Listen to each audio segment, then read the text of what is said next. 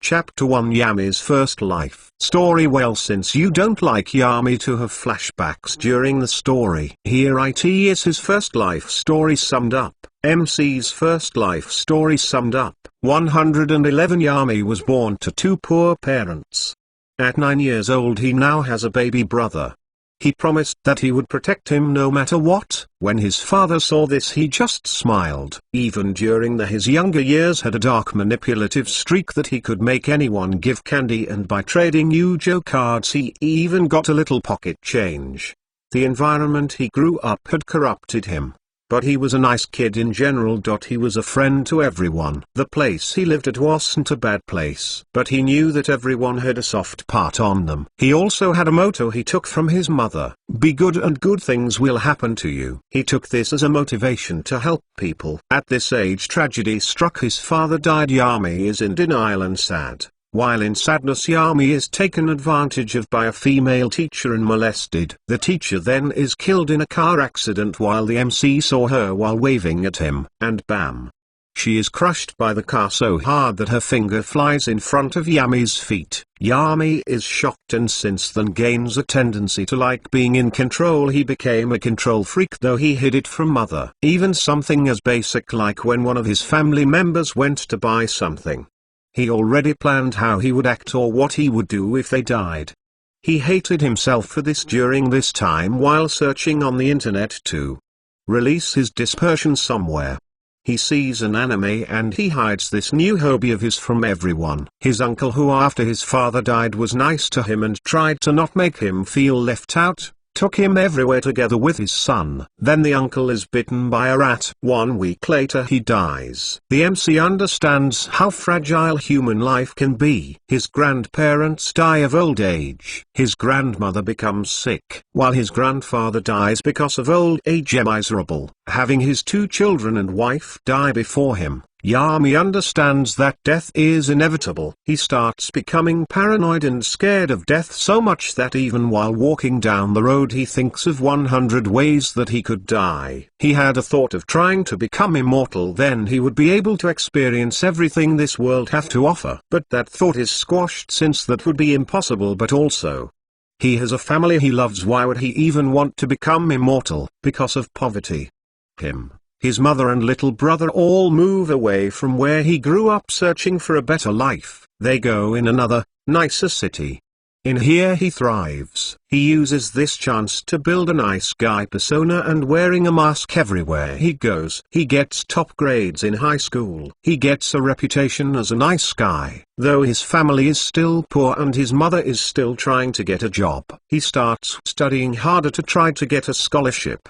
His family is still poor. They are not a perfect family, but he loves them. But he will finally be able to help them. He just got a scholarship offered from one of the best colleges in the country. Finally his hard work is paying off. He will finally be able to help his family out of poverty. Yami then dies, run over by a car. He is full of regrets. He can feel darkness consume him even while trying to get out of being born in a bad place. He was never able to choose his fate. He never fell into drugs or anything like that, but he still died full of pains and regrets.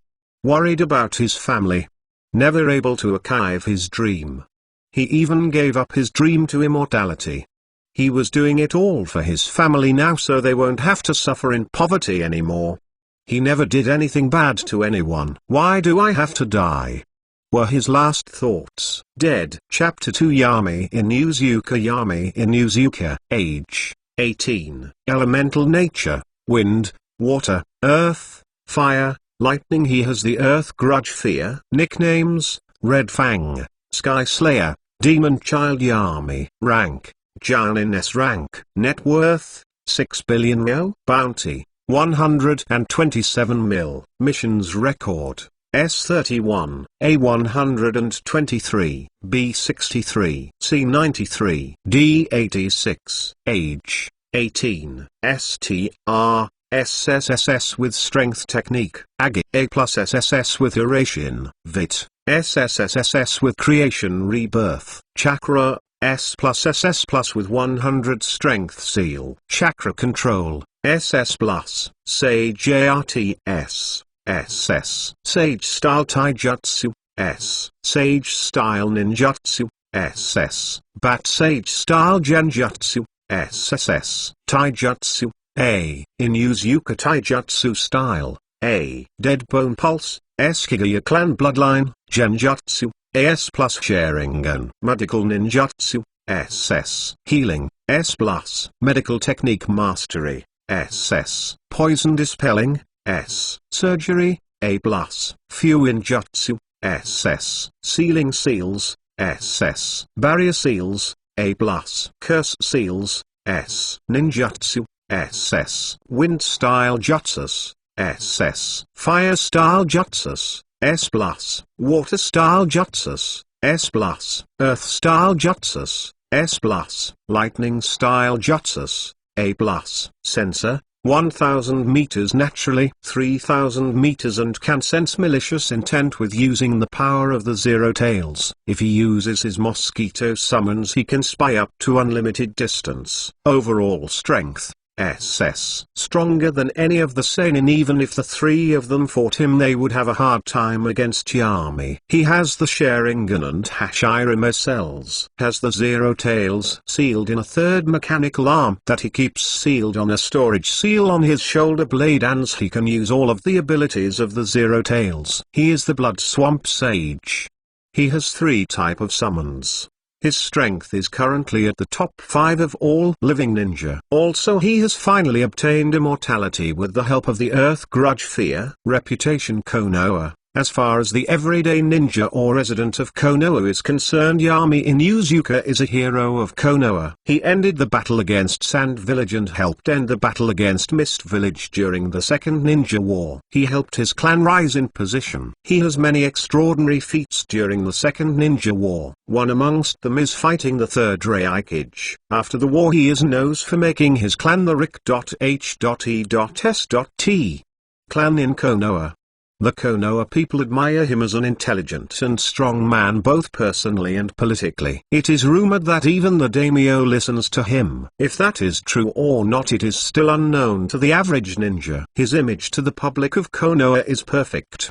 Too perfect. He knows a lot of ninjutsu, but amongst them there are some he uses most often. Silver Sealing Chains S. Wind Style. Chakrascape Ls S. Creation Rebirth S+. Tsunades Strength Technique S. Paralysis Jutsu, Dog Holding B+.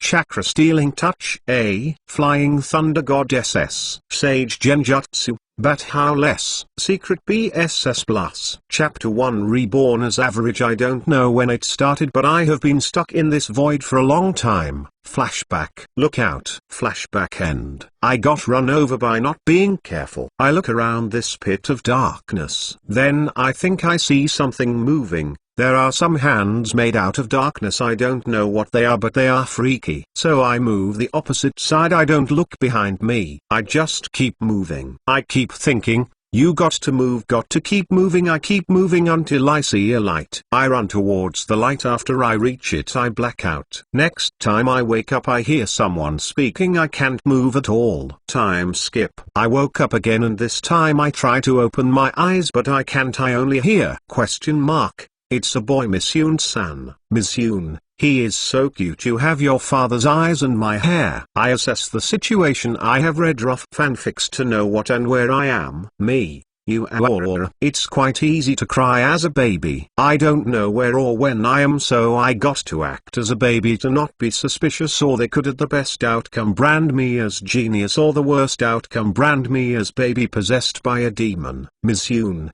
His name will be Yami. Time skip 3 months. After some time I confirm something I am. In an anime I knew from my previous life. It is confirmed when I look at the 3 heads carved in the mountain. Time skip age 1 year old. I started crawling at 5 months old, which is not weird considering that chakra makes babies develop faster. I said my first word at 6 months. It was mama. My mother cried when I said it. I started walking at 8 months. I now also know which clan I am from. I am from the Inuzuka clan. I was a little disappointed that I wasn't from the Uekaiho or Senju. That would have helped me in my plans a lot. But no use crying over spilled milk. I didn't really connect with my new mother, and I didn't really care about her, but I act like I do. I act like a kid. I play with other kids. If there is one thing I have is patience. I didn't act special. Now that I have seen myself in the mirror, I have an average face with black pupilless eyes and brown slightly spiky hair. During this time I also tried to sense my chakra, which I didn't seemed normal chakra. I don't know the quantity because I don't have to compare it to. I also developed a new technique. I don't know if you could call it that, but I tried to sense someone's chakra. Of course I couldn't, but if I touch someone I can tell their chakra amount. I have tried this with my mother. I have the same amount as her, maybe a little smaller. My birthday wasn't something special. There were a couple of mum's friends over with some of their kids a little bit older than me and nothing else. When I tried my sensing technique on the kids, I had higher chakra than them. Then I also discovered that I had chakra bigger than average, but not that big, since my mum, who I think has bigger chakra than me, is a civilian. It's either that or she is a medic ninja. I don't think that, since at my birthday there were only civilian people and a couple of Inuzuka ninja. Time skip age 2-year-old. I started talking more accurately. I also started training my chakra control with the leaf sticking exercise from a couple of leaves from our small backyard. I was sure nobody was watching me, as I was doing the exercise in the bathroom.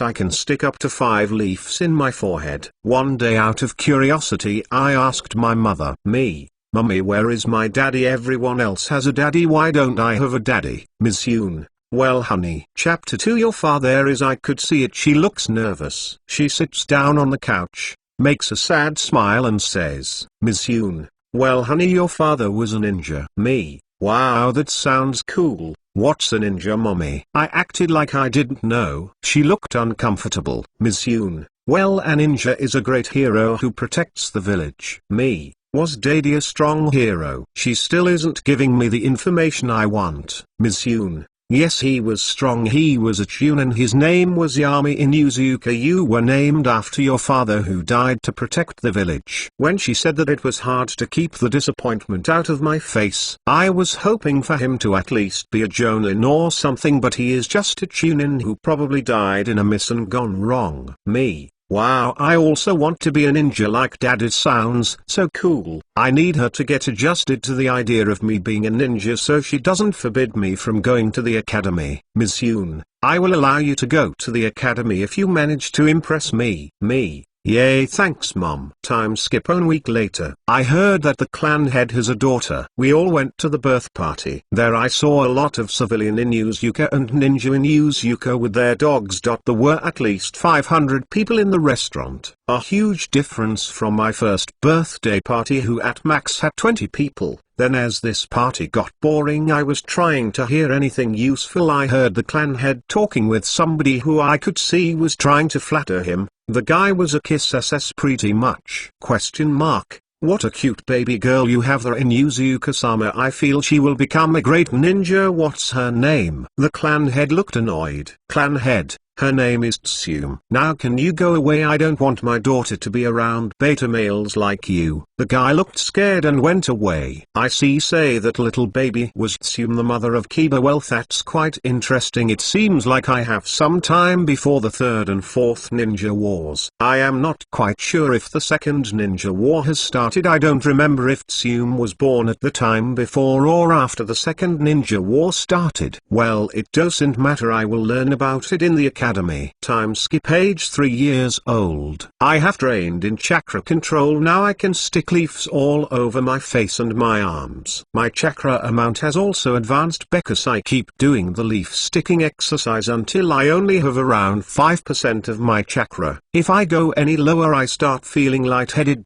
Now that I am 3 years old, I have started jojing. Chakra really makes miracles. Time skip. Age 4 years old. Now I have started doing push-ups and exercising in the monkey bars in the park. My agility and stamina have increased to something that should be impossible for a modern Earth man. I tried doing the tree walking exercise in my bathroom walls. I have the right chakra control but not the body strength. I can at least stick to the ground. Time skip age 5 years old. I am now able to do the tree walking exercise. I have convinced my mother quite easily to let me go to the academy by telling her that I want to become strong so I can protect her and the village, which I could care less about her and the village. I just want to become strong to complete my plan. Chapter 3 Academy time age 6 years old. Now I can go to the Ninja Academy. I am quite proud of the progress I have made. I can now do water walking. My stamina,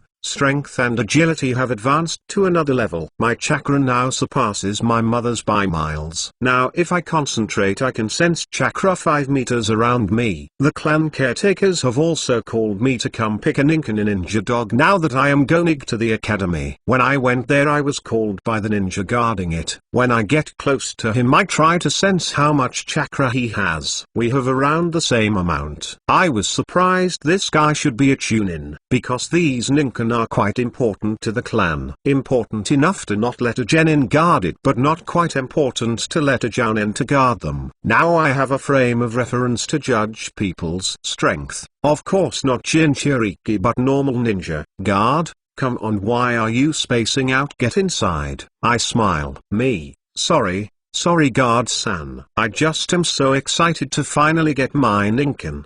The guard smiles. Guard? I used to be like you. I was so excited I could not sleep. Me, ahahaha, I am going in now, thanks mister. When I go inside the stables I see so many puppies of all kind of colors, red, blue, white, black, orange etc. I start looking for a dog, trying to find the strongest puppy. Then I have an idea and use my chakra sense and try to sense the one with most chakra. After some time I sense one with strong chakra. It was a white fur with red eyes. I went to pet him and he licked my hand. Me, well, your name will be Shiro. Well, I was never good at naming, say I just named him after his fur color. After going outside and registering my dog with the guard, I went towards my home. As I got close I see my small one-story house. Time skip academy entrance. I wake up in the morning, go to the bathroom, look in the mirror. I look with black slightly spiky hair like Kiba and black pupilless eyes and formed with a little of baby fat face. I wear a hoodie and black amber pants, and normal ninja sandals. I was accompanied by my mother to the academy, which was quite far away from my home in the Inuzuka district. My mother looks quite sad to accompany me here, then she says, Ms. Yoon, don't worry honey, even if you decide that being a ninja is not for you, you must know that there are a lot of careers out there. Me, don't worry mum, I am going to be a strong ninja so I can protect you. She looks a little bit sad. Ms. Yoon, of course honey, of course you will. Me, bye mum. Then I go to the yard where the other students are gathered by a teacher. Then the third Hokage comes in a shunshin at the teacher's side. Then he makes a speech about the will of fire, which impressed the kids. Then we are assigned to different classroom. I am in 1A for clan and civilian kids with potential. We go to the classroom. I sit by the window and look around and don't see anyone notable from the show. Then the teacher comes in. Teacher, hello everybody, look to your right, look to your left. Everyone you see here is your comrade in arms. He might save your life one day and you might call him one day a brother in all but blood. Alright then, let's start the introduction. State your name and dream. Then the teacher started calling names. There were only 2 other clan kids in the classroom. They were twins from the Sarutobi clan. Asutari. Hi, my name is Asutari Sarutobi and my dream is to be Hokage. The children looked impressed, like they saw the next Hokage or something. I sensed his chakra and he only has academy student amount. What a dumbass. He probably doesn't train and is arrogant because the current Hokage is a Sarutobi. Then his sister's turn came. Assume. Hi, my name is Assume Sarutobi, and my dream is to help my brother achieve his dream. What a sheep, she probably has no dream and just follows her brother around. Then my turn comes. I smile and answer. Me. Hi, my name is Yami Inuzuka. My dream is to be a strong ninja so I can protect the village that I love. Yeah right, my dream as if I care about this village. After all the introductions is lunch break. So I go in the yard, then I see someone I recognize from the anime. I smile. Time to put the game face on. Me. Hello there, can I sit next to you? Chapter 4 Academy Time Part 2 Me. Hello there, can I sit next to you? I see him sitting on the ground while eating a boxed lunch. Minato, yeah sure, there is no problem. Me, thank you. I don't know anyone in this academy and I saw you alone and thought, hey, that guy looks friendly. Minato, ahahaha, thanks. I was actually waiting for my friends. There they are. I turn around and see 3 guys coming toward us. Inoichi, sorry to make you wait. Minato, Chooser got hungry again and we had to buy him food. Chooser, sorry. Munch. Just then Shiro smelled food and poked his head out of my hoodie and barked towards Chooser. Shiro, bark. Chooser, hey the little guy, are you hungry? Chooser gives him some ch.I.p.s, which the dog takes. I take this as my moment to introduce myself. Me. Hi, my name is Yami Inuzuka and this is my Ninken Shiro. Inoichi, hi, my name is Inoichi Yamanaka. Shikaku, I am Shikaku Nara and the guy eating is Chooser Akimiki. Chooser, hello. Minato, my name is Minato Namikaze. Me, so which class are you guys? Minato, we are second year 2A class. Then we talked about lessons, dreams and aspirations until the bell rang. As we were talking I checked their chakra levels. They were Shikaku Nara High Academy level chakra, Inoichi Yamanaka High Academy level chakra, Chooser Akimiki low genin level chakra. Then there was Minato, he has high genin chakra. That surprised me a little bit because even though that is quite far from the chakra level of Hokage Minato, it is still surprising. It means that he was born with academy level chakras and often. He is not like me, a reincarnated person who trained chakra since I was 2 years old.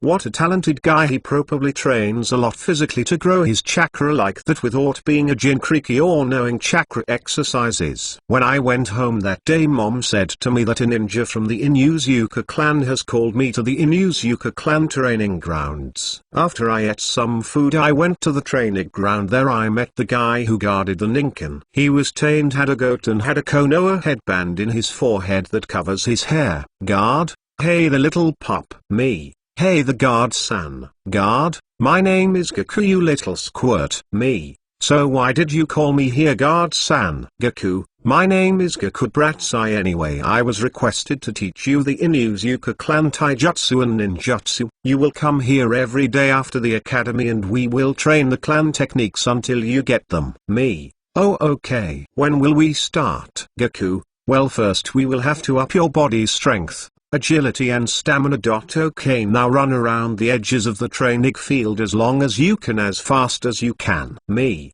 okay. Shiro, run along with me also. I started running at max speed and I ran for about 5 hours, then I fell face down on the ground. Shiro fell after 3 hours in the race. Gaku, you know I was expecting you to run at max for an hour. You are ready for the official training tomorrow. You don't need to train your body anymore for the basic Inuzuka techniques. Your physical stats are already at genin level. Me, we will still do normal body training, right? Gaku, not with me, do it by yourself. I am only here to teach you the techniques. Well then, see you tomorrow. By the way, don't forget your Ninken for training tomorrow. He then shunshined away. After resting for a bit I went home and slept. Time skip 3 weeks later. I learned a lot of taijutsu and Inuzuka ninjutsu, the four-edged techniques. Also every day at lunch break I would hang out with Minato and his friends. I heard a lot of things from Shikaku. His father is the head of intelligence and Shikaku told me that Konoha is attacking a village called Dragonfly Village. And then I knew the situation around the world is tense. I am pretty sure the second great ninja war is going to start soon. Well anyway, today is taijutsu sparing class. Time skip to sparing class. Teacher, well then class, today we are going to have a sparing class. I have explained the basics of taijutsu in these 3 weeks. You don't have to be afraid, I will match you fairly. He then explained the rules of the spar, which were no ninjutsu or genjutsu, only taijutsu, and when one of us is down or out of the circle we lose. The matches begin and civilians get matched against each other, except Assume. She fought against another civilian girl and she won easily. I was paired against Asutari Sarutobi. He went into the circle as if he won already. Asutari, You don't have to worry Yami, I will not fight you at my full power as a Sarutobi, we are after all comrades. Me.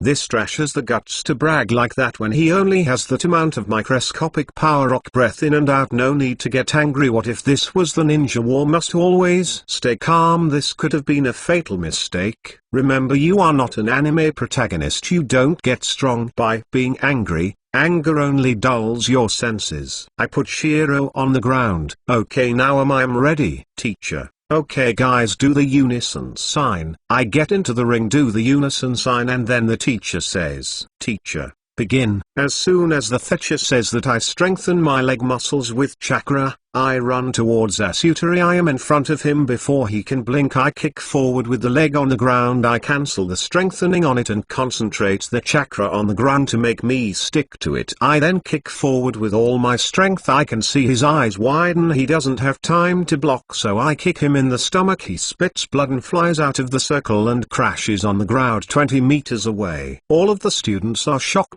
His sister looks ready to kill me. Teacher stops her with a hand in her shoulder. The teacher then goes to the side of Asutari, suddenly shins with him away, and then comes back without him. The teacher looks at me with a little bit of anger and killing intent. Teacher, why did you use so much power against Asutari? Well, time to play innocent, I think. I make a shocked and sad face and say, me. Sorry sensei, I didn't mean to use so much strength against him.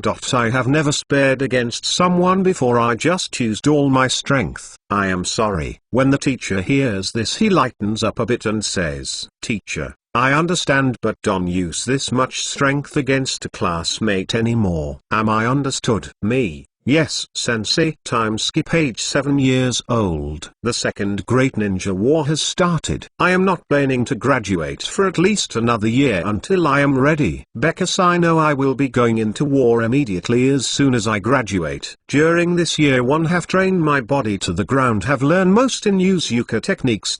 I have mastered the 3 academy jutsus, especially the replacement jutsu. I trained it until I could do it without hand seals. After all, it is a life-saving jutsu. I also can now do a physical transformation jutsu, not just the illusion one. Also, Asutari was stuck at the hospital for about a week. He keeps challenging me every sparring session, which is once a month, even though he hasn't won even once. Minato has graduated early at 8 years old. His teacher Jiraiya. Now I am stuck with only the Inoshikacho trio, they haven't graduated yet. Time skip age 8 years old. Now this time I am graduating even though there is a war going on. After all, if I can't survive this war where the strongest is a cage level shinobi, how will I survive the 4th ninja war where cage level ninjas are cannon fodder? I have been studying a little medical jutsus now that I have free time from the Inuzuka techniques because I'm at them. Even though I still can't use medical palm, I am training my chakra control with it. When I got in my classroom, I sat down and waited for the other people to come. The classroom filled up. I was surprised to see 2 familiar people, and then the teacher came. Teacher.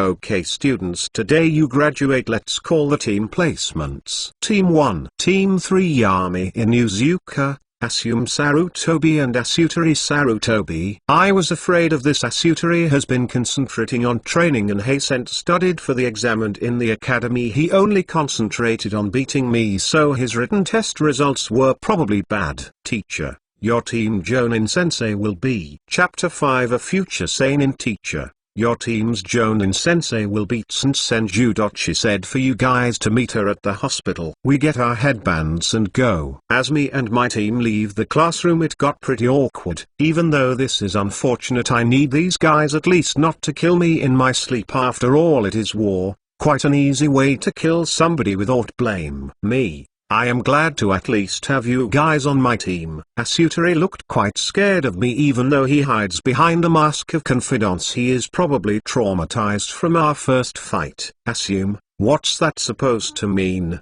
So the sheep finally got some backbone, probably from me beating her brother. Me. You guys are better than all those guys in the room altogether. Even though I beat Asutari in every taijutsu match, he still improves by leaps and bounds. Well, that is a lie. In all these years his taijutsu is only about high genin and chakra amount average genin, and his genjutsu is probably non-existent. But about genjutsu even I only know some useless ones that are taught in the academy, like to change the color of a flower. The Inuzukas do not really have any genjutsu techniques. The academy library does not really have any genjutsu or ninjutsu, only medical, poison, flower arranging, seduction knowledge. As about Assume, she only has low-level genin taijutsu and medium genin chakra amount. I am not quite sure about their ninjutsu arsenal, but they might know some fire-style ninjutsu. Asutari, you thanks. Even though he looks unsure, I can tell he is happy to get a compliment like every kid. Me, and Assume you are the strongest konuichi in the classroom that excels at everything she does. Then I start to talk about how our teacher is going to be. If she is a medical ninja or is sick and staying in the hospital and so on. The seinen are not really famously known yet at this time. Then I see a ninja about 20 years old waiting at the front of the hospital. Hey, excuse me, are you team 3? I walk in front of my team to subconsciously make me their leader. I smile and ask, me, yes we are sir. Oh okay, can you follow me? I will escort you to Tsunade-sama. We follow him. I analyze him a bit. He has genin chakra amount. He does not have a team, and is doing chore missions. He is not a medic nin because they have too much value in war to be used as a chore boy. He is probably a genin from the genin core. We reach a door and open it. Inside there are a simple wooden table, one simple wooden chair had 2 windows, a bookshelf with medical knowledge, and she is sitting in the chair reading some medical reports. Probably. I notice that she has the necklace, so her brother is dead, but Dan probably not. She probably only just has met him. Then she looks up and then throws a small scroll to the genin core boy. Tsunade, you finished your mission ninja. You can retrieve your OP in the mission building. The genin goes away and closes the door. Tsunade, okay, now I don't have a lot of time, so go say your names, likes, dislikes and dreams. Asutari,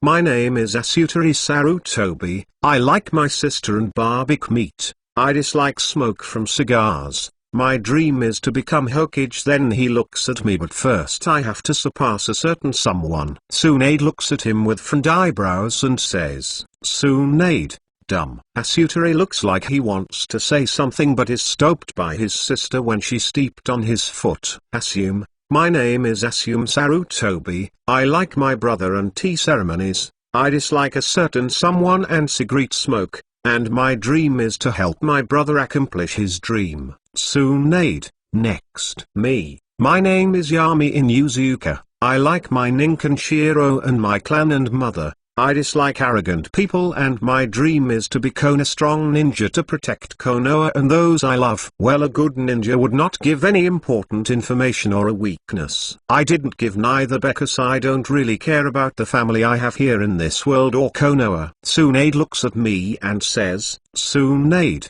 interesting. She probably sensed my chakra. I don't know if she is able to tell my body strength by just looking at it by her large medical knowledge and experience. I am never underestimating a soon-to-be seinen. Tsunade, well, tomorrow we will hold the real genin test. We will see if you are able to pass or not. Assume, we already did the genin test. Tsunade, yes you did, but not the real genin test to see whether you go back to the academy, go to genin core or get a genin teacher. Now scram. As we are about to leave, Tsunade says, Tsunade, oh I almost forgot, and throws 3 small square papers at us. Tsunade, these are chakra papers. They test your chakra affinity, which helps you learn ninjutsu faster and spend less chakra on it for that element. This is my gift to you even if you go to the genin core. She then explains what each element does and demonstrates by using a chakra paper, and it wrinkles. Then we go outside and I say goodbye to my teammates, and while walking and thinking this piece of paper will determine my future path, then I put the paper in my hand and pass chakra into it. Then the paper. Chapter 6 Genin Test. I then open up my hands and see what happened. I look down and see that the paper has a cut in it. So my chakra affinity is wind. I am a little disappointed. I was hoping to have lightning affinity or 2 affinities, but at least I didn't have water affinity. I mean, where are you going to find any good water ninjutsu in Fire Country? I am going to have to prepare for tomorrow and think of a plan. I am pretty sure what the test is going to be, so I will plan for it. If it is not the bell test, I will still be prepared. Change Poff Tsunade. As I see the kids go out of THS store, I think about their answers. The twins have straight black hair. Short hair is the guy and long hair is the girl. They both have brown eyes and oval faces. The Sarutobi boy, he is a dreamer and not skilled enough to have that kind of dream, just like Nawaki. As I think of my brother who died in a mission before the war, one almost cry. Sigh. The Sarutobi girl, she is average and only has dreams of helping her brother. I saw a little hate in the girl against the Inuzuka kid. That might be her downfall in the war and in the Genin test tomorrow. Then there is the Inuzuka kid. The kid is not a Jinchuriki. To have the chakra of the average Jounin and the control of the low-level Jounin by the stability in his chakra, that kid is a monster. Even his body is strong, but he doesn't have experience. But the way he walks is inexperience. Most Jounin level and higher ninja have a certain way of walking to not be able to tell their body strength by a medic nin. After all, in ninja battles, it is best to not give away even the smallest amount of information. Anyway, his body strength is around Chunin level. That kid really is something. Even his Wolfer puppy is high Genin level. I only took this team in favor of Sarutobi sensei. Also, I am the only one of his students who hasn't had a Genin team yet. But now it looks like it will be interesting having Genin students. Well, I should get going now. Don't want to keep my new friend Dan waiting. Time skip tomorrow. Tsunade Poff. Me and Dan really had a nice date yesterday. I think as I get up, I wake up, shower, wear my Jounin uniform and go to the hospital and tell the nurses that to tell my Genins if they see them to tell them to go to training ground 3. Anyway, I am waiting for those kids to show up. I am hiding from them to see if they have any spatial awareness. I still have my chakra not hidden and I am not really completely hidden. I see the Sarutobi kids coming 30 minutes before the appointed time and the Inuzuka coming 5 minutes before the appointed time. Then I hear them talking. Assume, hey, you are late. What if the teacher was here? You would have failed immediately. Yami. A black cat crossed my way, so I took the long road. And I am still 5 minutes earlier than the appointed time. Plus, if the teacher had a problem with it, she would have already told me. He then looks in my direction and says, Yami, right, Tsunade sensei? Well, the Inuzuka are not a tracking clan for nothing. I then shunshin in front of them. Tsnd. Alright then, Genins, I will explain the test. See these 2 bells, the one to get one before lunch passes. That means that one of you or all of you will have to go back to the academy or will have to join the Genin Corps. Now begin. The 2 Sarutobi go into hiding. The Inuzuka still has not moved from his place. Tsunade. What are you waiting for? He looks at her, puts the puppy down, nods at him, and says to Tsunade, Yami, I want to see for myself the distance between us. 4-legged technique. His eyes become slits. His fingernails become claw-like and his canine's teeth lengthen. This guy is quite arrogant, thinks Tsunade. He quickly runs towards her in all fours. At about low Jounin speed, she sees this and scoffs. As he is in about arm's length away from her, she punches him in the stomach and he crackles in a tree. That should teach him a lesson, thought Tsunade. When she looks at the tree, there is only a log. Substitution, thinks Tsunade. Then she hears a wind-cuting sound and sees kunais and shuriken being thrown at her from a tree. She dodges them all and then she sees the one who threw them. Is it the Inuzuka kid? He runs at her in all fours, and as he is about an arm's length away and she is about to punch him, she feels something behind her and she kicks it instinctively in the stomach. It blocks with one hand and it jumps to lessen the impact. And then the one in front of her jumps back also and transforms into an Incan dot. She then looks behind her and sees the Inuzuka kid and his swollen left arm. Then she says, Tsunade, that was quite reckless of you. He then looks at me and points two fingers in my direction with two bells attached to two chakra strings from each finger. Yami, yes, but it was quite worth it. He had the Ninken act as him and throw projectiles at me, and he transformed into a kunai and waited for the right moment. What a brilliant mind. But let's see your character now, thought Tsunade. Tsunade, well, now you got two bells, one for yourself and one for one of them. Chose which one you want to pass. You have time until lunch. Let's see now, will you choose one of them or none of them, thought Tsunade. She then looks at a tree and says, Tsunade, you guys can come out now. The twins jump down from the tree. They both have shocked and worried faces. They probably couldn't even see the fight clearly, and it all ended in around 5 seconds. They both have kunai in their hands and are looking at the Inuzuka kid. They are probably going to fight him for the bells. What a disappointment. Then I look at the kid. He looks at the bells and throws the bells at THS Sarutobi twins and says, Yami, I don't want to see us a team fight. You guys can pass. I will just wait another year. This shocked me. What a selfless kid. Is this the will of fire that Sensei talks about, thinks Tsunade. Tsunade, well, you guys all pass, and from now on you are ninja of Konoha. Then I look at them go to heal the kid's arm and whispers to the kid, Tsunade, you will make a great ninja one day. Then after healing him I says, Tsunade, we will meet here tomorrow to start the training. So today you can all go home and rest. Tsunade Poff End. Chapter 17 Bonding. From now on it is MC Poff. When I got home I kept looking at my left hand. She barely touched my hand and it was still swollen. If I had gotten hit by that kick directly I would have died. Thank God she held back against me, even though that last kick should be at her full power. And this is the monster that Madara toyed with. I had it all planned, but not quite. The last part didn't go as planned. The plan was I would have gotten the bells with the chakra strings and I would have jumped back immediately, not harmed at all, while Shiro distracted her. I also bought some explosive dags.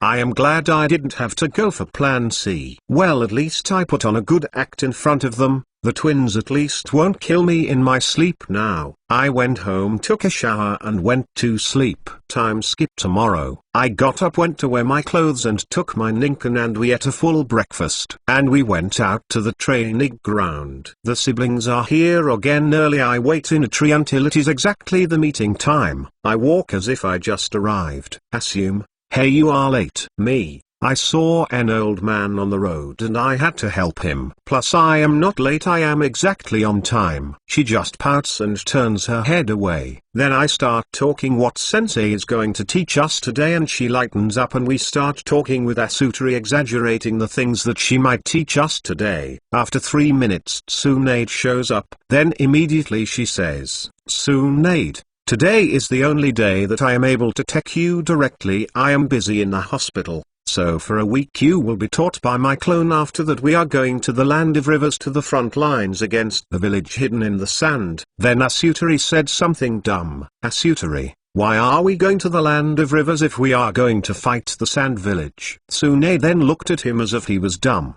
Tsunade, why would a great village fight in their own lands when they could fight in the land of a minor village in the middle of them? It's not like a minor village is going to hold two great villages at bay.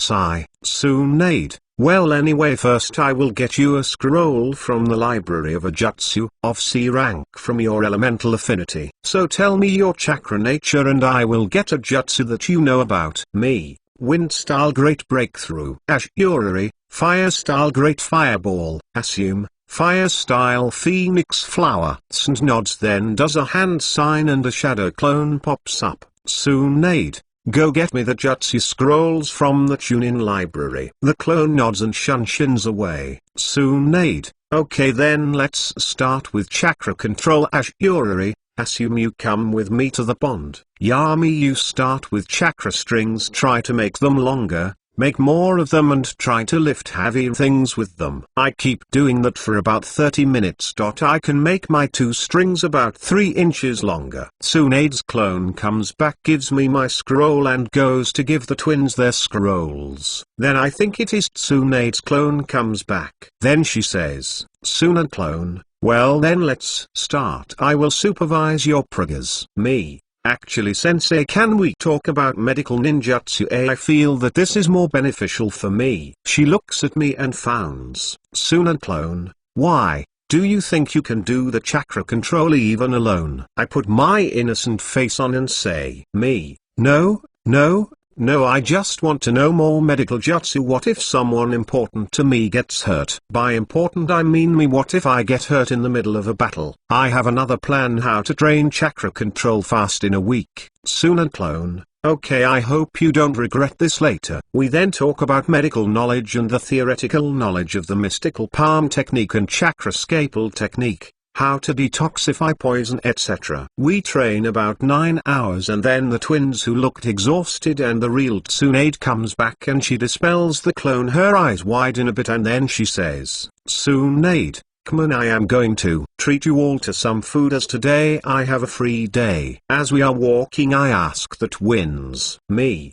so how was your progress today guys? Asutari, well, Assume was able to do it, but I always lose concentration when I walk too deep. This is just like the tree walking exercise that our clan taught us. She did it first. I smile and say, me, don't worry too much, I know you will be able to do it. He looks at me surprised. Then he smiles and rubs the back of his head. Asutari, yeah, you are right, I shouldn't worry about things like this. I am going to be Hokage after all. Then we have some small talk and make jokes at Yakutha. At the corner of my eye I see Tsunade looking at us and smiling. Then we arrive at the restaurant. It is one of the expensive ones around. I guess Tsunade hasn't wasted all her money and her inheritance by gambling yet. Tsunade, come on inside now. This restaurant has my favorite sake. Well, she already has her drunken habit. We go inside in a private opening with the table for 4. Snd orders sake and chicken brest. I and Assume order sushi. She also orders tea with it. Asutari orders barbecue meat, and Shira got some steak and dog food. We wait a little bit for our food to come. We Genins make some small talk about our favorite foods, our least favorites, and at one time even Tsunade joins in and says that her least favorite food is liver sashimi. She looked happy. Then now that she relaxed, it is time to advance my little plan and ask her something. Me. Hey Tsunade sensei, what was that clone technique that you used? Tsunade, oh, that is the shadow clone technique. Me, can you teach it to me? She then looks at me and seems to think for a little and said, Tsunade, sure, but don't overuse it. Don't make more than 8 clones or you will fall into chakra exhaustion. By the way, no, you two cannot use it, you don't have the chakra. She then explains to me the working of the shadow clone. She says that when the shadow clone is used it takes 50% of the chakra.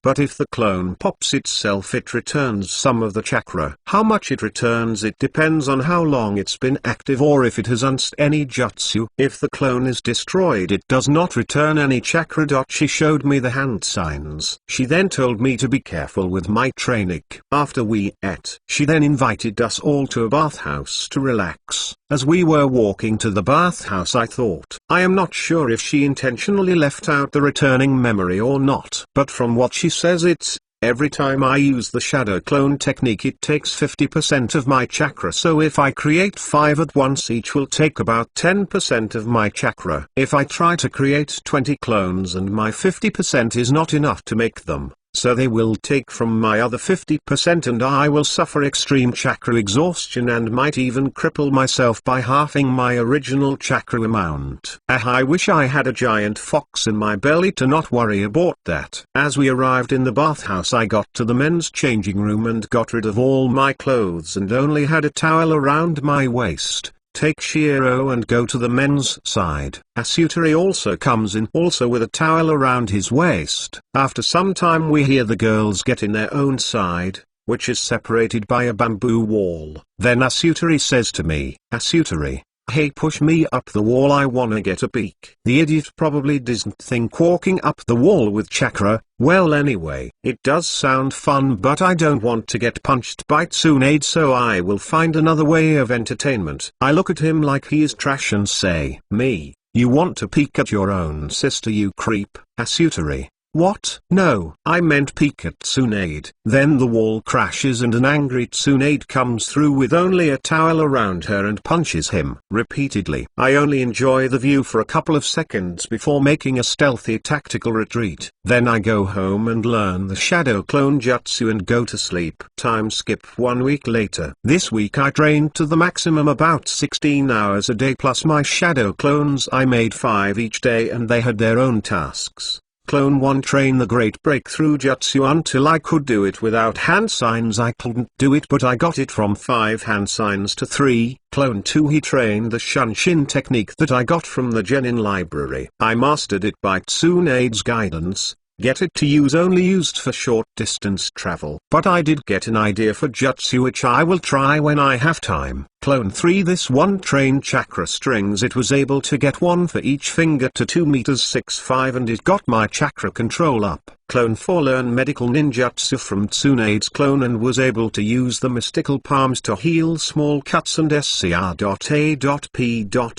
Clone 5 trained my Ninken to low Chunin level. I always dispelled them in the evening one by one. And finally I was doing the wall walking while holding a boulder bigger than me up a mountain, which increased all my aspects. My training speed was monstrous with shadow clones. As for my team mates, Asutari now is low Chunin taijutsu, high Genin chakra, and learned both the fireball and phoenix flower jutsu and water walking. Asum also has the same stats as her brother, except taijutsu is high Genin and chakra control is better than his. She also learned both fire jutsus. They didn't train even half as hard as me, and I had shadow clones, so I left an unsurpassable distance between us. Then Tsunade came to congratulate us in a well-spent training week and told us, "Tsunade, you have all come very far during this week." She took a glance at me, then continued, "Tsunade, but you must pass one last trial before going to the front lines of the war." Chapter 8, A Death Battle. After Tsunade said that, she told us to follow her. We followed her and we went towards the T&I department building. We go to the Anbu in front, nods towards Tsunade and opens the door. We go in and take the stairs and go down. When we go to the last level we hear screaming. Help US. Please get US out. I already told you everything, please let me go, and other stuff. Some were angry, some sad, some were begging. The twins get pale-faced. Even I am not used to this. But I just keep thinking about the trial that Tsunade-sensei told us. I think I know what it is going to be. Tsunade leads us toward a cell. There seemed to be 3 people with tied and broken limbs. Even their mouths were covered. They had tears in their eyes. Tsunade looks at them with a cooled face and says, "Tsunade, we would have done a bandit extermination, but we are at war, so we can't exactly waste our ninja like that." These guys were genin from the Cloud Village. They were spies in a caravan and they were caught. She gives each one of us a kunai and says, "Tsunade, kill them." The twins froze, but I did it and went towards one of them and sliced the guy's throat with a swipe of the kunai, efficient and without pain. I looked at his face. I wasn't even seeing him clearly. What I saw was myself with the cut throat. No way am I letting myself die. My view clears again and I see him dead, lying the lifeless. I see my reflection in his eyes and look at my own cold face and Blaxial's eyes. Then Tornade-sensei looks at me and says, "Tsunade, you can go home if you want. But don't forget, tomorrow we will go to the front line. Meet us at the village gate at 7 o'clock. Me. Okay. I don't directly go home. I go to the weapon shops and they let me buy exclusive ninja weapons. When they see my headband, I spend almost all my money and savings in buying different weapons like paper bombs, more kunai, more shuriken, a gas mask, 2 storage scrolls, one of them for food and basic medical stuff just to be safe, and the other one full of extra weapons. I go home and greet my mother, talk with her a bit and go to sleep. Time skip tomorrow. When I wake up I go to the bathroom, take a shower, eat breakfast. My mother looks worried for me.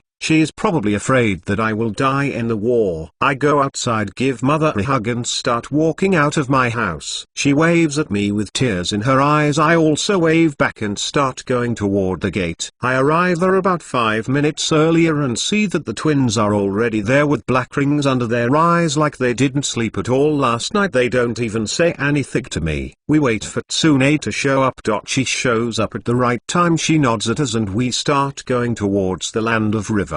Around the middle of the way I start making conversation with my teammates and discussing formations when we fight enemies to lighten the mood. Then Shiro, who is in the hood of my hoodie, barks to me. That is a sign that he smells enemies nearby. By the way, the other signs are a lick, which means that we are being followed, or a lot of licks, which means that we are surrounded. I tell Tsunade-sensei this and she says, "Tsunade, you guys fight them to test your teamwork. If there is any Jonin, I will take care of them." We nod and make ready an ambush. The plan is after they pass by us, me and Asutari make a combination jutsu. As I see them, I sense them. There are 4 of them with Sand Village headband, probably scouts, and they have Chunin chakra, but I will still be ready about any surprise. I give Shiro a thumbs up to signal him to look out for any sneak attacks behind me. After all, I could still die by a kunai at the back of my skull. I still don't have enough experience or instinct to know that about a kunai behind my back.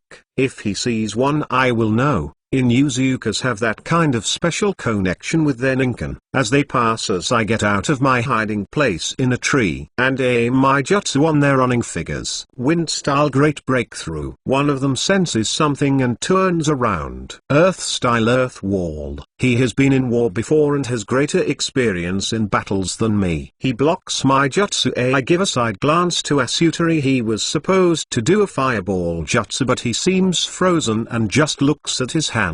Damn, I guess I will have to do it alone. They have one puppeteer, one guy with a wind fan and 2 ninjas. One of them used the earth jutsu with now kunais in their hands. Well then, time to get serious. I get in the ground in all 4s. Shiro jumps in my back in Inuzuka style rare beast transformation. Double-headed wolf. We transform in a giant 2-headed beast. I then on top of it use 4-leg technique. My claws get longer and my fangs more defined, and it raised my agility high even though I have a big body. The Fortunin look at me surprised. Then I use some chakra to strengthen my body and suddenly disappear from their view and appear behind them, behind the ninja with the fan, and swipe my claws at him and one-shot him. Then the 2 ninjutsu guys use earth-style earth gun at me. I don't even attempt to block. I just simply dodge, use a substitution jutsu with a giant log and appear behind them, swipe at the puppet guy, kill him, and then bite at the 2 other ninjas who used sand substitution and both do earth-style earth wall and try to trap me inside an earth dome.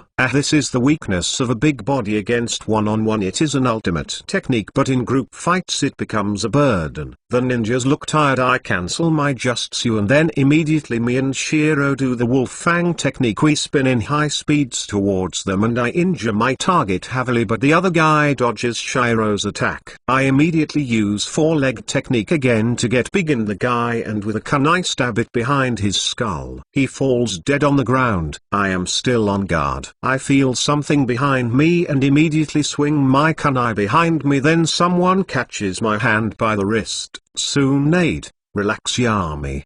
003. I slump my shoulders and breathe a heavy sigh. That is our code to not have somebody impersonate us with a transformation. I look at my chakra and see I have about 80% left.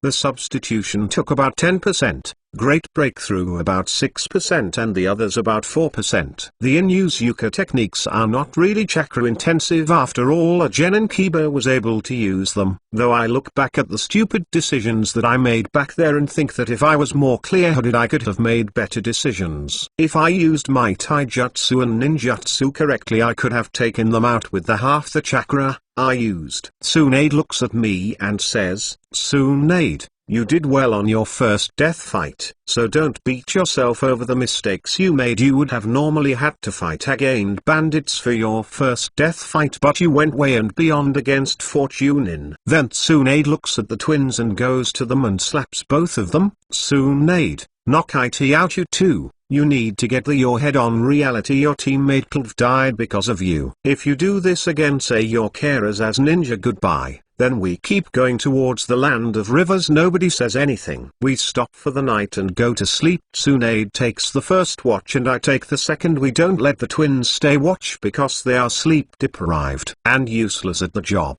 After I wake up the twins, they apologized to me with tears in their eyes, and me putting on a smiling face and accept the apology, even though in the inside I held myself back from killing them. If that was the battlefield, I wouldn't be alive because of their incompetence. Then the rest of the journey is normal without disturbance. We arrive at the Konoha camp and I see hundreds of tents and ninjaling around and medical ninjas and doctors tending to them. Then I see the camp leader Sakumo come and talk to Sensei. Sakumo, Tsunade, I am glad you arrived safely. We need you to help us. That old hag Chio is making new poisons. Also the Ikki Jinchuriki has joined the battlefield. I can hold him back easily, but I can never kill him because of that Chio. There are also rumors from our spies that the third Kazakage together with Ebizo are holding the borders against the Stone Village. That is all the new information from our border since you have been gone. Then he looks at us and says, Sakumo, so this is your team, huh? Tsunade.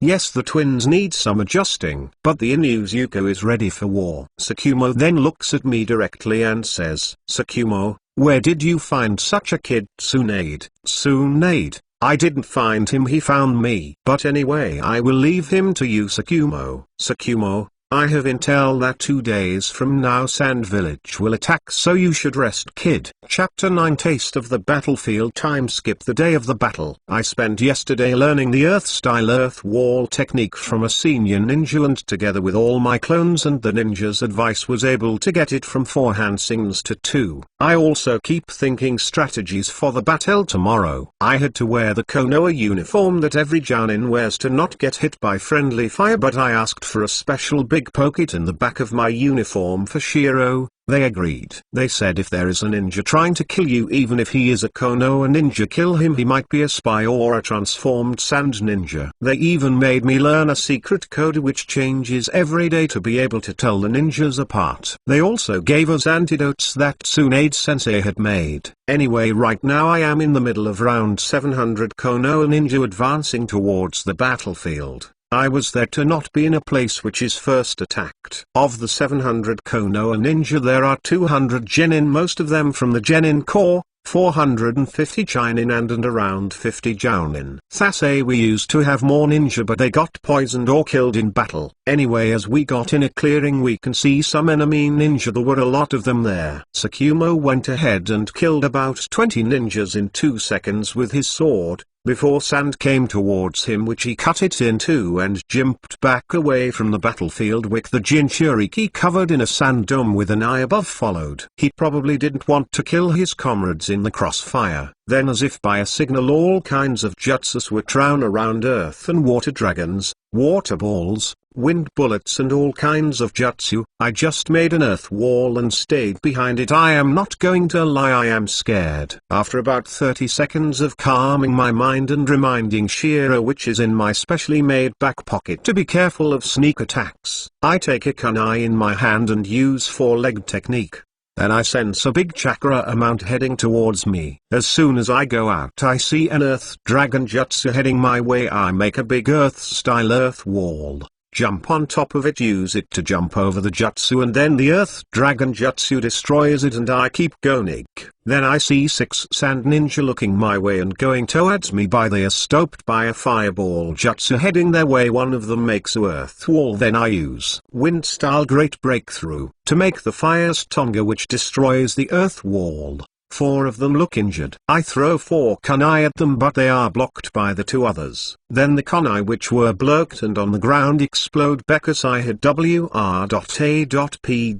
explosive tags around the handle. It kills 5 of them. One survives heavily injured in his knees, so I throw a kunai at his head and it sinks into his eye and he dies. Just then I feel the earth under me shifting and without thinking I jump back. I then use a paper bomb and throw it to the now hands sticking out of the ground. It explodes and kills whomever that was. Just then Shiro warns me and I duck down and a sword paces where my head would have been. I jump forward and turn around. I see a sand ninja using a katana and he runs towards me. I take out a kunai and block his sword. I act as if my kunai slipped out of my hand from his swing and is thrown back. Then I jump back where the kunai is under my feet and use chakra to make it stick to my foot and then take out another kunai out and block another one of his swings. This time I act as if my arms are being pushed back and use the kunai sticking to my feet to stab him in the leg. He screams and jumps back with his other leg. As he is in the air I signal Shiro and he gets down from my pocket. I tossed my kunai upwards and then used wind style great breakthrough. After that I grab the kunai which I tossed upward. I sense that the one on the air is not the real one. I sense a chakra signature coming towards me from my left. Then I just threw a kunai at it and I hear the sound of metal CL.I.C.K.I.N.G.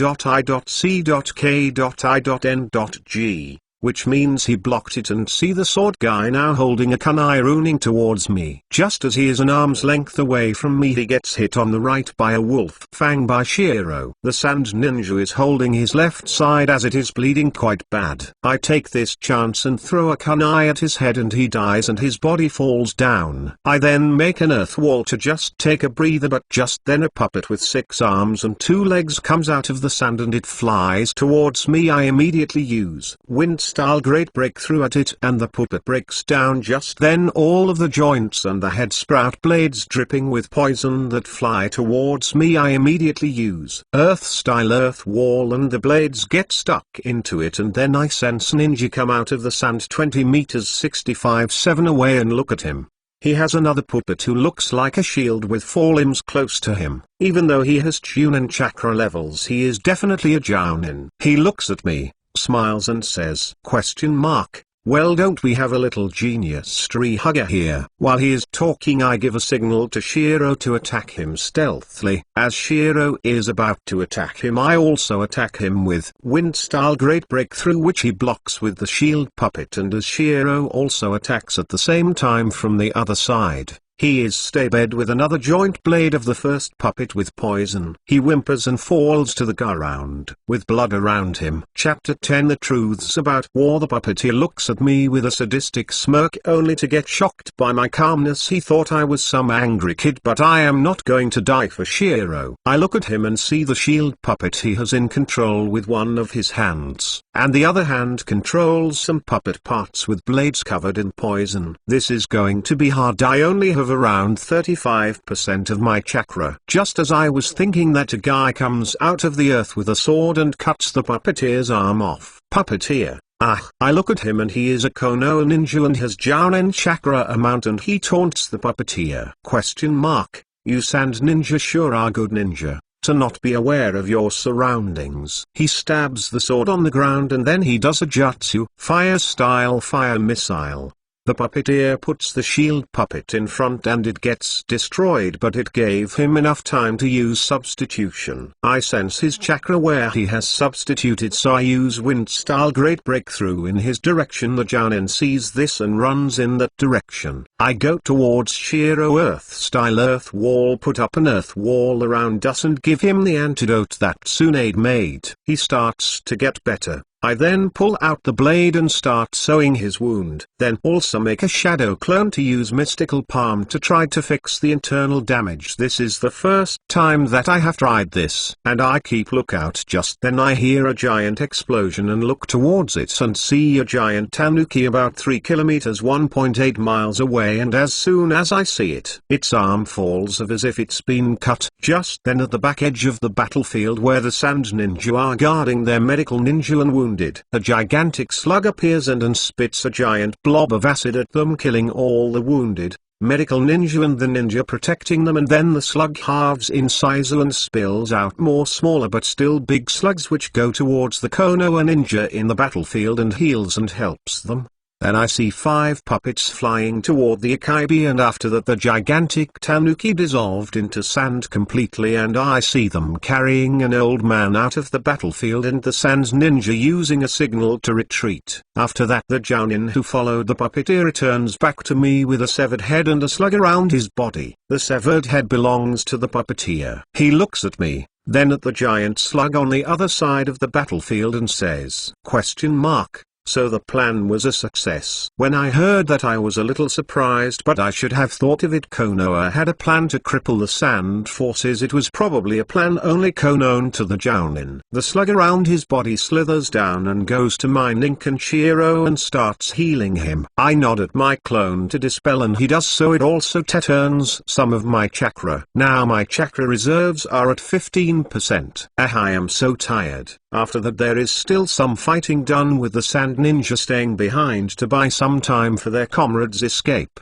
But I stay close to the slug. No way am I risking it. By the way, my chakra sense seems to have gotten better. Now I don't need to concentrate to keep it active. I can feel 15 meters 49.2 around me. If concentrate I feel around 30 meters 98.4. As we are returning to camp I stay in the middle of the group in case of a sneak attack, and even have the slug wrapped around me while she is still healing Shiro. Even though it is unlikely for an attack to happen, it is never good to let your guard down. After we get to the camp some Genin calls me and says, Genin, hey you, excuse me, a Jounin is calling you to meet him at the Jounin tents. I go there and see the Jounin who helped me against the puppeteer. He waves over to me, walks over and says, Jounin, hey, can I take some of your time? Of course I can, I helped you after all. So anyway, I am not going to be unfair to you.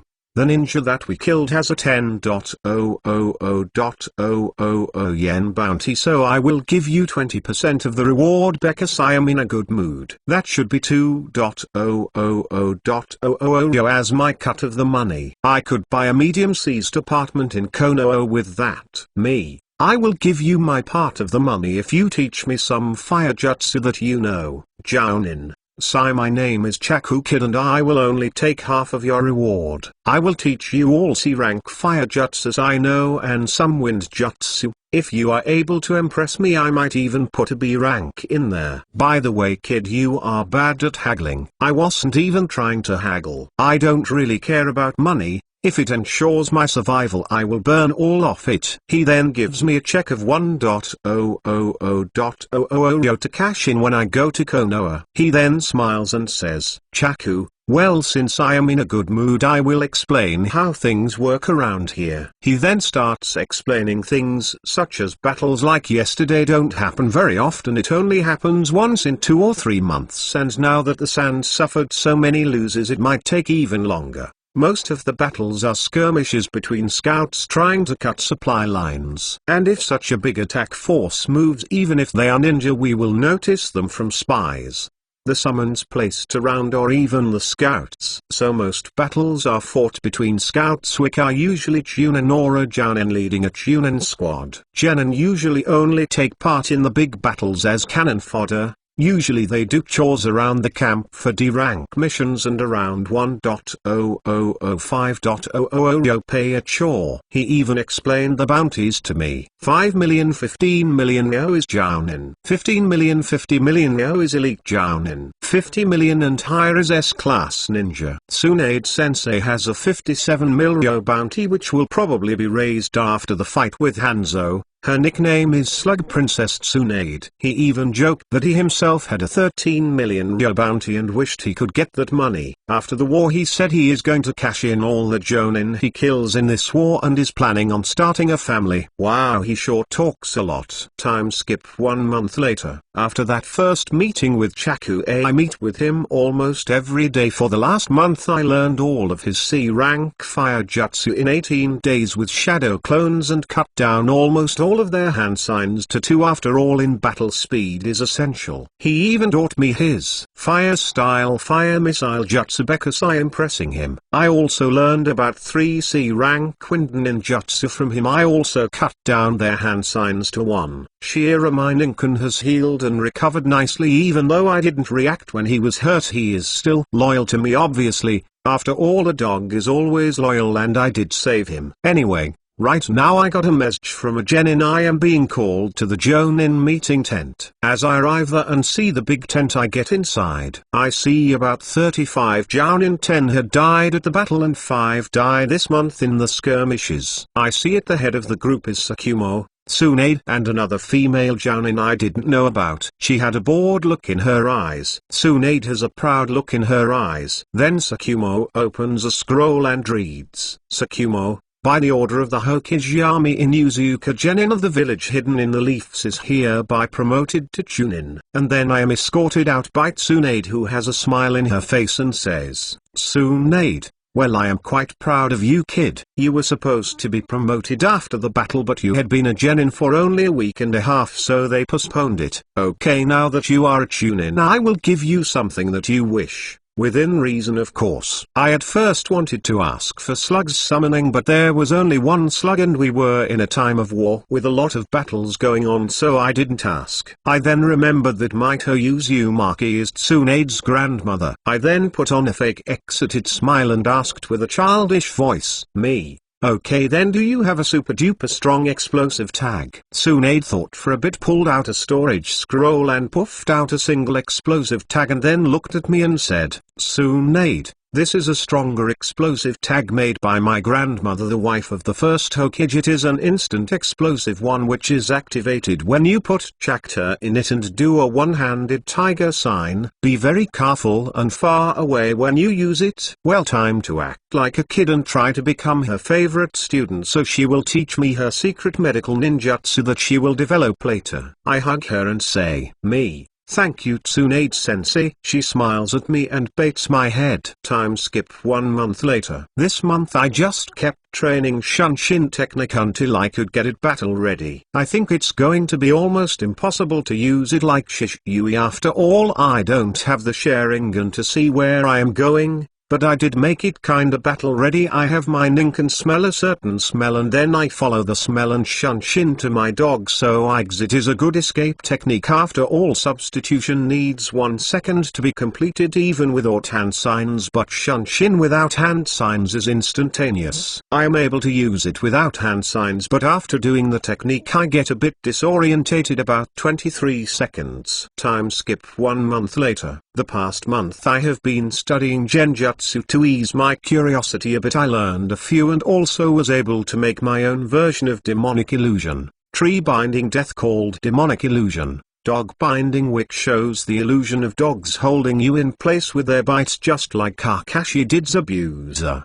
The original Genjutsu was B rank, but I am not quite able to use that yet, so I made my own C rank Genjutsu, even though it is not as strong as the original. I think it is the only Inuzuka Genjutsu. Anyway, now I have started going on my own scoutings and even have my original team and 2 Untha Chunin with me. I didn't want to take them, but Tsunade sensei asked me to for them to get some experience. They also have become stronger Asutri Chunin level and Assume lower level Chunin. I have seen some Suna Chunin this month and I took care of them quite easily. The team has also started getting along better. Time skip 1 month later. Tsunade sensei has been called to the Land of Rain battlefield because we have suffered heavy losses because of Hanzo the Salamander. Anyway, now I'm going in a usual mission with my now usual team to get some supplies for the camp from a confidential merchant. As soon as I get there, the guy greets me. Merchant, hey guys, back for another haul. I smile and nod and get close to him. As soon as I do, I take a kunai and swipe at his throat, and as he bleeds he transforms into a sand ninja. He was supposed to say a code. Just then I sense 23 chakra signatures appear in the trees in front of us. They throw projectiles at us. I grab Asutari and Assume, who were closer to me, from their shirts and jump back.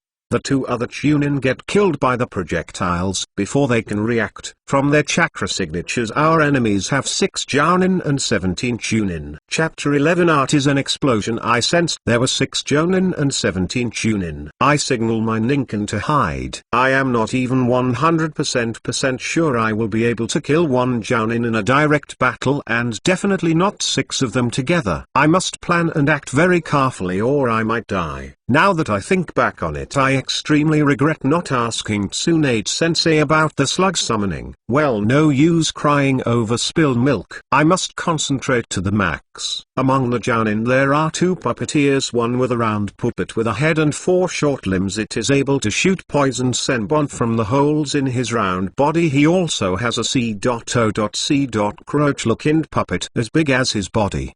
The other one has a shield puppet and a round puppet like the first guy. About the others 2 are fan users, and the last of them, one of them uses a sword, and the last one is probably a ninjutsu oriented ninja because he doesn't have anything in his hands, but that might be deception, so I will be ready. The Chunin are also mixed with different type of ninjas, some puppeteers, some with swords, etc. I then say, me. Formation 1 inch. Asutari did a fire-style fireball and I did a wind-style great breakthrough towards the enemy's direction. Then the Jounin, which I suspected is jutsu-orientated, comes forward and does earth-style mud wall, which is the upgrade of the earth wall jutsu to be rank that makes a gigantic earth wall that blocks our jutsu completely. Then Asutari looks at me and says, Asutari, guys, you run away, leave me behind, I will hold them back. Just as Asutari looks in our section, the sand ninjas take this moment to throw projectiles, so I use earth-style earth wall and grab them both by the back of their shirts and jump into a tree and throw Asum behind me, and with the same hand grab something out of my kunai pouch and put it under Asutari's shirt. He doesn't notice. I then think, oh, I would gladly leave you, buddy, but you won't be able to hold them back for even a second. So I just say to Asum, me,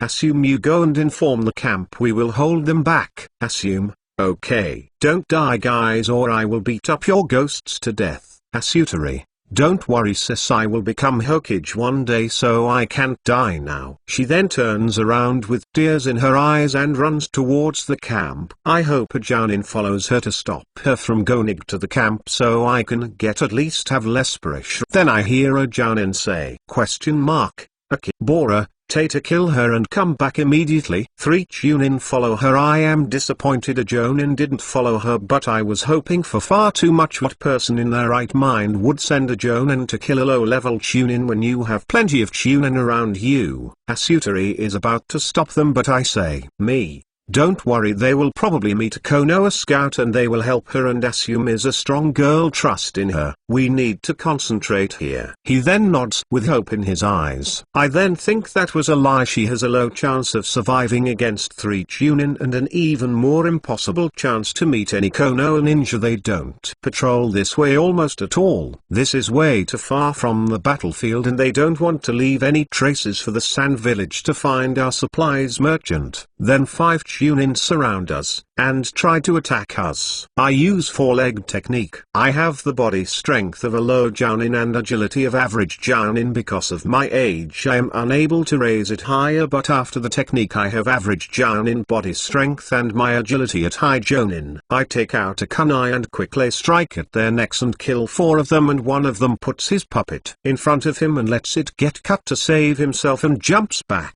I then throw my kunai towards him and it hits him in the throat. I took them off guard. They didn't expect this from a kid. Now there are 9 Chunin left and 6 Jounin. I quickly jump on the ground and Asutari follows me. They are not underestimating us anymore and I am immediately surrounded by 3 Jounin around me and 3 others around Asutari. As I see this I run away from Asutari's direction. He is too concentrated to notice this. Then the 3 Jounin who were after me and 5 Chunin follow me. As I am a relatively safe distance away I make a half tiger seal. The Jounin in front of me think I am going to use a jutsu, so that the fan and the sword Jounin get behind the guy with the shield puppet, who now has the shield puppet in front of him and the round one behind the shield puppet. Just to be safe, the Chunin jump back and use 3 earth-style earth wall jutsu in front of the shield puppet. They are really on guard now and the Chunin are really tense now and they just wasted chakra and they weren't even sure what kind of jutsu I was going to use. So I just look towards Asutari who is now stay bed by the other Jounin's puppets Senbon and wait for a chance when the other Jounins are close to him. Then they immediately get around 3 meters close to Asutari to finish him. Then I say, me. Katsuboom, and a gigant explosion happens. Chapter 12 A Tragedy of Battle Flashback.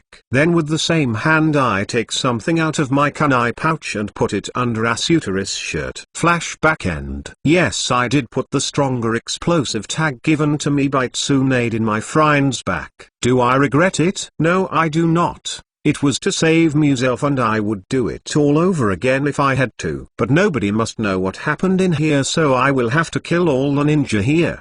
The ninjas are all in shock, so I go toward their left side opposite of the wreckage that they are looking towards and use fire style fire missile jutsu. The puppet guy has the fastest reaction and defends them with the shield's puppet and also drags the 2 Jounin and 3 Chunin behind it with his chakra strings. The 2 left out. The shield puppet gets destroyed and the 2 Chunin unprotected by it die. The debris is stopped from hitting them by the round puppet. I am quite surprised that even the Jounin were distracted so much. I guess they had good friends that died in that explosion tag which had the power of a B-rank jutsu at point blank. Then I see the sword Jounin coming towards me with an angry face. Then the fan Jounin calls out to him, "Fan Jounin, stop, don't go in alone, he is a tricky opponent." Sword Jounin, he killed my brother, I am going to chop him to pieces. Then as he is coming to me and he is fast at around high Jounin speed, he is in front of me and he swings his sword at me. I try to block it with my kunai, then I feel something wrong and as soon as my kunai touches his sword the kunai gets cut. I jump back immediately and dodge, but I still got a large cut in my torso. At least it's not too deep of a cut. As I am still in air I look at him. I see so the sword is covered in wind chakra. As soon as I jump the fan Jounin does a jutsu at me. Wind release.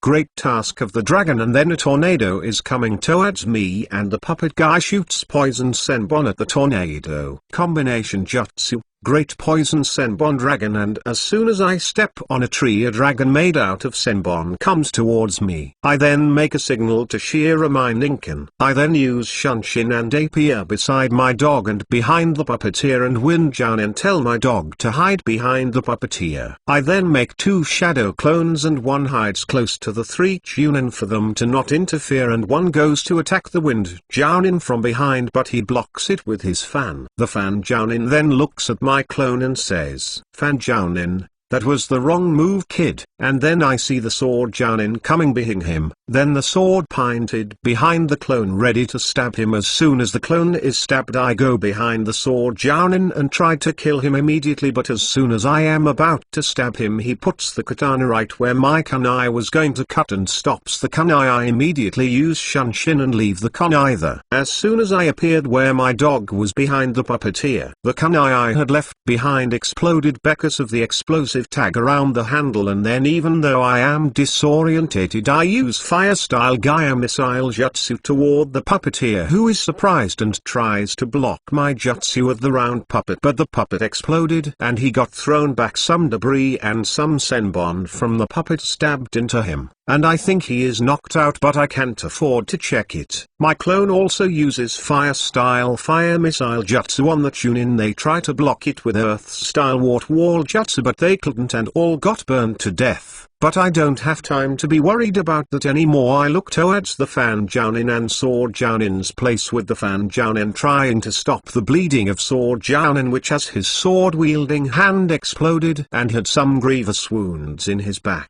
And I am low on chakra. I cancel my 4-leg technique and I call my ninkin. He jumps on my back and we use double-headed wolf and we transform in a gigant 2-headed wolf. I then again use 4-leg technique because now it doesn't use use just my chakra but also my Ninken's chakra, and he has the chakra of an average Chunin. And then I run towards the fan Jounin when he notices us. He takes his fan and uses a wind-style great breakthrough through the fan. As the jutsu is coming towards me, I jump sideways and dodge the jutsu, and then I get close to the fan Jounin and the other Jounin which is laying on the ground. The fan Jounin tries to block my paw coming towards him because if he doesn't I will kill the sword Jounin, but I still push the fan Jounin on the ground and break his ribcage and he spits out a glob of blood. Just to be sure I stab my claw off his chest and repeat this with the sword Jounin and the puppeteer Jounin, who both die. Then I try to sense anyone else around before I cancel the jutsu, and then I surprisingly feel 2 Chunin chakra and go toward them. They were towards the paper tag explosion site. I then see 2 Chunin who were probably the farthest from the explosion. One of them was without an arm and leg, the other was without legs. I then killed them both and I cancelled the jutsu, then went to the 3 Jounin, cut their heads off and stab a senbon in their brain just to be sure. I am quite positive the Yamaka can't read the memories of dead people, but just to be sure. I was super low on chakra, I had about 9% left. I got all the body together, took out my storage scroll, got some alcohol for disinfecting wounds, poured it on their bodies and did a C rank ninjutsu to burn any trace of them, to stop anybody from using the Edo Tensei on them. Made sure that there wasn't any body pieces at the explosion site. Of course there wasn't. I really don't want anyone learning I killed my teammate, even though I went overboard to take measures against it. Better safe than sorry. I then opened the emergency foods roll and pulled out a cooling bag with a bunch of ice in it, put the heads in and close it and put it back on the scroll. I was in need of some money when I go back to Konoha for a plan of mine. I now have 5% of my chakra. I take the sword of the Jounin and put it in my weapons scroll. I then call my Ninken. He nods, then he transforms into me, and carries me on his back towards the direction of the camp. Then we stop after we get out of the battlefield zone and jump on trees and wait for the Chunin which followed assume to return, and I make ready an ambush and put almost all my explosive tags around, leaving only 5 on me. I don't really have the chakra to deal with them and I am tired. So while waiting I sew my torso wound. I am afraid if I use any more chakra I might pass out. So I wait for them to return. Then I see the 3 Chunin returning. One of them has a horribly crushed arm. They are not really on guard. They walk right into my trap even after they notice the trap and try to jump back. They are caught in the massive explosion and die. I then walk towards the camp. I see the dead body of Asum in the way. She has a kunai at the back of the skull and a crushed hand. Then I remember the other Chunin's horribly smashed arm. I tell my Ninken to carry her body when he is transformed as me. He sews so, and while walking toward the camp I keep thinking,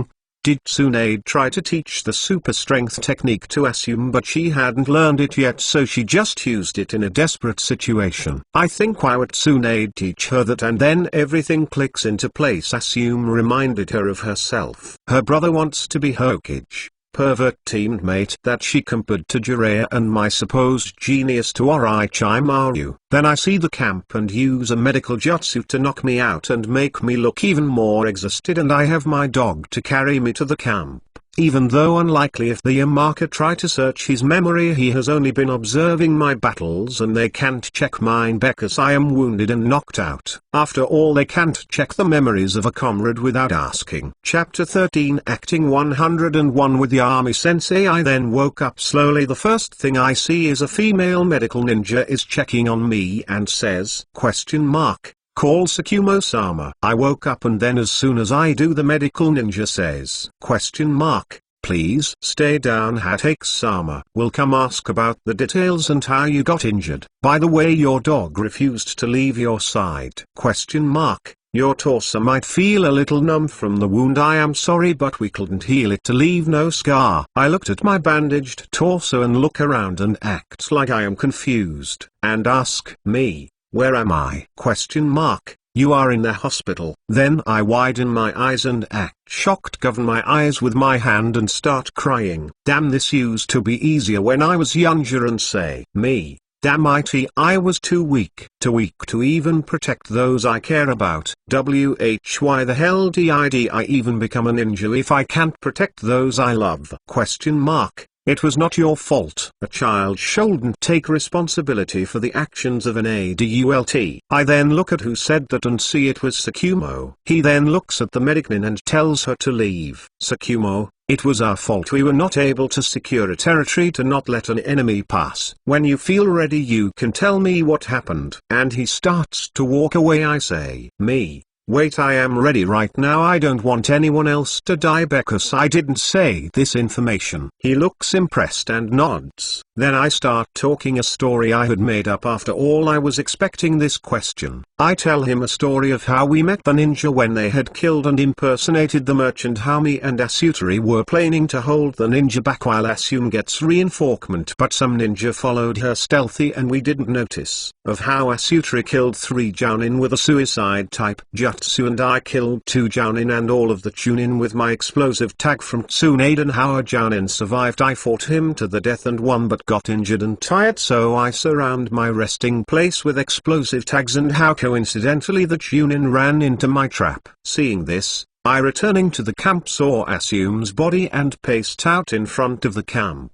I then start fake crying again. He looks at me sadly and says, Sakumo, you had good teammates ready to sacrifice themselves for you, and I am sure they are glad they had you as a teammate. They wouldn't want you to be sad, so be happy. They are always watching over you. Wow, this guy is a great motivational speaker. Anyway, I look at him, make a sad smile and say, me, I guess so. Though with some newfound fake determined eyes I say, me, I will become a legendary ninja, a ninja so strong that I won't ever lose anyone. That is a promise to myself and them. He looks at me and nods and then gets a serious look in his eyes and says, Sakumo, the Sand Ninja were probably sent to make traps and kill our scouts to weaken us. We also have news that in a week and 4 days the Sand Ninja will attack us with Geo of the White Troop leading them. But this time we will attack them first in a week's time. I look at him and nod. This time after this battle I am going to ask for a short leave to go to Konoha. I won't ask right now because it would be probably refused. Anyway, I need to train harder this week and need to learn more wind ninjutsu and wind nature transformation. I check my reserves and they are 60% full. I then start using the mystical palm technique to get rid of the numb feeling. Then I look for my things. I find them in a counter close to me. Look at my dog. Then he nods at me. That means that they haven't checked my memories. Then I look at my hand. There are no bite scars. I also told my dog to bite me really hard at my arm to leave a scar if they are going to check his memory, and they then erased it. I see nothing in my hand, neither do I feel the numb feeling that comes with healing and using my medical knowledge to see if they tried to ease the feeling. I guess I was too paranoid. They wouldn't really suspect a child to do what I did, and the Yamako are more focused on dealing with enemy ninja information. Anyway, I get dressed and I put Shiro in my head and go towards the Jounin. Tense look around, trying to find Chaku, the Jounin who taught me ninjutsu. I found him trying to flirt with another female Jounin who he looked like begging her for something and hugging her leg. Chaku,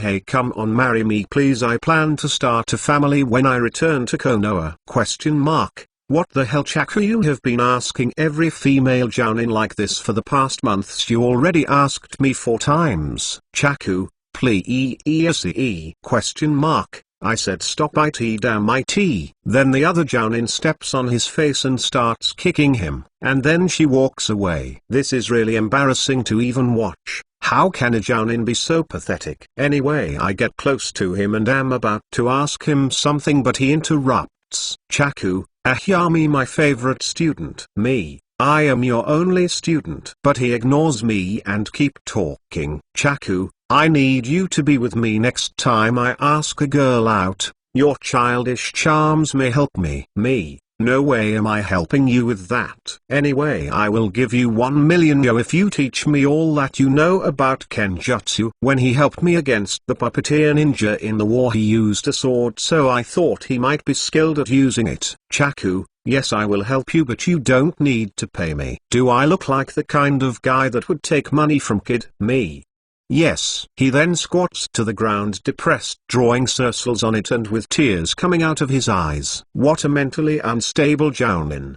I think. Time skip 1 week later. I have learned Kenjutsu from Chaku and his clones teaching my clones. I also did the wind training exercise of cutting a leaf using wind chakra. I did it in 2 days. I have gotten quite skilled at using a sword but not quite at Chaku's level even with shadow clones. He told me not to worry about it and that you get way more training and experience by using it on the battlefield. That's where I am going right now. We are going to attack the Sula camp immediately. Even though they might know by now we are attacking them, they might not know because in our camp the others got word today in the morning that we are attacking Sula camp, and only the Jounin knew since a week ago, and me who is a Jounin in all but name. I also have the sword Jounin's sword in my back. It was a chakra metal sword that lets you channel chakra easier in it. It is good because I have a short reach because of my age. Even though I feel uncomfortable, I am in front of the formation as a Jounin strength ninja. It is my duty, but I am sure I can look out for myself now. I then see the Sand Ninja army in the field. Well then, time to go to war and make a name for myself. Chapter 14. A look at the progress. I see the Suna ninja in a little of a disarray. They probably prepared in a hurry. Then as the rest of the Jounin go forward, I go forward in a slower speed, and then I see a mud dragon coming toward my direction. I then sense some of the rookie Chunin get behind me. For me to protect them, I act like I don't notice them, signal my dog to stay a little far away from the main skirmishes and to be careful of an attack. I have him separate from me in case of an emergency. I can shunch into him. My sense of smell is quite good, and I also can even turn it off with my medical jutsu, not to be like Kiba who got defeated by a fart. The mud dragon was getting closer. I just simply did a substitution. After all, it was from the other side of the battlefield. I then see some Suna Chunin in a group working together, and I use fire style fireball jutsu, and while I am spewing fire off my mouth, I do the wind style great breakthrough, and the fire cuts off and is pushed by wind. The Chunin all get burned. Then I look towards the Suna forces and use fire style dragon flame bomb towards them, and 40 Chunin and Genin get caught off guard and are killed. I then take out my sword and pump my chakra sense to the maximum and use four-leg technique, and now my senses are at maximum capacity. I jump in the middle of a field of Chunin and start cutting up. I need to make a name for myself for my short leave to be allowed. They don't allow just anybody to take a leave. I then see 4 Chunin in a row and swing my sword towards them. One of them tries to block it with a kunai, but just before they clash I use wind chakra and cut through the kunai and the 4 Chunin. I sense a guy behind me. I sidestep to dodge and then cut his head off. 2 people are coming towards me from both sides, but then I sense something underground and I jump. 2 hands come from the ground, pull mines to my chest and kick both the ninjas from my sides and stab the sword in the ground. I feel the wind cutting sound behind me. I tilt sideways to dodge, grab the kunai and throw it at the throat of someone. Then some ninja come towards me with the kunai and swords. As soon as they are in my range I cut their throat, and then some ninja throw projectiles at me and I use one of their bodies as a shield and jump back. A ninja again comes towards me with a puppet. I go past the puppet, grab a paper bomb from my pocket and stick it on the puppeteer and kick him towards a group of ninjas, and then he explodes. I grab some explosive kunai from my kunai puck, spin and throw kunai in 8 directions, and then they explode. I then look at the carnage around me. I then look at the ground and see all kind of swords. I grab one in my other hand. Then I have an idea. I put the sword in my mouth and then grab another sword and use my right now self-made technique. At least it's against Genin and Chunin, so even if I have a screw up it won't be fatal. I then use the wolf fang technique with my 3 swords and use 3 sword style wolf fang. I spin around really fast and go towards ninjas and start butchering. In about 10 minutes I had killed about 100 Chunin and Genin. I cancel my technique and look at my swords. They are covered in blood, and throw away the 2 swords I picked up. 5 Jounin notice my killing spree and come towards me. I sense them and look at them. 1 puppeteer, 2 fan and 1 jutsunin and 1 swordsman, and use wind style, vacuum bullet. Then one of them uses earth style, Earth wall. My jutsu gets blocked, but the wall gets destroyed and some dust blocks their vision. I then make a shadow clone, have him store a bunch of explosive tags under his shirt and use substitution to get behind them. My clone then makes a panicked face and throws a fireball jutsu at them. They block it again and one of them says ?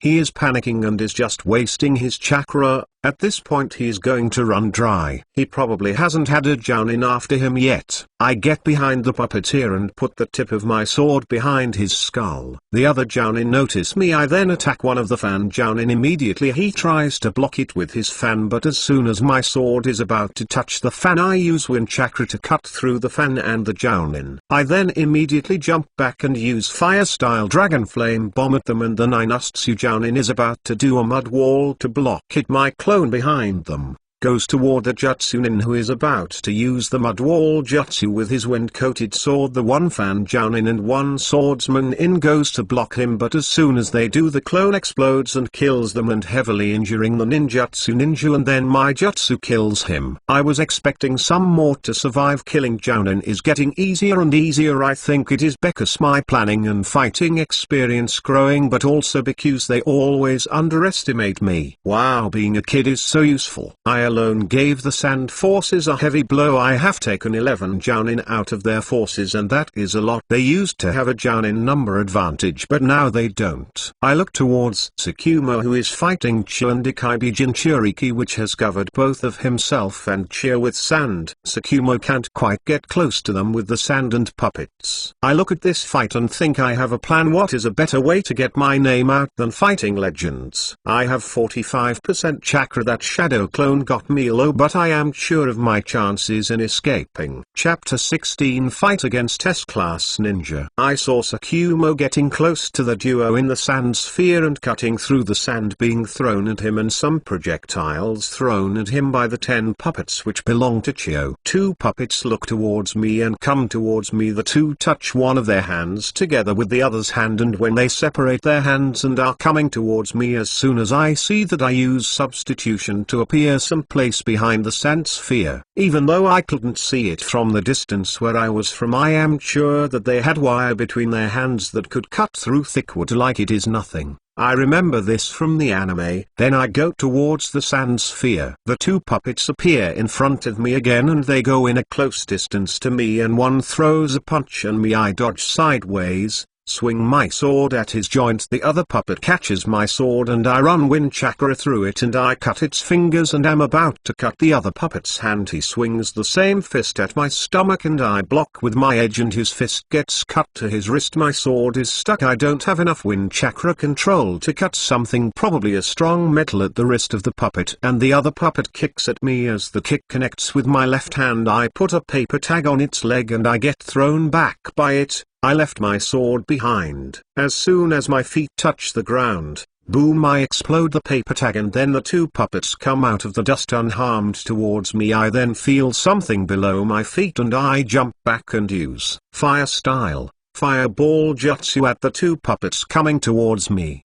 They jump sideways and are still coming towards me. Then the puppet gets out of the earth and comes towards me also, and I use earth style earth wall and use transformation to blend with the side of the wall and take out a kunai, and then 2 come from both sides of the wall and 1 from above. They look around and don't see anyone, and I take that moment, go behind 1 puppet and cut, not at the puppet but at the chakra string behind it with my kunai with wind chakra. I throw the kunai in the ground without a paper bomb because I am running out of those. I only have some left. Then grab the puppet by the hand and use wind style great breakthrough to throw it far away, and then I look at the 2 other puppets and use fire style fireball jutsu, and while fire is running from my mouth I use wind style great breakthrough, and the fire cuts off from my mouth and gets pushed by the wind towards the 2 puppets. I then run towards the puppet I threw, and when I get to it I take out the weapons scroll, make a shadow clone, and he puts the puppet in. I am keeping watch. I am not letting my guard down against an S-rank ninja. I then look back and see the 2 charred puppets going back around to the sand sphere. Then some puppets around the sand sphere, they throw some projectiles against Tsukumo, and while he is blocking attacking them. Something gets out of the sand sphere and comes towards me. Tsukumo tries to stop it, but a wave of sand stops him. I look at the figure out of the sand sphere and I see it is Chio. She land in the ground in front of me about 30 meters 98 away. She then looks at me and says, "Chio, kid, this is not a place where you are supposed to be." I look at her and analyze the situation and come up with a plan. I give a signal to my clone, who then goes in the direction of my dog. I don't answer her and just immediately rush at her. Her 9 puppets block the way and they come in close combat to me. I take out 2 kunai, 1 in each hand, and as I get close to them I am about to swipe at one of them. Then I sense something behind me and I jump sideways, but then I am again surrounded by 3 puppets. They are about to punch me. I block 2 of them with my 2 kunai and the other with the soles of my feet. Then they open their mouths and spit out senbon. I have just enough time to position my body to not hit anything vital, but still, I have senbon sticking out of my body and I think that they are obviously poisoned. I then jump up from the fist of the puppet and do a substitution. Immediately after it, my substitution is skewered by projectiles. Then Chio looks at me and says, "Chio, kid, just return the puppet and I will let you live." I obviously didn't trust her. If I gave her the puppet she would become stronger and I am not sure she would keep her word. Even if I knew her from the anime This Is War, so I absolutely don't trust her. I first take out the senbon out of me, then I take out from my belt an antidote from Tsunade and inject it. Chio looks at me and says, "Chio, kid, that is not a poison from the one mass-produced for the Sunu army. It is a special poison made by me with some rare ingredients. In about a minute you will start throwing up your own guts. Give me the puppet and I will give you the antidote." I look at her and say, "Me, how about you give me the antidote first, then I give you the puppet." She seems to think a little at first and then nods and says, "Chio, okay kid, but no tricks." She then throws me a vial. I catch it and just open the lid and go on as if about to drink it, but I put chakra in my nose to make my sense of smell even stronger. Then I take a sniff without her noticing and I cover the vial with my hand and act as if I drunk it. I also made it look real with some genjutsu. I already know what was in it from my medical knowledge. Just more anti-pain with paralysis poison to make me feel like I am getting better, but in reality I am getting paralyzed. I then throw the empty-looking vial covered in genjutsu in the ground and act more relaxed. Take out an empty useless scroll from my front Jounin jacket's pockets and walk towards her with a kunai in the other hand and say, "Me. Okay, but I don't want any puppets close to me." I then start walking towards her and the puppets start backing off. I act as if my body is more rigid, but as if I don't notice it, and I smile and say while walking towards her, "Me, you know you are a nice person. Even though we are enemies after the war is over, I would like you to meet my grandma. She is super nice also. She just has a cold face on, but I could see in her eyes the complicated feelings she has about me being a kid. Good, let your guard down, old hag." But I still keep a small reminiscent smile on my face. I then am in front of her. I extend my hand toward with the scroll. She also extends her hand, and that is the moment I strike towards her. Chapter 17 Medical Expertise. I swipe at her. That moment she notices something is wrong and jumps back a little and tries to pull the extended hand back, but I am not about to leave with nothing and channel wind chakra in my kunai and swipe at her right hand. It goes flying to the ground. She immediately throws kunai at me with the other hand, but I immediately jump back and dodge and immediately do the substitution. The kunai explode. They probably had explosive paper wrapped around their handle. I sense my clone and dog.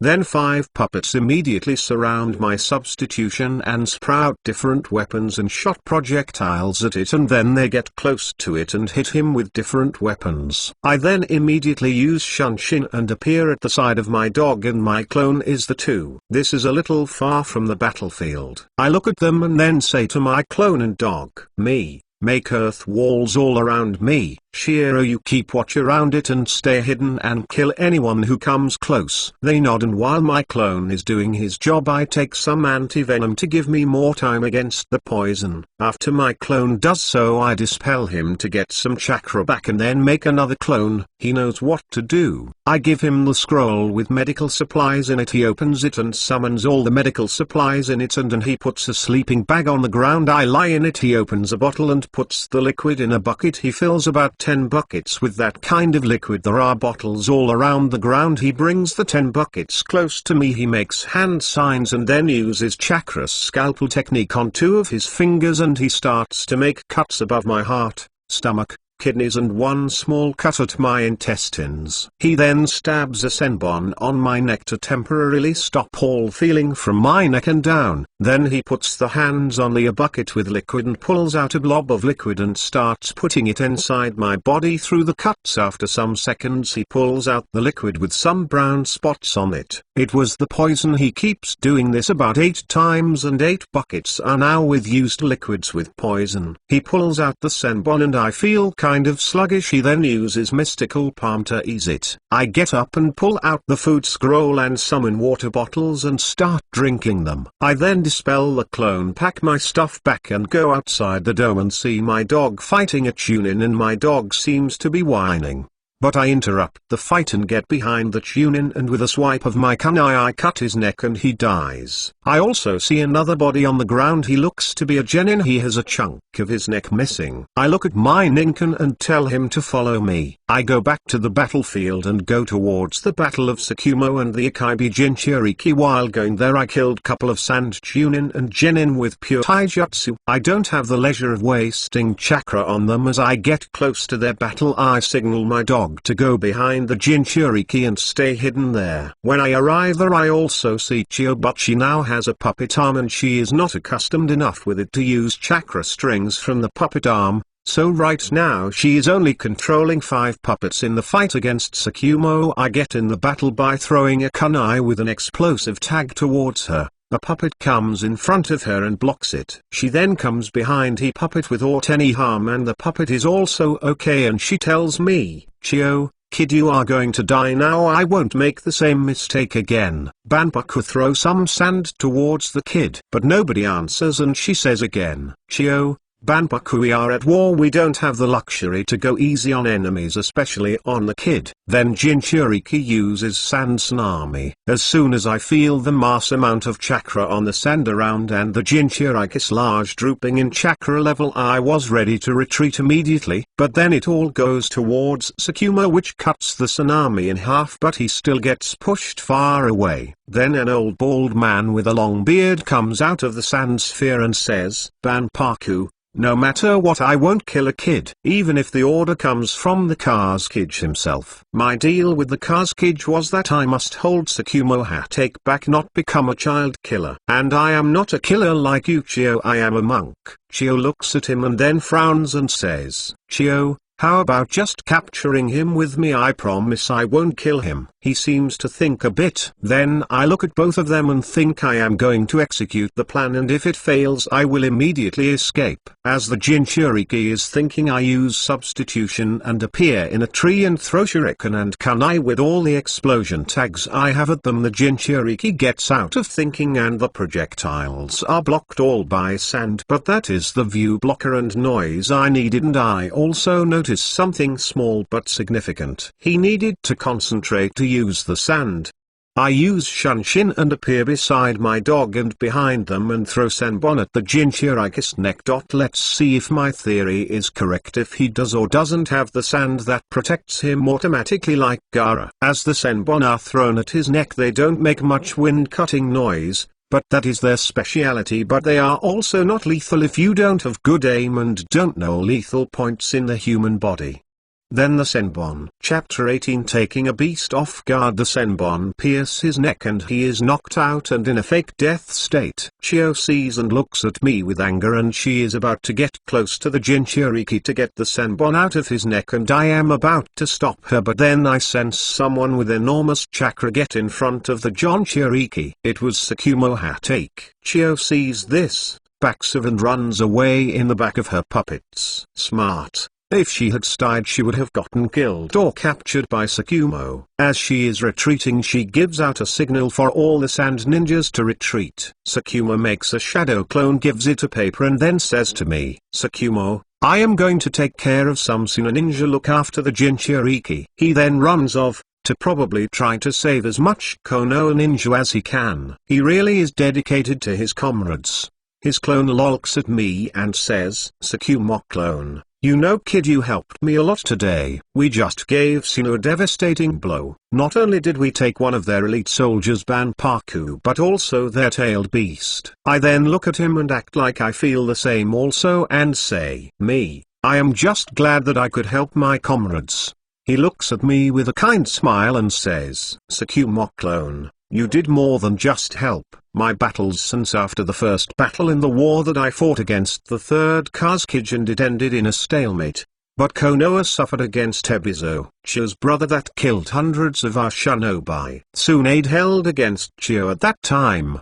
Sigh. He then continues, "Sakumo, after that battle, every battle that came after that, the Akaibi Jinchuriki held me back. Even when I was about to kill him he would get saved by Chio. By the way, I was surprised seeing that old hag with the cut arm. I thought she killed you, but you were able to take her arm off." I then looked at the ground seemingly distracted, but I was actually in full alert and had my dog close to me. I then said, "What is going to happen to the Akaibi and its Jinchuriki?" He seems to think a little and says, "Sakumo, Akaibi will probably be sealed in somebody from Konoha and the Jinchuriki will die." That would change the Naruto plot quite a lot. Well, I will just have to do a small adjustment to my plan. After all, it doesn't really matter in the end. Naruto and Sasuke taking care of Kagyu is only my plan C on how to get rid of her. Well, whatever. In about 20 minutes the battlefield becomes quiet except for some groaning from the injured and some screams from time to time. During this time the Jinchuriki got a little riled up with some heavy Akaibi chakra about to wake him up and some sand about to surround him, but the Sakumo clone just slapped a paper in his forehead and it calmed down. I look at the paper curiously. The clone sees this and says, "Sakumo clone,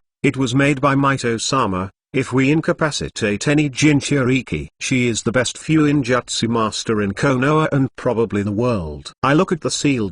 Well then, I can't wait for the war to finish. I have so much to learn. Then after some time we are returned to camp. Sakumo's clone carrying the Jinchuriki, and then Sakumo says, "Sakumo, Konoha ninja, we have given the Sand Village the heaviest blow they have taken in this war. We have taken their strongest weapon, the one-tailed beast." The Konoha ninja are excited and yelling Sakumo's name. They are really yelling. How un-ninja-like. Well, whatever. I am about to return to my tent, but I am stopped by Sakumo, who comes towards me and puts a hand in my shoulder and says, "Sakumo, I am not responsible for the capture of the Akaibi." This young ninja, a true talent of Konoha, didn't want to see his comrades die and made a reckless, almost suicidal attack on the Jinchuriki, and it worked. His name is Yami Inuzuka, a true hero that saved hundreds of lives today and thousands that would have followed. The ninja around me grab me and throw me in the air. What a bother. I wasn't even risking my life. I had so many ways to escape, it wasn't even funny. Anyway, I make a childish smile and act like a child. Then after some time, Sakumo called me to the meeting tent. Well, then this should be a perfect time to ask for the break. I go inside and see about 20 jounin and Sakumo, who has a scroll in his hand. He looks at me and says, "Sakumo, I need you to send this to Konoha and deliver it to the Hokage." It explains the situation here and the last battle situation. I send this every month, and after every battle it is usually sent by Chunin. But this time you with 3 other jounin will send it because the sand might try to intercept it. You will go tomorrow after you have recuperated. 3 jounin stand up. He throws the scroll at me. I catch it and then ask me, "After this mission, can I take a small break? I haven't seen my family in a long time." Sakumo looks at me and nods. "Sakumo, Of course you will get a 1-month break. I don't believe the sand will attack us for a long time now that they don't have a Jinchuriki. I nod at him and get out of the tent. Time skip tomorrow. I look at my team. 2 of them look like Hyuga with headbands in their foreheads. They are probably branch members, probably for Lookout. And the last one might be a new Ukai who I am not sure, but he does have black hair and pupil-less black eyes. Me. Okay guys, let's introduce ourselves. My name is Yami in Yuzuka. Chapter 19, The Reunion. They look at me and they say, ? My name is Kimari Uekaiha of the Uekaiha clan. My name is Himi Hyuga. Then the last one had a smile in his face. That was kind of unusual because he was a Hyuga. ? Hi Hiro-san, my name is Taki Hyuga. The most smiley Hyuga ever. He jokes. Even though they don't say it, they seem kind of not sure if I have the experience to lead this expedition, and they are right. I am not very experienced in leading a team of ninja in a journey of different terrain with possible enemies. So I just look at them, smile and say, me. Okay then, I have a thing to tell you guys. I am not really experienced in leading a team of ninja, but I want to learn to do so. So will you give me advice on what I can do better along the way? They all nod seriously with impressed faces. After all, a genius child asking for help instead of being arrogant or overconfident, but instead is not letting all the praise go to his head, is quite surprising. Then we start our journey. Then I tell them, me. By the way guys, do you know any bounty outpost? Then the Uekaiha takes out a scroll from his Jounin vest pocket and throws it to me. I open the scroll and it has the Fire Country map with various points in it and says, Kimari, there all the points are bounty outposts, but you have got to look for something that can hide the smell of bodies to specifically pinpoint it, so it usually is a bathroom, meat shop or an animal farm. You can also turn in bounties at Konoha. I nod at him, and then as we are going on the road and make some small talk, we talk about if the meat shop's bounty outpost also sell meat.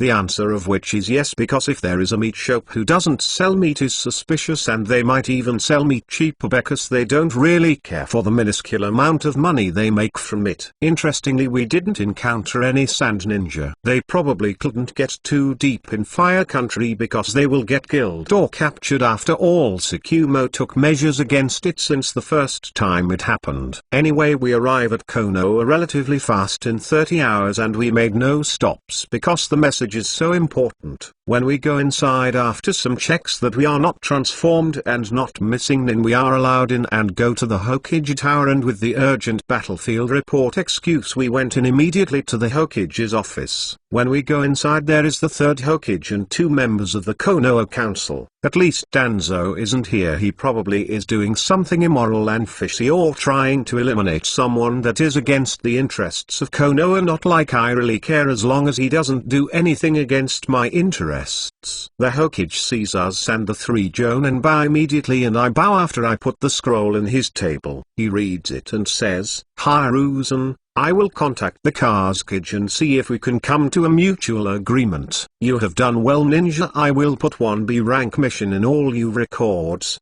and 2 S rank, 5 A rank, 3 B rank and 30 C rank in your record. Yami in Yuzuka. You will be paid 1 million ryo for your mission services. Dismissed. I then walk out of the Hokage office after he has given me a check. In war times, ninja don't get paid much or none at all for missions. They make most of their money from bounties. If this was peacetime, I do some quick math in my head, I would have gotten paid around 5 million ryo at minimum for all those missions. By the way, missions pay like this.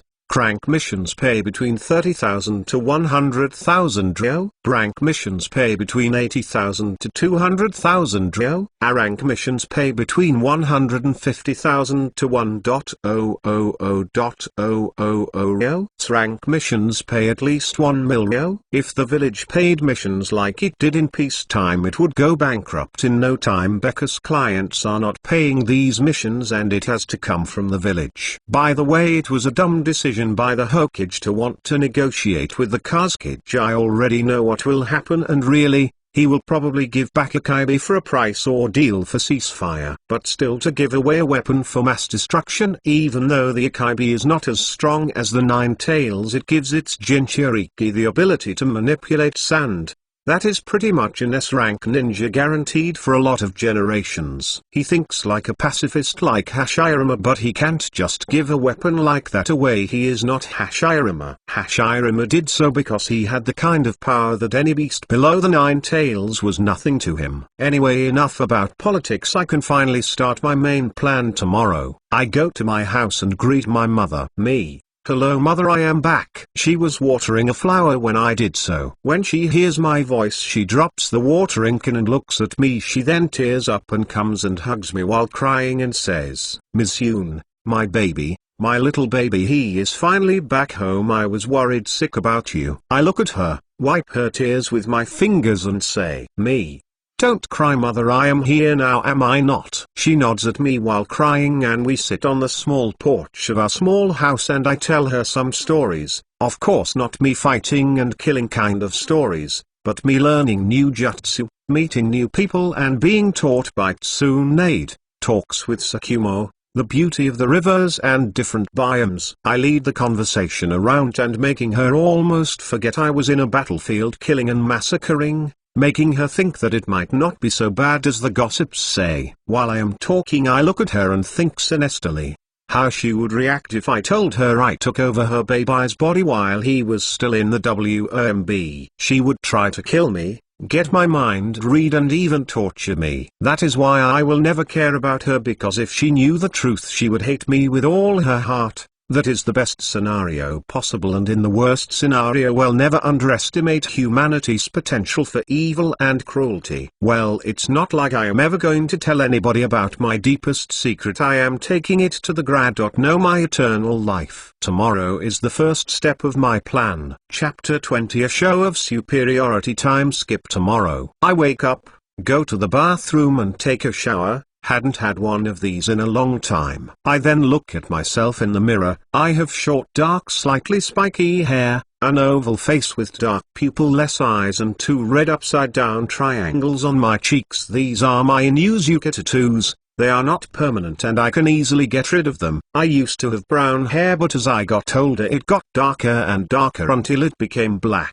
Anyway, I wear my Anbu pants, my sandals and my green hoodie and put Shiro in my hood. Then I go to the kitchen and see my mother making breakfast for me. Well, that is good. In the war one mostly ate ration bars which tasted like cardboard. When I got bored of them I ate something from my emergency food scroll, not a lot. Just enough to at least get my taste buds working. We usually didn't hunt because the meat of the animal could have been poisoned or it has a paper tag in it and as soon as you got close it would explode and it could be an ambush, etc. Ninjas give a new meaning to dirty war. Anyway, I go to the table, eat breakfast and make some small talk with Miss Unami mother. After that I ask her if she knows if the clan head is around. She says yes. I then tell her I am going to go for a walk as I haven't been in Konoha in a long time. But I just walk towards the clan head's house. As I am walking I think in my progress these last few months. My physical stats haven't grown. My chakra reserves only grew a little and my chakra control grew to be able to use mystical palm properly. The thing I got from this war was experience and my ninjutsu amount has grown by a lot and my sensory abilities have skyrocketed. I can now sense up to 50 meters 164 without concentration, and 100 meters 328 when I concentrate. It's really surprising I got way more progress in 4 months than in all my life. But to be honest I really wasn't training it and only used it to feel people's chakra levels. In the war it was always at maximum alert and always on full concentration. As I am thinking this I go to the clan head's house. He is a Jounin, the only Jounin in our clan.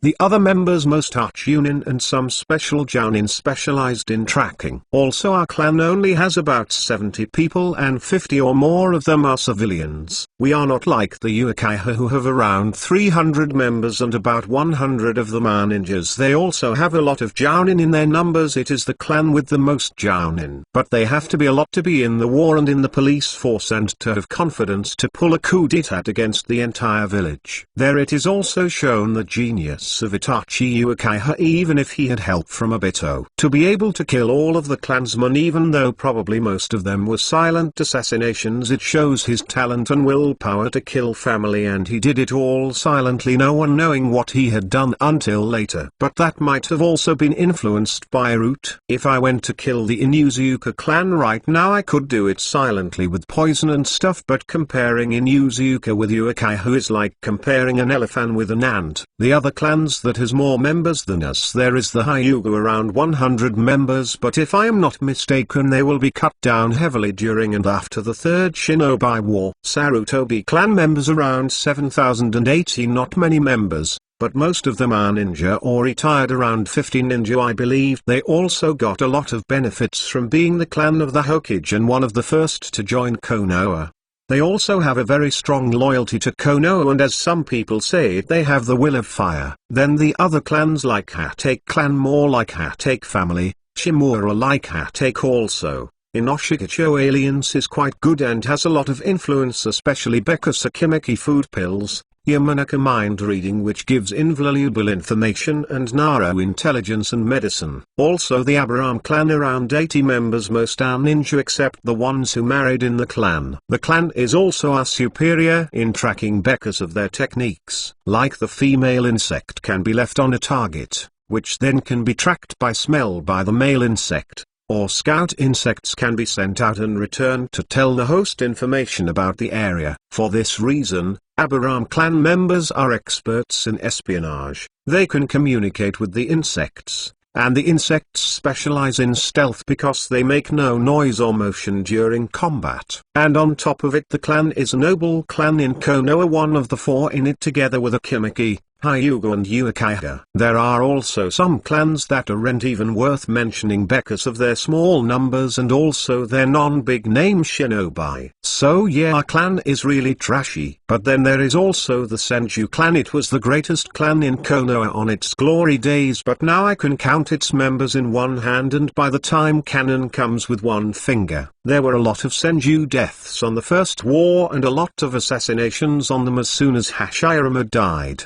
They didn't want the power of man who was able to capture the tailed beast to be passed on. After all, what Hashirama did was shocking at the time, so the Uchiha were overlooked. Even though Madara fought Hashirama, Madara had the 9 tails and he still lost, so the Senju were primary targets during any mission. Anyway, I now am in front of clan leader's house, a big house with a big yard. I go through the gate inside without knocking and go to the front door and say, "Me, I am coming in." I then go towards the chakras that I am sensing, 1 Jounin and 3 Haichunin, and go towards an open area, looks like a sparring dojo-like area, and there is the clan head surrounded by 3 big wolves which probably are his ninken. He seems to be relaxing on top of them and reading a book. When I arrive there, the 3 ninken open their eyes and look at me, but I ignore them and look directly at the clan head and say, "Me, I am here to become the new clan head." And I immediately start concentrating chakra in my throat after that and start to prepare something. His body jolts, he drops the book down and looks at me, gets up, and the wolves get up and start growling at me. The clan head looks at me and looks angry and starts growling and says, "Clan head,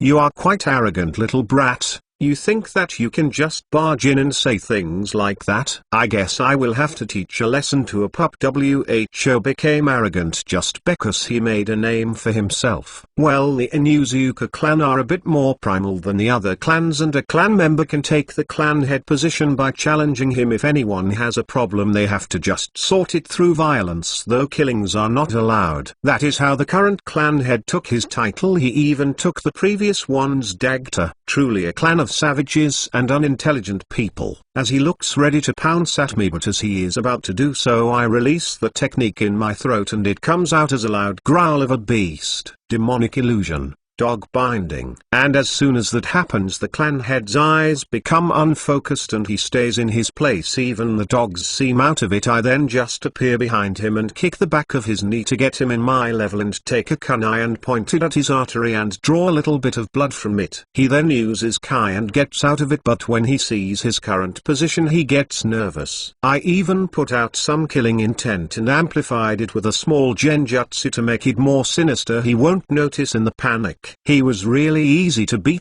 Probably because he is more of a tracker, plus he was probably focused in only learning the Inuzuka techniques and didn't think he needed any other and took pride in his talent and clan. And I charged my genjutsu, which wouldn't be possible in a battlefield. By the way, my genjutsu is transmitted by the sound of my growl. I release him from my hold and just say to him. He falls to his knees and is gasping for air like he saw a monster or something. Me. Time to get to business. After all, even though the Inuzuka clan is a middle-low-class clan in Konoha, I am still going to use their resources and founding to start the next stage of the main plan. I then look at the book he put down, and it is Bingo book. It looks pretty new, so he probably got the updated one recently. My curiosity got the better of me and I took the book casually and Skyped all the pages of it and finally came to a stop, and I see a child with red markings and black pupil-less eyes. It's me. I then look at my nickname and bounty. Chapter 21, using force to get things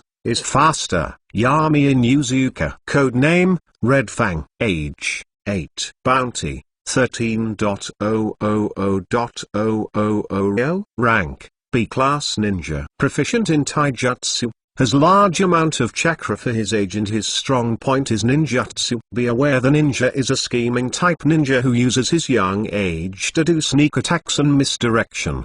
He usually strikes when the enemy think they have got him. Best known for taking out Ikibi Jinchuriki. Wanted in by Windtree for his part in the capture of the Jinchuriki and multiple kill counts of Sand Ninja. The page was filled with information about me. After the first few lines it was all useless information of how I was an Inuzuka, when I entered academy, etc. The bingo books require information to fill a page. It usually puts your most noteworthy actions in the, but I don't have that many, so they just put my academy graduation age, my usual clothing, etc. If you really want more information, you got to go find an info broker. By the way, the nickname is truly an original Red Fang. It kind of makes sense in Inuzuka and all, but they probably did it because I fought beside Sakumo the White Fang. Well, anyway, I could still get a new nickname from another country, like Kakashi did copy Ninja Kakashi and Kakashi of the Sharingan. By the way, the bounties are not put up by the village but by the country. Anyway, I look at the clan head now. He is standing, and I then ask, me,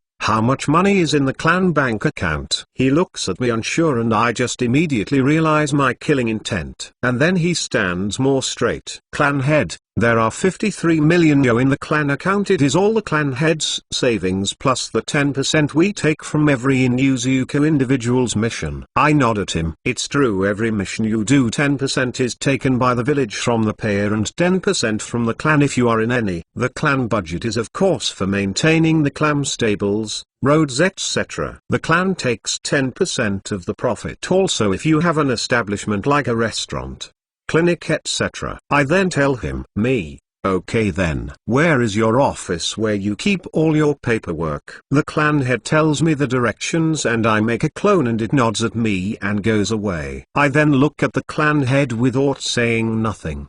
He starts getting nervous and then looks uncertain and finally asks, clan head, are you going to take my daughter as your wife? If you are, I guarantee you your children will be strong, especially with the Inuzuka secret breeding technique. That was how Tsum was conceived. I just narrow my eyes, signal my dog to get down from my hoodie and do something, and I then say, me, the best your daughter can be is a concubine of mine. After all, if I am going to marry someone, it's going to be a political marriage, not some weakling's daughter. He looks angry and just grinds his teeth together and immediately uses four-leg technique. His brown long spiky hair stand up, his claws lengthen and his fangs become more defined. I just look at him and simply use Shunshin and appear beside my dog, and behind him I also use four-leg technique and just simply jump up, catch the back of his head with my hand and smash it down on the floor, and the floor cracks. He is unconscious and I cancel my technique and I then use medical ninjutsu to wake him up. He wakes up and looks around confused. I then say to him, me,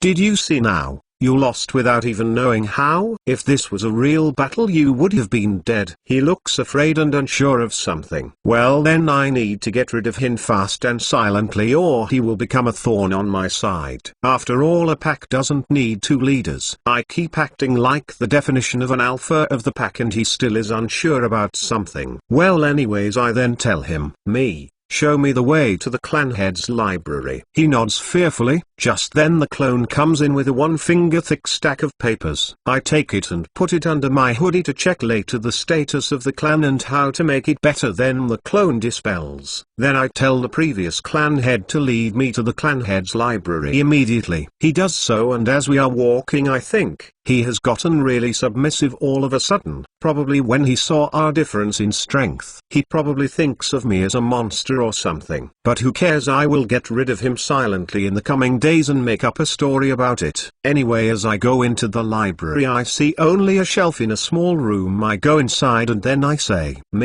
from now on I will be living in this house. Previous head: what? No, you can't do that. Where will me and my daughter live?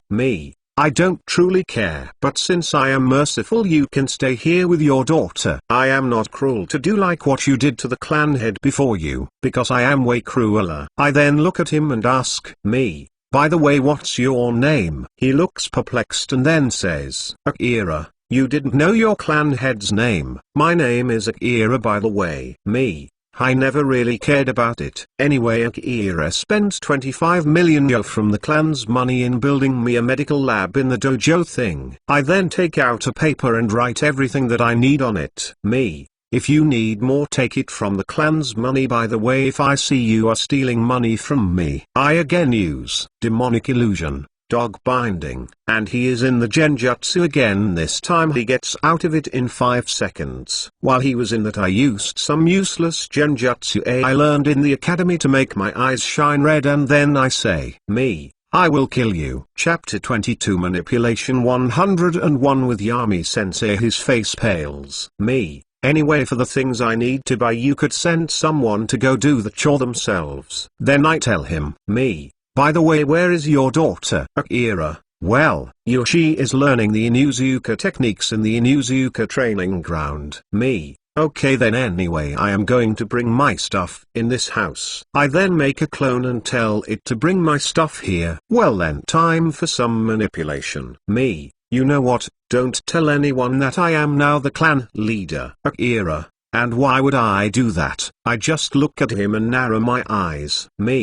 Do you know why I don't want the glory of being the youngest clan head, and that I took down one of the strongest people in the village? He now looks confused and flattered. What a dumbass.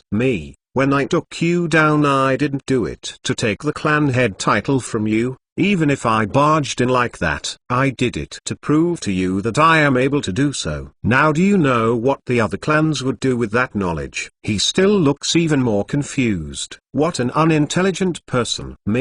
They would rip us apart, try to make us fight each other. We must keep this a secret. After all, me and you, we could rise this clan to the top. No dream can be too big with the two of us working together, you as the light and me as the darkness. We will be making history together. He looks proud and happy for the future. He has an anticipating face like he can't wait for the future to come. Then I put the final nail in the coffin to my little scheme.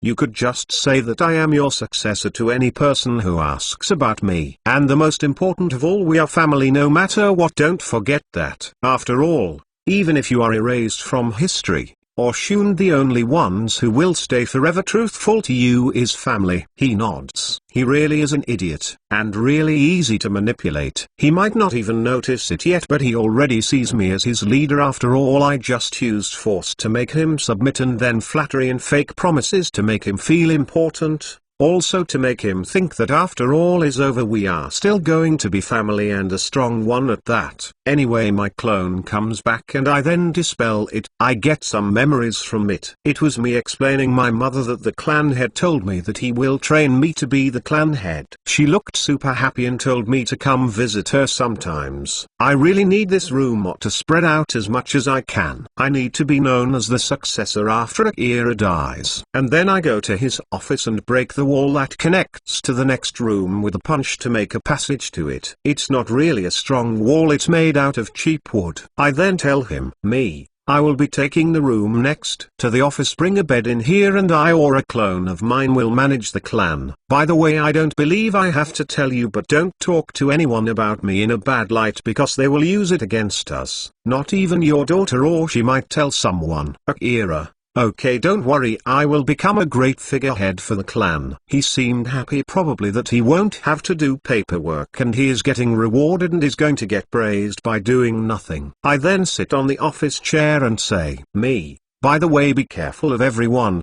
Trust no one. Think of all the people as your enemies and think of every outcome possible. Think about everything. Never show any weakness to anyone. He gulps and says, Akira: of course I will. I didn't really try to warn him. I said that to make him paranoid and not trust anyone. Sometimes I wonder how I would have fared if I was reborn in Game of Thrones universe. Akira went to order the items I told him ahead of time. Anyway, after bringing a bed in my room, and now I am sitting in my office, papers on the table, but I have clan secret technique books that I am reading together with my clones. You know, my non-existent respect for the Inuzuka is going down to negative numbers. What's up with these useless techniques? There were only two slightly useful ones were Inuzuka secret breeding forbidden technique, in which two partners breed in their wolf forms, and when the child is born it is a child with higher instincts and better affinity for the Inuzuka techniques. But there is also a drawback, like for every forbidden technique the mother has a 70% chance to die on childbirth. That was how Tsume was conceived. And then there was the fast-growing Ninken technique. It helps grow your Ninken fast and make it become bigger than average, but it shortens their lifespan. Anyway, I sense someone with high academy level chakra coming in the territory. It opens the front door and comes inside and says, Father, I am home. I get up and go in the hallway where I see her. She truly looks wild with her naturally slit eyes and wild hair. She looks like when she was grown up, except she is now a miniature version of her grown self. This might also be another drawback of the technique, to look more wild. But that doesn't matter, I just smile and tell her, hey there, you must be Tsume. She immediately is on guard when she sees me. What a good little ninja. Tsume, who are you? What are you doing here? I smile and put up a friendly face. Hey, no need to be on guard. I am your father's disciple. Then make a face like a kid and then whisper to her from far away like it's a secret. I might even be his successor. Tsume, what? No way. His successor is me. I then just pull out the bingo book out of my hoodie inside pocket and open it and point at my picture. Tsume, no way. You are in the bingo book. And you are so young. She seems to be thinking something, then looks at me. Then she blushes. She is probably thinking that her father plans to have us married. As if that is going to happen, little girl. There are benefits to be made by my marriage. Even if there weren't any gains from it, there are a lot of hotter girls to choose from than her in this world. Then she looks more relaxed and she asked my name, age, hobbies, dreams. I of course answered with what she liked to hear, like dreams of a big family with a loyal and strong Inuzuka wife. Anyway, after some time Akira came in and I then say, Akira-sen, as I did you finish the thing that you said you were going to do? He looks confused, then looks at Tsume and then remembers and says, Akira, yeah, I finished it. He really is a bad actor that can't think on the moment. It's really surprising how he became a jounin. Really sensei, how long is it going to take? Now that he is no longer surprised by my childishness, he answers more clearly. Akira, well, for everything it's going to take about a week to do the installment and refurnishing it. Okay. I hope it's worth the cost. He looks confused again. After I make a circle with my thumb and pointing finger, then he gets the meaning. Akira, yeah, it was in the budget. I even hired a group of professionals to put it up fast, that's why it's getting done in a week. Tsume looks confused by all this. Okay, then time to train. I will leave the paperwork to one of my shadow clones, but before I do that I say to Tsume, you have to get strong to catch up to me, little girl. Genjutsu, you are young yourself, also only 8 years old, and I am 6. Just wait, I will definitely catch up to you. I smile at her and get ready to train hard with shadow clones. Chapter 23, Understanding Only in Death. Time skip 1 week. In this week a lot has been going on. My medical lab is fully furnished and everything is ready. I have had 6 clones every day. One does the paperwork for our clan. And I have found out what most civilian Inuzuka do. They are dog carers, dog handlers, dog trainers, dog food makers. Pretty much 85% of them have dog-related kind of jobs. The other 15% have normal jobs like clerks, waiters, etc. Anyways, this week I have been feeding the clan head poison that weakens the heart. It is odorless, so his dogs can't smell it even though the poison is slow. It is a medical drug that helps to treating dangerous diseases, but it also weakens the heart. I mixed it with some other ingredients to make it dangerous, but that is the main ingredient. 2 of my clones have been learning new stuff about technology and 3 others have been studying Cho's puppet that I have. Time skip 1 week. My clones are still training and I have opened a dog fight arena in the Inuzuka clan for dog fights for civilians to come watch. It is to bring a new form of entertainment for people and a distraction against the war that is going on. Of course the fights are all fake like wrestling. It looks dangerous, but it's not really. We don't really want to hurt our dogs. After all, we don't want to spend all the money we earn in medical fees. I have also been keeping tabs on the news from the Rain Village because I want it to align with my plan perfectly. The clan head has been getting some pain from his left side, but they are small, so he thinks it's nothing. After finishing technology installment and learning how to put technological parts together. Technology here is so weird, by the way, and surprisingly, I learned some new things about it. Clones sure are convenient, except the head pains I get sometimes when I pop the ones with a lot of complicated information. They are nothing, just temporary memory overload. Anyway, after finishing that I got into Genjutsu training to try and learn more about it. Now that I have access to C-rank Chunin section in the Jutsu library as a Chunin, I learned a lot of Genjutsu, from C-rank and D-rank. I learned one that I got really interested on, the paralysis Jutsu, the same jutsu that Orochimaru used in Sasuke the Chunin exam. Also the same Genjutsu Itachi used on Orochimaru. It's a C-rank Genjutsu that if you add your own twist to it like Itachi did with the stakes that hold him down, it could go potentially A rank. I put dogs in it to raise it to B rank Genjutsu. Now my dog binding jutsu just got upgraded. I learned Genjutsu to get it to become useful to me in battles. Even though I don't have the Sharingan, I am pretty good at Genjutsu. Time skip 1 week. Now the clan head keeps getting worse and worse heart pains. He doesn't tell anyone, not even me. He just keeps training more. He thinks that it is from not doing enough training these last years, and even if it isn't, he hopes it goes away. He now even has dark circles under his eyes. When I ask him about it, he just says it's nothing. Before he says anything to anyone, I give him some painkillers also mixed together in the food to make him feel better, and some sleeping medicine in dinner to make him sleep. He even brightened up for a couple of days. Good, I don't need him to go talking about it to anyone. Time skip 1 week. Well then, I have 2 news. One is bad and one is good news. Let's start with the good news. The 3 now called Seinen fought against Hanzo the Salamander. It came out a draw from Konoha's propaganda presentation, when in reality he let them go. The Seinen now have also started working as a team and taking on a lot of S-rank missions that keep getting the residents of Konoha pumped up. Also, most of the missions are being made public after completion, with confidential details hidden to keep the morale up. I even studied the basics for Fuijutsu of what different seals mean. This is truly complicated. Even with my clone, after a week of studying, I can't make even a good explosive tag. I can only make a firework explosive tag, which is pretty much for pranks, and it is an E-rank seal. And now the bad news: the clan head Akira has died in his bed. His daughter was there when he died. I remember it like it was yesterday. Flashback to his day of death. Akira buff clan head. How? I can't move. Damn it. I thought I started getting better. Then my daughter comes in the room because I was knocked down for breakfast and sees me in pain and clutching my chest and not moving.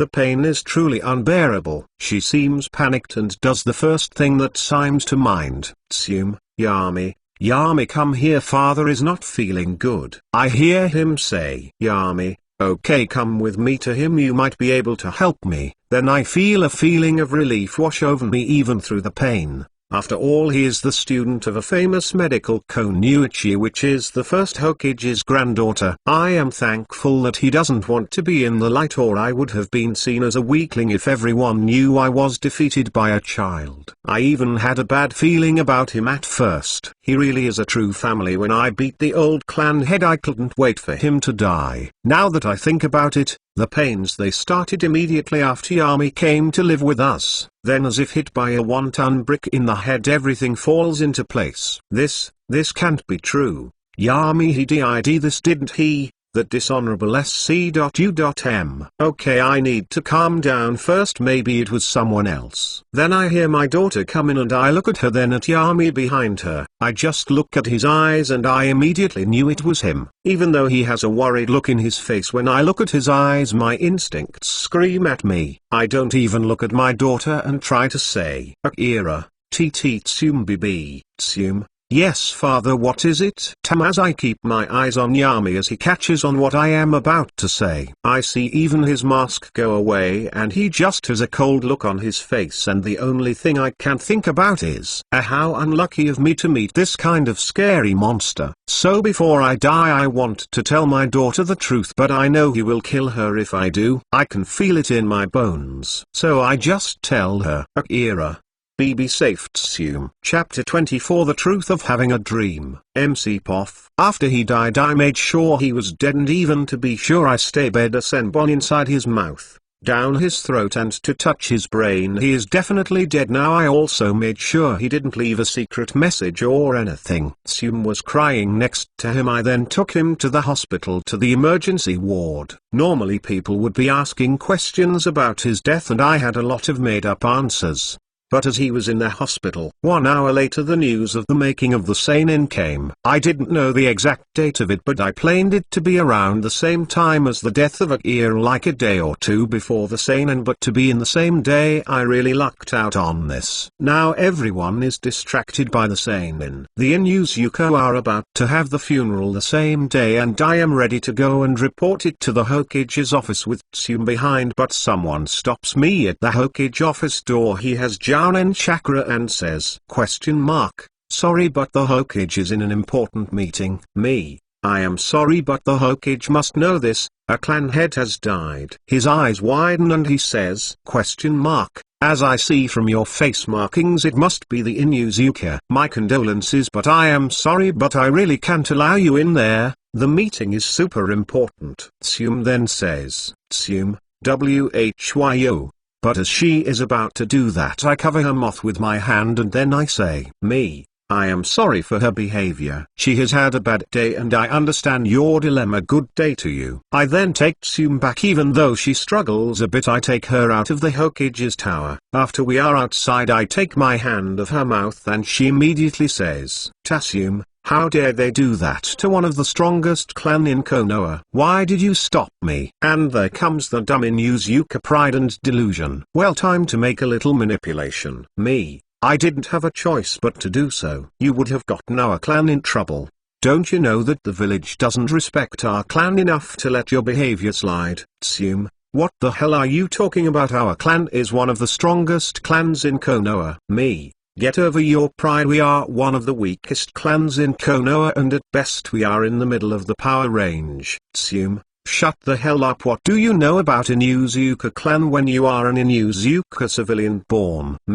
Then tell me a weaker clan than ours. We only have a handful of special jounin in tracking, and all the other ninjas in the clan are chunin or lower. That was what me and your father were trying to fix. She seems to think about it a bit and she becomes sad. After all, when a clan head dies, it is expected of the Hokage to be in the funeral, and the Hokage not being able to come is another bonus to me to convince my clan to help me become their leader. After all, even though the Inuzuka fight a lot against each other, When someone from outside interfere and when they have a common enemy, they will come together and support each other like a wolf pack. I will pick at their pride and make them trust me and follow me. But I must not go overboard or the Inuzuka might end up like the Uchiha did in canon. Even though it wouldn't happen immediately because we are at war. I then say, me, let's go to the funeral. At least we have to pay respects to the clan head. And don't worry about anything, I will take care of the Inuzuka clan. I put up a determined face and go to the Inuzuka clan compound, and then we go to the gathering place and we go towards all the Inuzuka clan heads' graveyards with a new hole opened next to it. I also paid 1 million from my own pockets for the grave to be special and beautiful. After all, every Inuzuka clan head had an expensive grave. Then as he was being put on the ground, we all had a moment of silence. Tsum was trying to be strong, but tears were coming out of her eyes and she was holding my hand. I just kept my head down and didn't do anything. When I looked at the people around me despairing because the only Jounin in the clan died and sad because they liked him as a clan head. He was good to his people. I didn't know what to feel. I was also almost overcome by some unknown feeling that I had buried a long time ago. But then I look at the grave and think, no way am I giving up my dream because of some stupid thing like making other people feel despair. I will do whatever it takes. I will follow the plan. After all, for every person I kill, I am killing a son, brother, father, uncle, daughter, mother, etc. I understand that. But I am not going to let that hinder me in my dream. I don't care what happens to these people, these killers, these barbarians, even those innocent. After all, the completion of one's dream is the process on stepping in the dreams of others. The bigger the dream, the more steps you need to take. There doesn't exist anything like a free meal in this world. Others will just try to hold you down like weights. They can't wait for you to be their stepping stone. After the funeral ends, I just go home and take Tsum with me. In the funeral there were only Inuzuka, no other clans at all. What a strong clan indeed. Sarcasm. Flashback end. After that there were some clans that came to visit to offer their condolences. Only the Nara, Akimeki, Yamanaka and Abraham clan came. There also came an Ambu to offer condolences from Hokage and tell me for me to meet him in front of the Konoha gates tomorrow for the negotiations with the Sand. The Sand requested this. I spend a lot of money buying ninja tools today. Before I left, I told the clan to wait for me to determine the clan head. They agreed after I told them my mission. And I then told some motivational or coded speech. It depends on how you interpret it. What I say was, the lone wolf dies, while the pack survives. Now they will definitely wait for me. After all, I said something that sounded so cryptic and a message to them. Some of them widened their eyes like they understood. Whatever they think they understood was probably wrong. What I really wanted was for them to wait for me before they hold the election. I really don't want to beat another Inuzuka clan head and manipulate him. It is really time consuming to do so. Time skip tomorrow. I am in front of the gates in the morning. I then see Hokage come with his fighting outfit and 5 Anbu around him. I sense another 5 on the trees. After all, the Sand are still our enemies. I have a couple ideas why the Sand requested me, but I was ready even if Konoha wanted to sell me to the Sand. I had a lot of escape ways as soon as I see something suspicious, even though it is unlikely for Konoha to do that because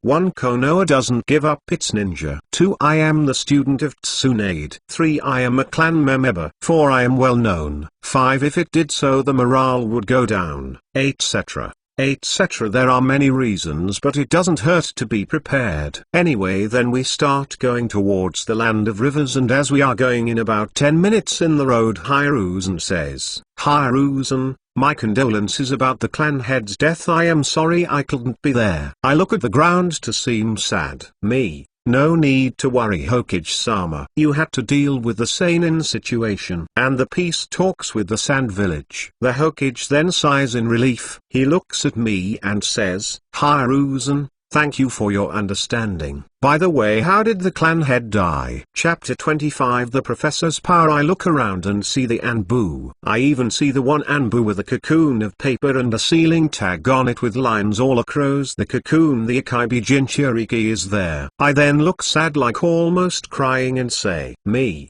Sigh, it was an internal disease he didn't tell anybody except me. The reason he trained me was because he wanted me to succeed him. But there is also another reason, he wanted me to try to cure his disease.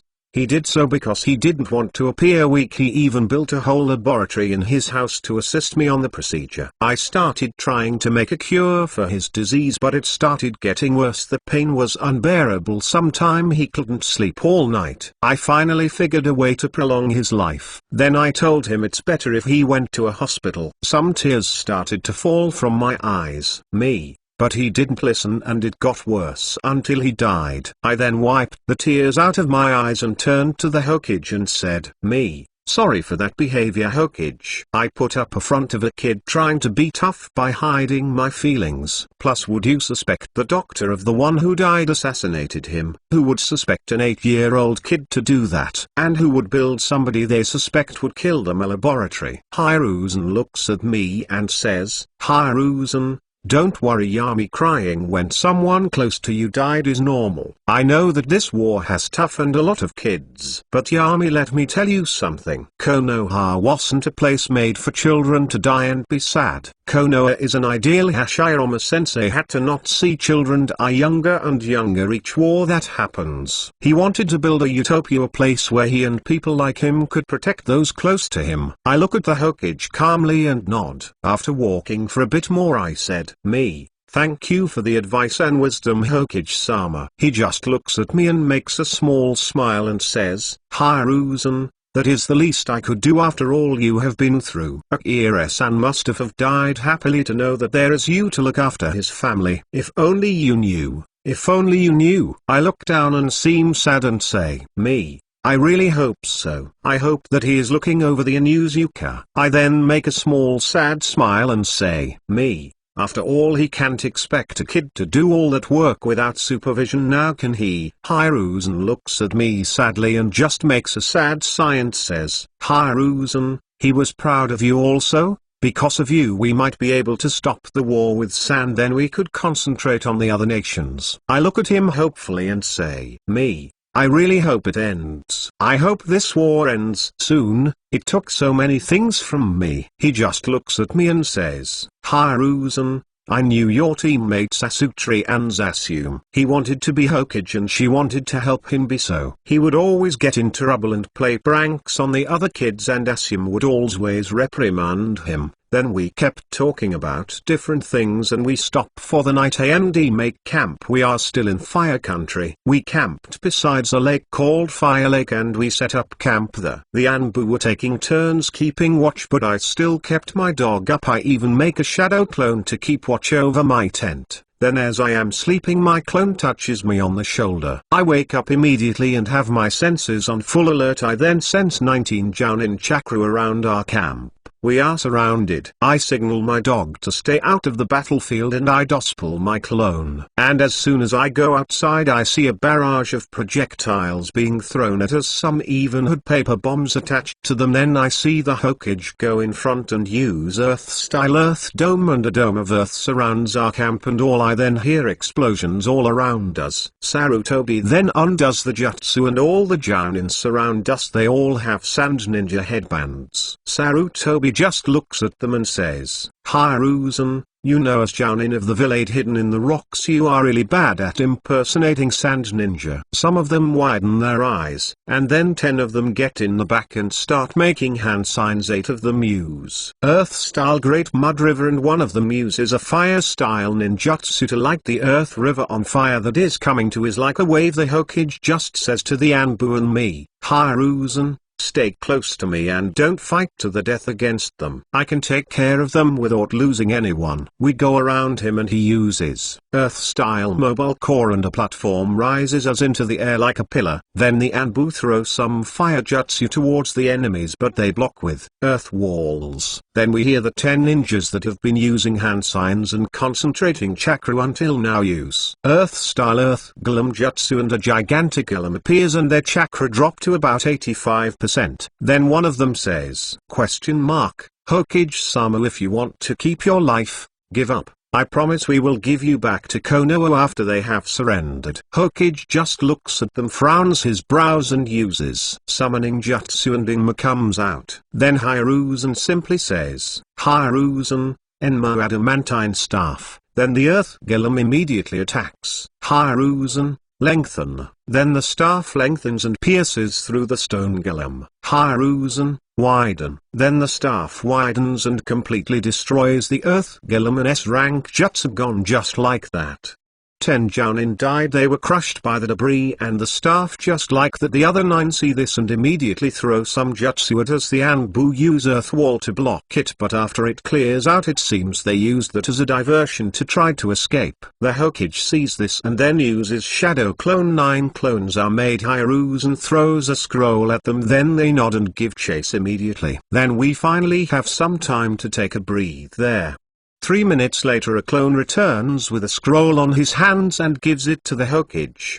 Probably a storage scroll with all their bodies. Hiruzen, let's get out of here. Our tents were destroyed anyway. Let's just keep going at the meeting point. After that there were no more interruptions in our journey. The Hokage and me made some small talk about stuff. Then he went into full professor mode and started teaching me how he knew they were stone ninja, etc. We then arrived at the Konoha camp. I haven't been here in quite some time. Tsukumo comes to greet us and then sees me and says, Tsukumo, hey kid, how was your vacation? I just look down and seem sad and don't say anything. Ananbu then does some hand signs to explain what happened. Then Tsukumo looks sad at me and says, Tsukumo, my condolences for your loss. I am here if you need someone to talk to. Then we go to the battlefield and there we see one big tent with Sans Ninja in one side and Konoha Ninja on the other, ready for war at any time. Then me, Tsukumo and the Hokage go inside in there and the Konoha Ninja stand aside and open a path for us to go in the tent. Then 2 Konoha Ninja open the tent's entrance flap, and inside I see Chapter 26 Haggling the Hag. I look inside and I see Chio with the 3rd Kazekage sitting in chairs with their hands on the desk that they have there with a map of the all 5 nations. Then we look at them and we sit in our chairs. Hokage in the middle, Tsukumo in the right and I in the left. The Kazekage looks at me with cold eyes and says, Kazekage, so you are the brat that was able to take out our Akibi. You sure don't look like much. I see what he is trying to do. I just smile and say, me.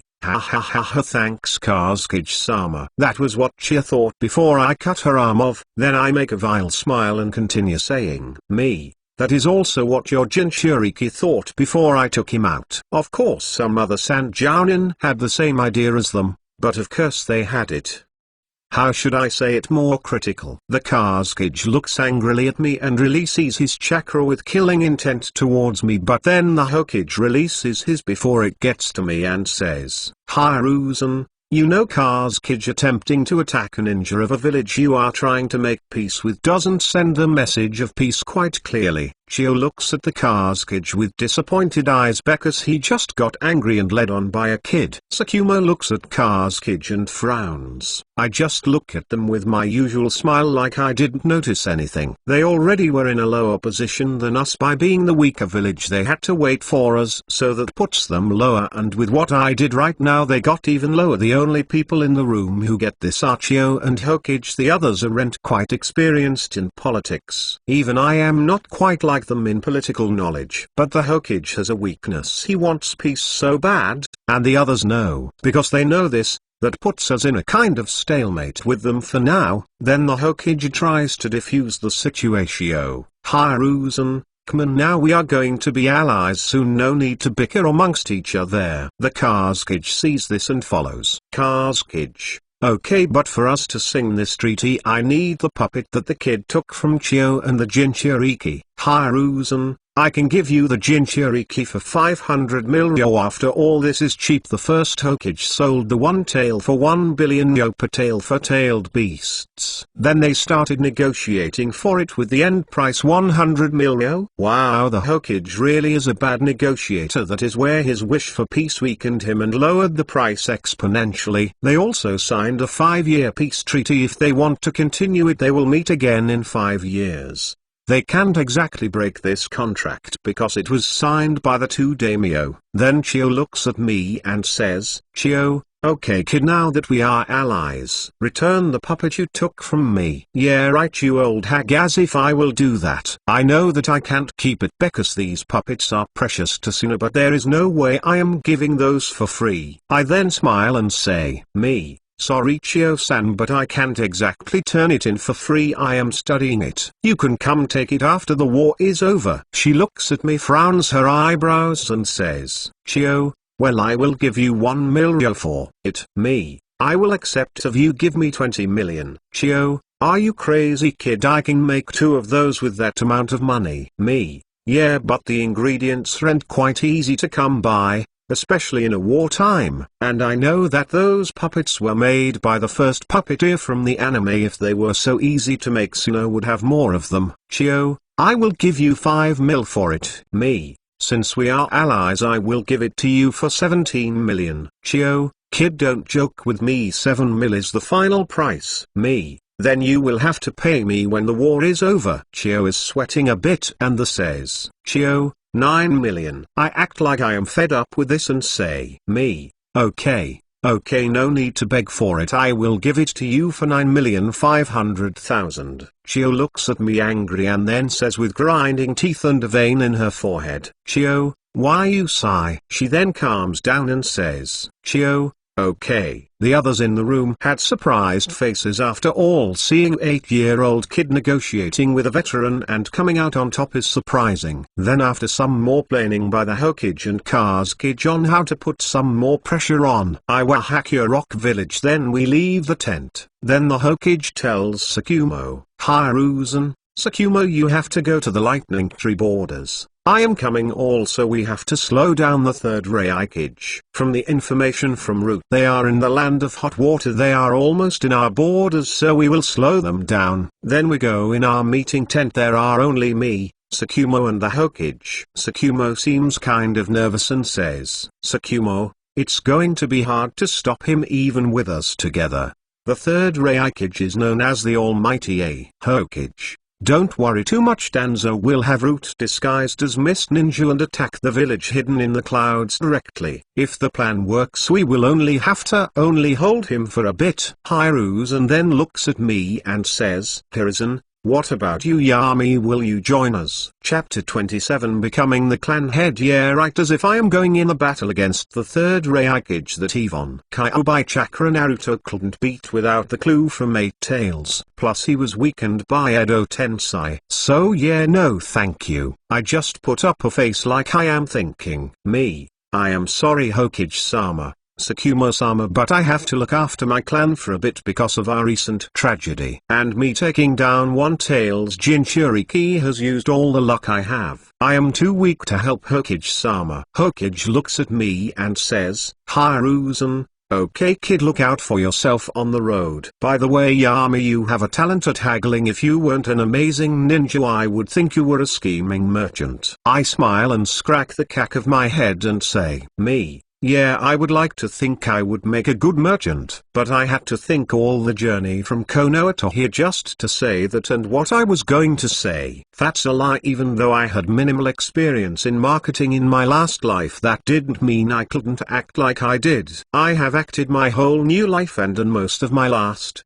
Combining that with some shows in my last life, I made myself act like a professional in this when really I am not. The Hokage has a small laugh and says, Hokage, yeah, but I think that is still talent in the job. You could give someone a week to think about it and they wouldn't come up with anything half decent. Take care of yourself Yami, I have high hopes for you. I look at him sadly and say, me, you too, please be careful. Hokage-sama, I can't wait for this war to end. I am just so tired of it. I then go towards a medical tent to just sleep. I am way too tired. But as I turn around, the Hokage says, Hokage, Oh yeah, I almost forgot Yami. For capturing Ikaibi you get 30% of the money in the deal. He just throws a scroll at me, I open it and it's a letter to Konoha's bank with the Hokage's seal and signature. Oh, so I get 30.000.000. I thought the Hokage wouldn't give me anything because we are at wartime, but hey, more money will help advance my plan after the war ends. Time skip tomorrow. I woke up,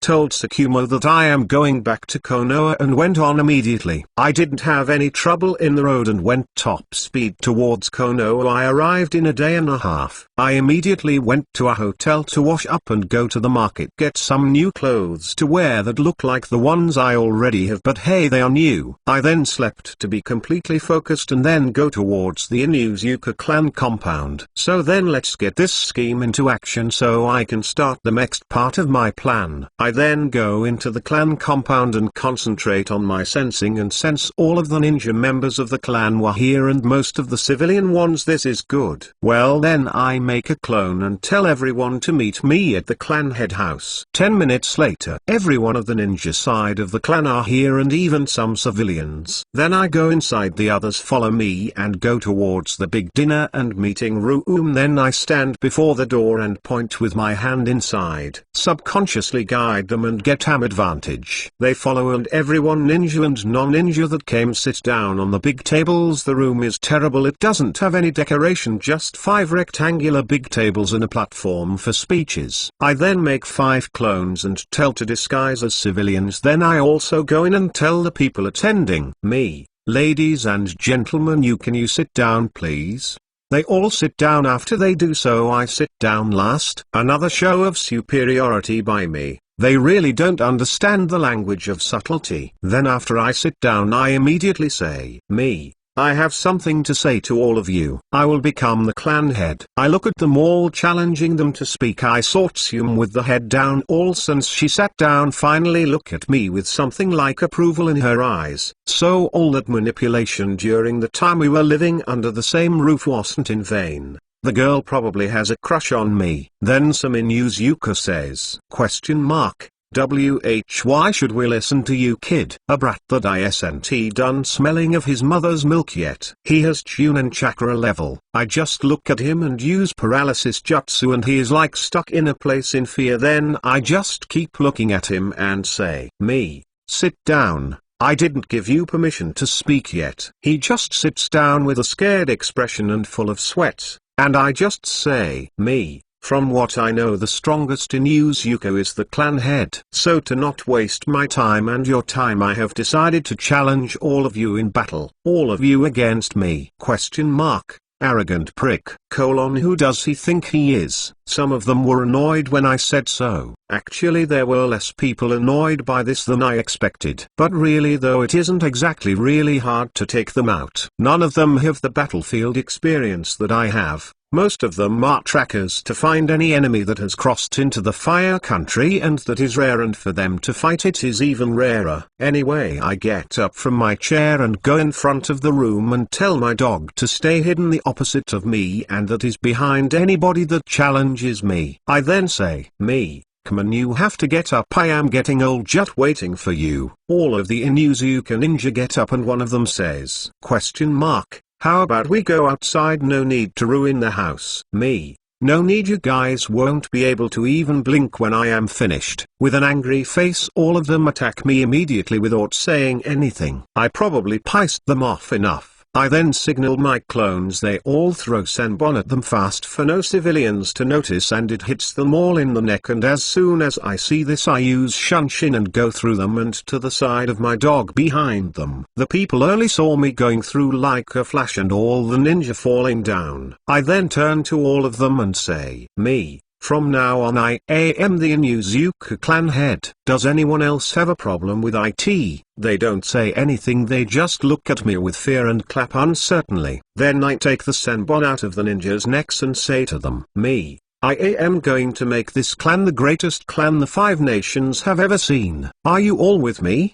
Do you want to see our clan, our family, to the top of the world? They all look at me like they saw their leader or some deity. They are really easy to convince when you have power and a little genjutsu. First step of my plan completed. Time skip 3 days later. As I was going around Konoha, I kept thinking of the ways I can improve the individual strength of every Inuzuka and Jinji clan member. I have some ideas and some experimental techniques that I could try on them. I could make the techniques usable even for me. In theory they should work. But no way in hell am I testing them on myself. Better test them on some Inuzuka ninja first. I plan on how to convince them. I guess I will just use power and glory manipulation technique to pull them towards me, even though cliché it is the best one. After all, everyone wants power and most want glory, and it is more convenient this way. After all, if an Inuzuka went missing suddenly it would be difficult to explain. We do have a small amount of ninja clansmen, but him volunteering is the best way possible. Anyway, on to the little stuff. I leave my shadow clones to do paperwork and improve the economic side. Now I just need some materials to start my experiment. I had my clone do that. Then as I am walking I see a ramen stand. That is the Akiraku ramen. It is really small ramen stand. It probably just opened. I see a teenager working there and I see 2 familiar people eating in the one of them I know from the academy and one from the anime. I smile and go to talk to them. Me. Hey. Chapter 28. Meeting old friends. Making new friends. Me. Hey Minato, long time no see. He looks in my direction and I wave and start jogging towards him, and when I am close I sit in a chair to the left of him and he sees me, smiles and says, Minato. Hey Yami, long time no see. So you graduated early also, huh? Me. Yeah, I was to the sand battlefield also. Have you been in any missions? I heard that your Jonin sensei and my Jonin sensei were teammates. He just smiles at me and says, Minato, really that is cool. My Jonin sensei talked about his teammates when he drinks a lot. So which one is your Jonin sensei, Tsunade or Okaimaru? Me. Tsunade. She is a medic ninja. Anyway, have you been in a battlefield? Minato. Yeah, I was in the Mist Country battlefield, but when Jiraiya-sensei went to the Land of Rain to fight he sent me back to Konoha with my teammates. I act a little sad and like I am trying to hide it. Me.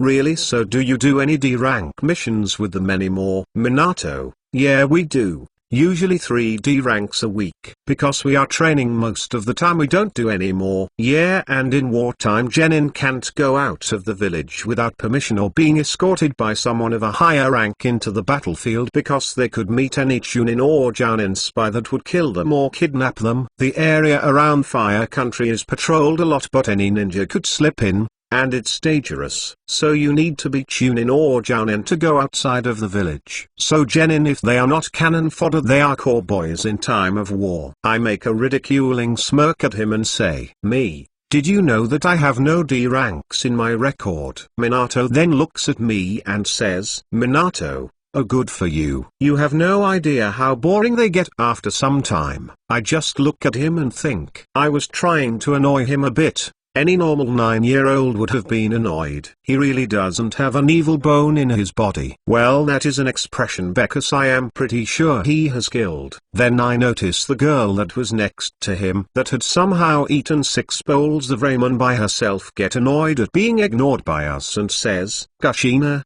hey who are you, kid? You are being disrespectful. I just look at her and make an apologetic face and say, Me, sorry. Sorry, I didn't mean to do that, senpai. Then I look at her and say, Me. By the way, you are a kid also. Kushina, what do you say? I am the Genin, so it doesn't matter if I am a kid. I just look at her with a mocking smile and say, Me. Well, I am already a Chunin, so that means I am your senior already. She just looks at me in anger. Her hair is floating behind her head. So my mocking smile does work. Minato just looks shocked at me. Then he looks at Kushina and says, Minato, Kushina, please calm down and Yami stop pushing her buttons. I then have a small laugh and say, Me, sorry Kushina-san, I was just kidding around. Then after some seconds she takes a deep breath and calms down and says, Kushina, Okay, I will forgive you if you treat me to ramen. I look at her hair intently. She looks nervous. She probably thinks I will make fun of her, but I just say, me. So by your red hair I guess that you are an Uzumaki. Then I will buy you ramen only if you. I give her a cold look. She gulps a little. I then make a bright smile and say, me.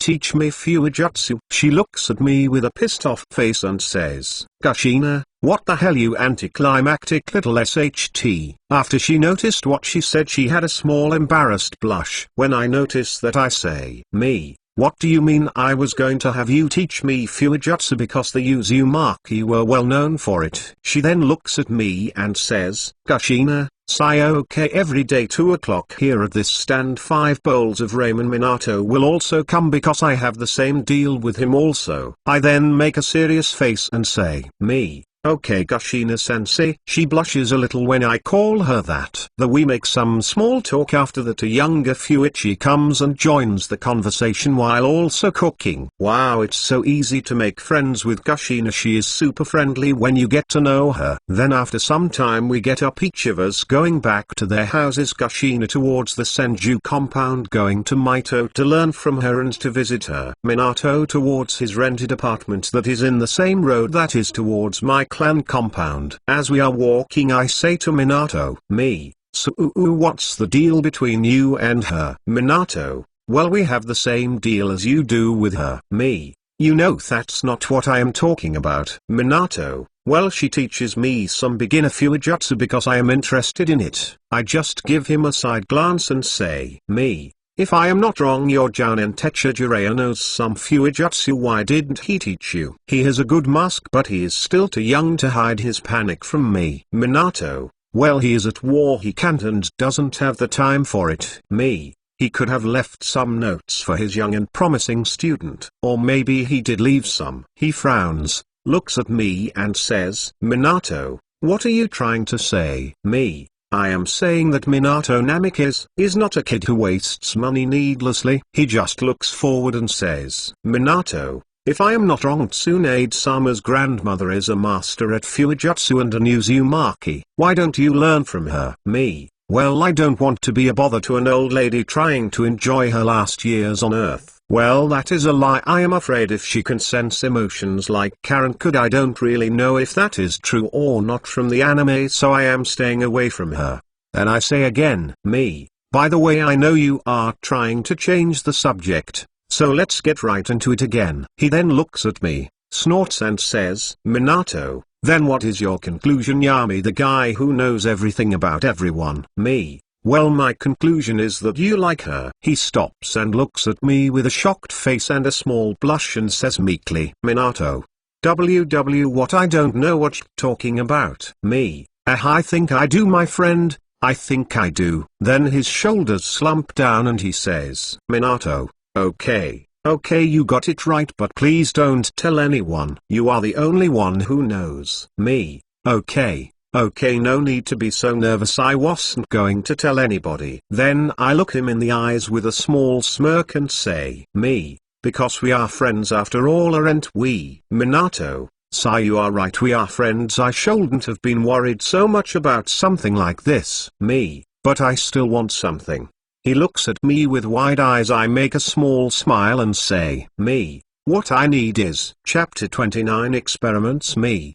What I need is a spar with you. Minato then looks at me and says, Minato, Sai, you could have asked me normally, I would have accepted anyway. I just smirk at him and say, me, I know I am just feeling dramatic today. Anyway, we will spar tomorrow after Fuijutsu studies with Kushina. He looks at me and says, Minato, okay. We then make some useless small talk until we part ways. Then I go into my house and see my clones training in the backyard. I just go immediately in my lab to make sure everything is okay, then do some exercises to keep in shape and go to sleep. Tomorrow, I just wake up, take a shower, wear my usual type of clothes and then sense the closest Chunin, go outside and go towards him. In about 2 minutes I see him in the training ground training with his Ninken. Then I look at him. He looks around 19 years old, so I just say, me, "Hey there, I see that you are training very hard." He turns and looks at me and says, "Good morning Yami-sama." He bows a little.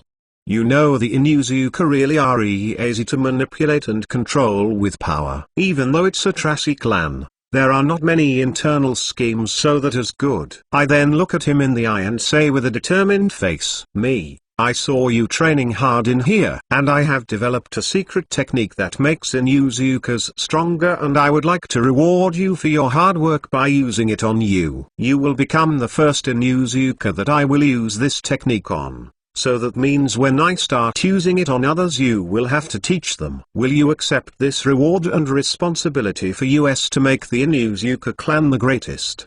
He looks at me with admiration. You know, if this was my old world, looking at a kid like that in the middle of nowhere would be suspicious. He then says, "Yes Inuzuka-sama." I look at his eyes and say, "Okay, then we are going to my house for you to learn it and I will have to activate it." He and his ninken come towards my house. When we are walking I tell him to introduce himself like Tsune did to us, likes, dislikes and hobbies. I wasn't really interested in them. What I really needed was his name. I don't want him to think that he was just chosen randomly because he was the closest ninja to my home, but because I was impressed by him. By the way, his name is Akimaru Inuzuka. Then we arrive at my home. We get into the lab and then I tell him to lie down on the table. When he does so, I pick up his ninken and tell him that he shouldn't be so close and stealthy. Knock him out, after all it might feel his owner in danger and interfere. I also put him in the hallway, tie it up not to move, and have my dog watch the door when I close it, for no one to interrupt me. I also put up the sign in the door that says doing something critical don't come in, so I won't be interrupted by Tsume. I then put two thin tubes his nose and he is immediately unconscious. Well, not really. This is one of the things I had my clone by, a kind of drug that you can't move and you are knocked out, but it keeps the chakra activity normal like you are awake. It's expensive because of its rarity. I bought a lot of different things. My clones spend about 1 million buying different things. And this first experiment is not dangerous. The worst he can get is memory loss or something trivial like that. I can just bash his head on a tree and leave him there on the training ground, and most would think that he got injured while training. I wrap him in the table tight with belts and ropes all over his body and the table, leaving only the upper part of his head open and above his heart. Then I took out an extra thin senbon-like needle, run chakra through it and stabbed it into his brain. His body jolted a little after the stab. I immediately took it out. I just punctured a hole into the first gate of opening. I ran a full scan on his body.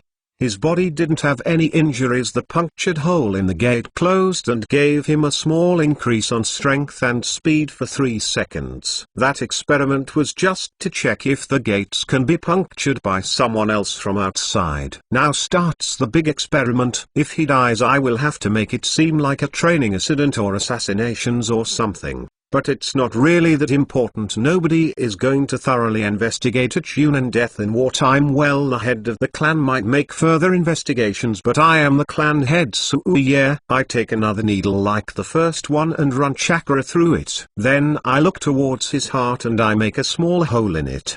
His body immediately starts heating up and now he is jolting violently. I then immediately pull out the needle. The hole on the gate is not closing itself, but it's starting to become bigger. Well, that is within expectation. I just use my chakra to forcefully close the small hole, but it only stops expanding and it doesn't close. So then stab him again in that hole and use healing chakra through the needle while taking it out. It then heals. I wish I had a dojutsu to be able to see what is going on there, but I don't have one, so I have to fully 100% concentrate my chakra sensing in his heart and have different machines to be able to help me with the job, and even then it's not even 80% accurate. I then run a scan through his body. It's definitely taken a toll on his body. It even took some lifespan, not a lot, but still not a technique I would use on myself. It did raise his original chakra amount a little and his original body strength a little from the destroyed muscles. So it has an ability to raise body strength and chakra temporarily and even raise it a little of it forever after every usage.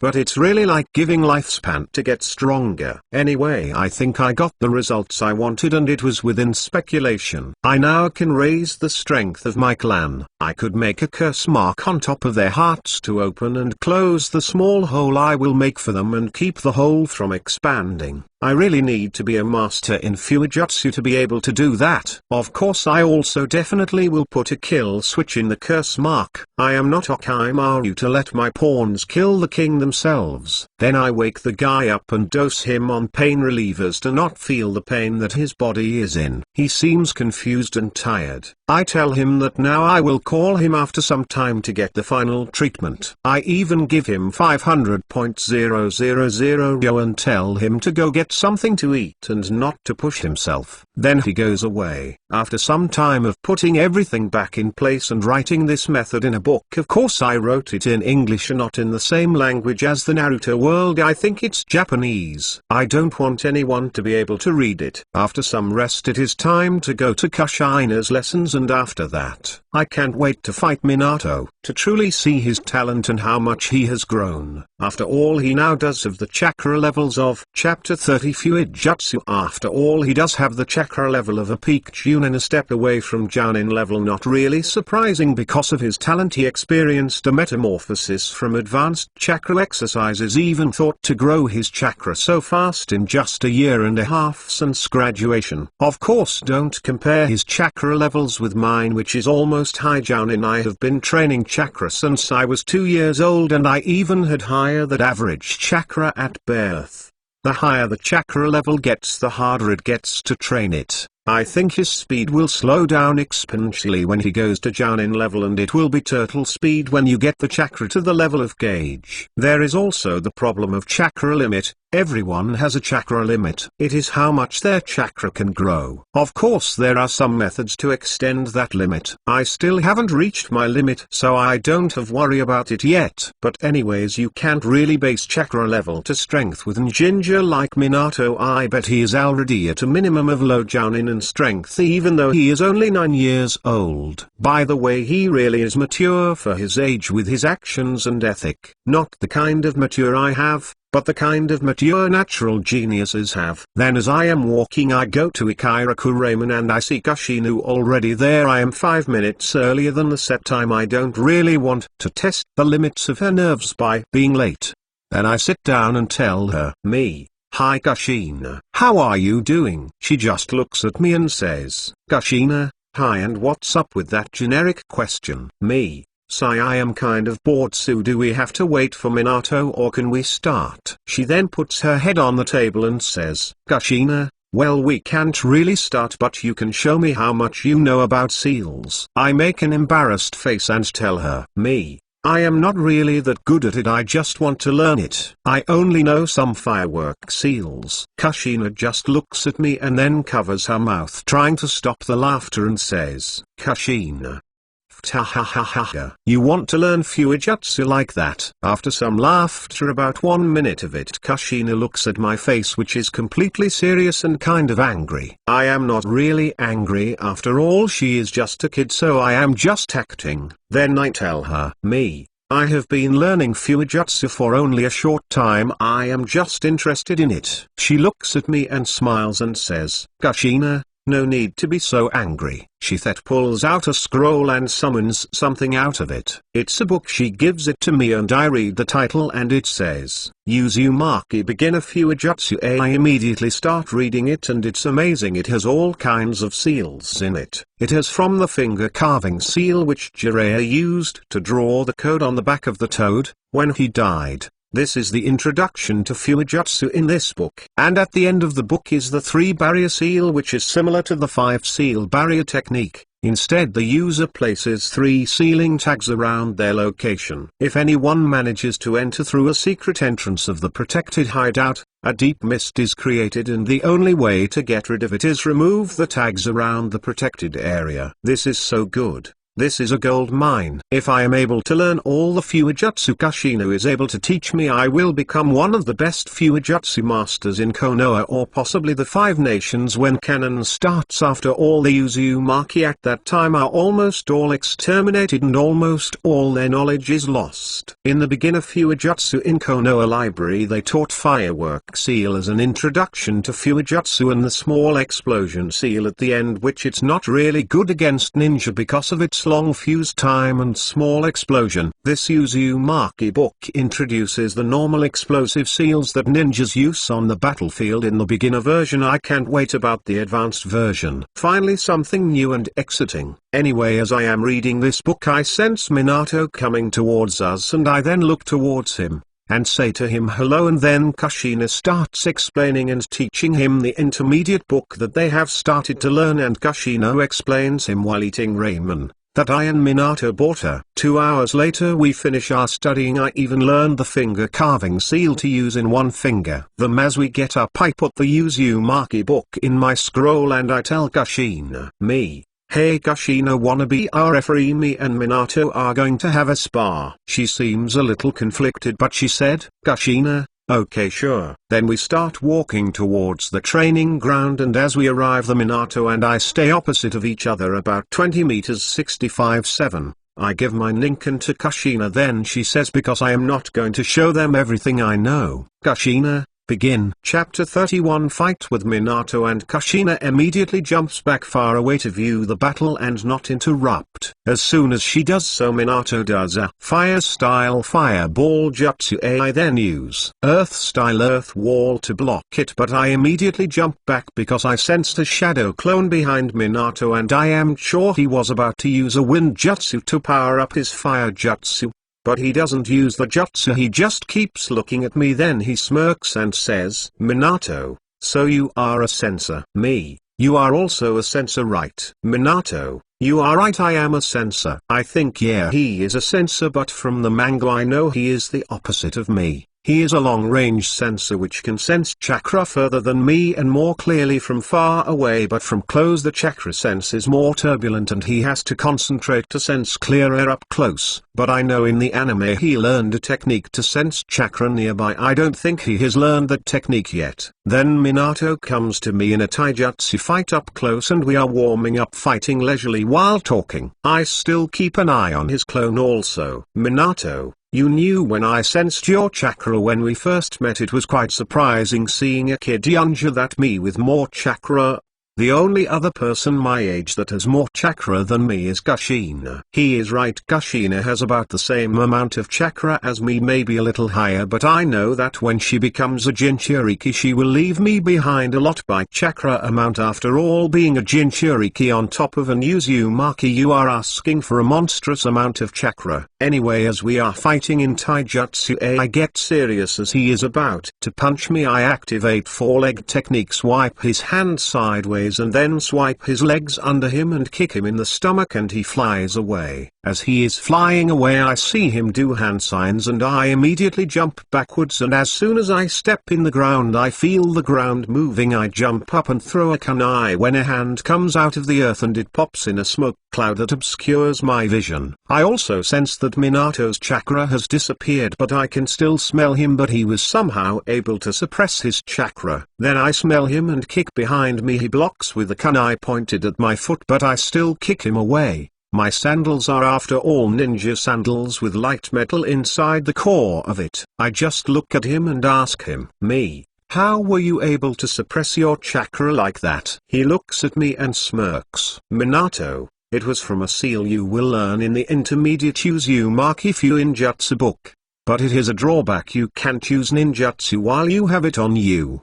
He shows me his wrist with a ripped tag on it. I see now. Well then I need to make countermeasures against that. Minato, how about you? How were able to find me? I just point towards my nose. Minato, I see, I didn't take that in account, I forgot about it. He then uses lightning style spider net, and a lightning spider net starts spreading on the ground. I jump back on a tree. Then Minato looks at me and throws a kunai. I see the kunai heading towards me, then as I dodge the kunai, Minato appears from it. He used substitution with the kunai, then I kick back immediately. He positions his body mid-air and dodges and still kicks me towards my face, which I block with my hand and throw him against the tree hard, but then it turns out it was a log and he is behind me with a kunai about to stab at me. I immediately use substitution. He stabs the genjutsu on the log that looks like me lightly in the shoulder, not to hurt me, but then it puffs out and it turns onto a log. Then I am behind him with a kunai at his neck. He puts his hands up and says, "Minato,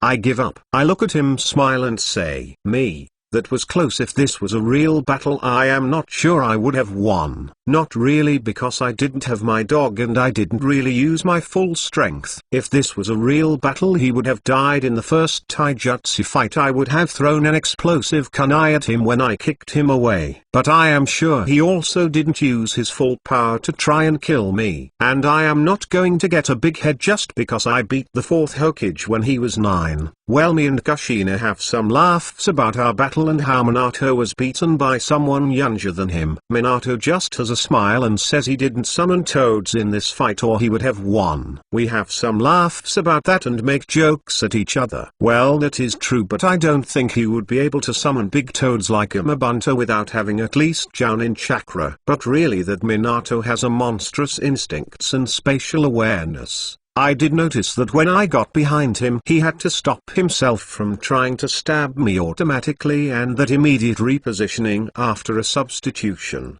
The Flying Thunder God technique is strong, but what makes it overpowered is Minato. After all, if you gave someone random the ability to teleport to a kunai, but he could teleport to a kunai and get a projectile in his skull thrown by a random ninja. Minato beat 1000 ninja like that and he didn't do even the slightest mistake with it or he would have died. But I still won because I had a kunai at his throat and could have killed before he could react. Author here. Next chapter something special happens and a time skip. I couldn't put it here as a cliff, so yeah. Chapter 32. Time passes. And talent time skip some months later, age 9. I am in the shower right now as I am thinking of what happened in the past months. In the war side of things, Hiruzen and Sakuma were able to hold the third Raikage back. Then of course Kumogakure Cloud Village was mysteriously attacked by Miss Ninja, which were actually Danzo's route. They also died in that mission, so Raikage had to return back to his village. But the same plan won't work again because now the third Raikage left Blue Bee, the current 8-tail Jinchuriki, to defend Kumogakure. So now the Raikage is currently attacking towards Land of Fire again. He probably discovered they were from Konoha, but it will be a long time before he succeeds because now he doesn't have the same momentum as before, because the Hokage and Sakuma are there to fight him. I haven't been to the battlefield anymore because of me being the clan leader and using that as an excuse. I don't know how long that excuse will work, but I will use it until it doesn't work anymore. Also, I had my birthday. I celebrated it by eating ramen with Kushina and Minato. I learned all the seals in the basic Uzumaki Fuinjutsu and I am now in the intermediate book, which the introduction seal is the paralysis seal that is a brank.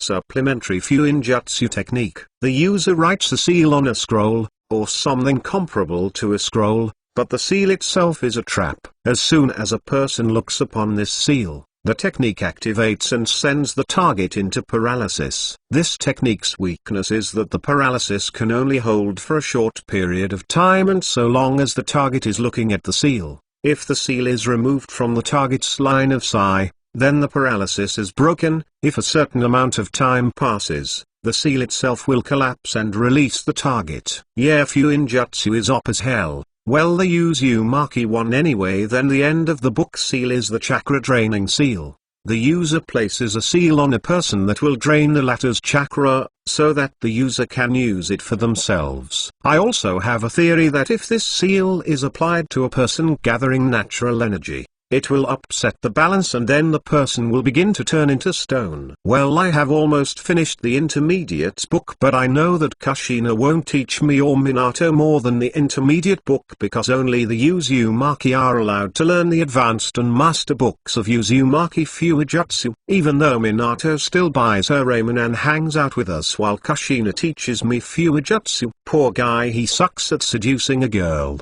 Kushina has totally friend-zoned him. I even saw him once reading a book on love or something like that about girls' feelings etc. I then get out of the shower and go towards my room. I remember how shocked Kushina was when I learned beginner Uzumaki Fuinjutsu in a month and a half. She called me a genius like her in Fuinjutsu. Minato learned it in 1 month. She told me he would be a genius amongst geniuses even by the Uzumaki standards. I then open the door to my room which has a no entry sign in it. I look inside my room and think, genius huh?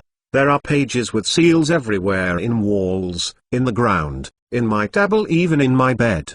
And 4 clones studying seals in there. I would like to think Minato also used this method also, but at most he could make 1 to 3 shadow clones with his chakra when he was learning Fuinjutsu. I wear some clothes and go outside towards Ikiraku Ramen. I haven't been concentrating only on Fuinjutsu. I also learned a lot of B rank Winjutsu using my clan members which are special jounin to get me some of those jutsus for me because they are not full jounin. They have only 1 element to choose from the jounin library. I had them bring me different earth, water, fire and wind jutsus of B rank. The C rank ones I could get myself. I learned jutsus like earth style, iron skin. It makes my skin stronger. I think it's a jutsu Kakazu used. I also learned a lot of B rank jutsu like fire style, big flame bullet, water style, water trumpet, wind style, pressure damage, wind style,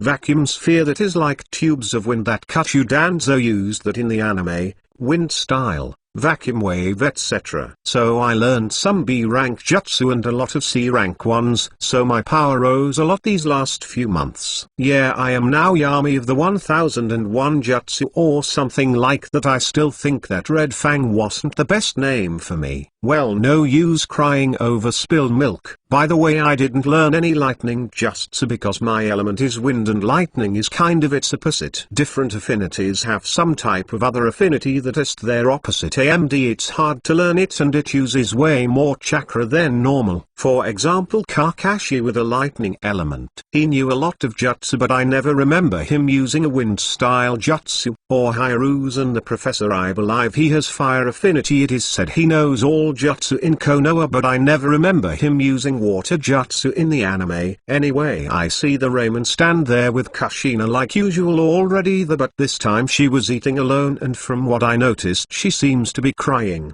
Then I sense her chakra and I am surprised. Chapter 33, a look into the past. When I sense her chakra I am surprised.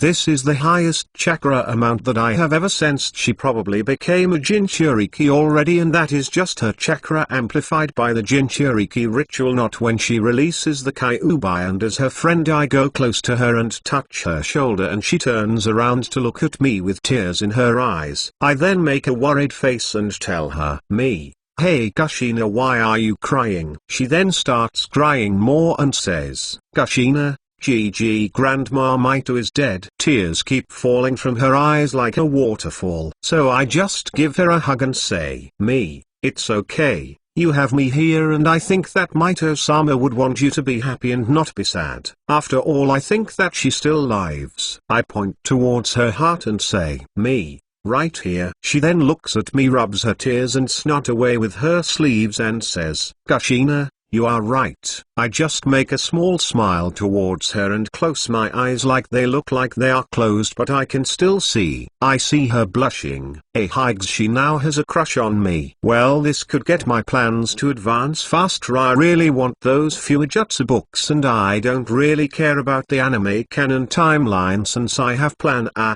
B and C on how to be able to beat Kaguya. Sasuke and Naruto now are my plan D on how to deal with Kaguya. Anyway, I don't really care about the story as long as I get what I want. If the story goes canon it's okay. If Naruto or Sasuke aren't born I don't really care that much either. But there is also that I don't really like kids in that way. I am into grown women, and Adult Kushina isn't the kind of girl I would keep more than a week just so I could have sex with her, and I know I would get bored of her pretty fast because she has an overbearing, violent and nosy personality. I mean, the only thing she has going on is her pretty and exotic appearance. Her personality is not really complex or unexpected for it to be interesting, plus she doesn't have a scheming or super intelligent mind to be interesting or amusing to me. She could be hiding all that and I will be in guard anyway, but that is my assumption of her. Plus I don't care about love, the only thing I care is immortality. Then after some talking me and her for a couple of minutes, Minato arrives and comes towards us and his face is normal when he sees Kushina. I guess he sensed the changes in her from far away even better than he can now probably. He then greets us and we have a small chat. Kushina explains what happens to her and Minato consoles her, but it doesn't have the same impact as my speech did. But she was grateful and happy to have someone else to relay on. I still keep my head in the book about intermediate seals, and while I am memorizing some of them I think back to my first life and the first death I experienced. I still remember that day so clearly. Flashback: 12 years old. I was in my room reading a school book.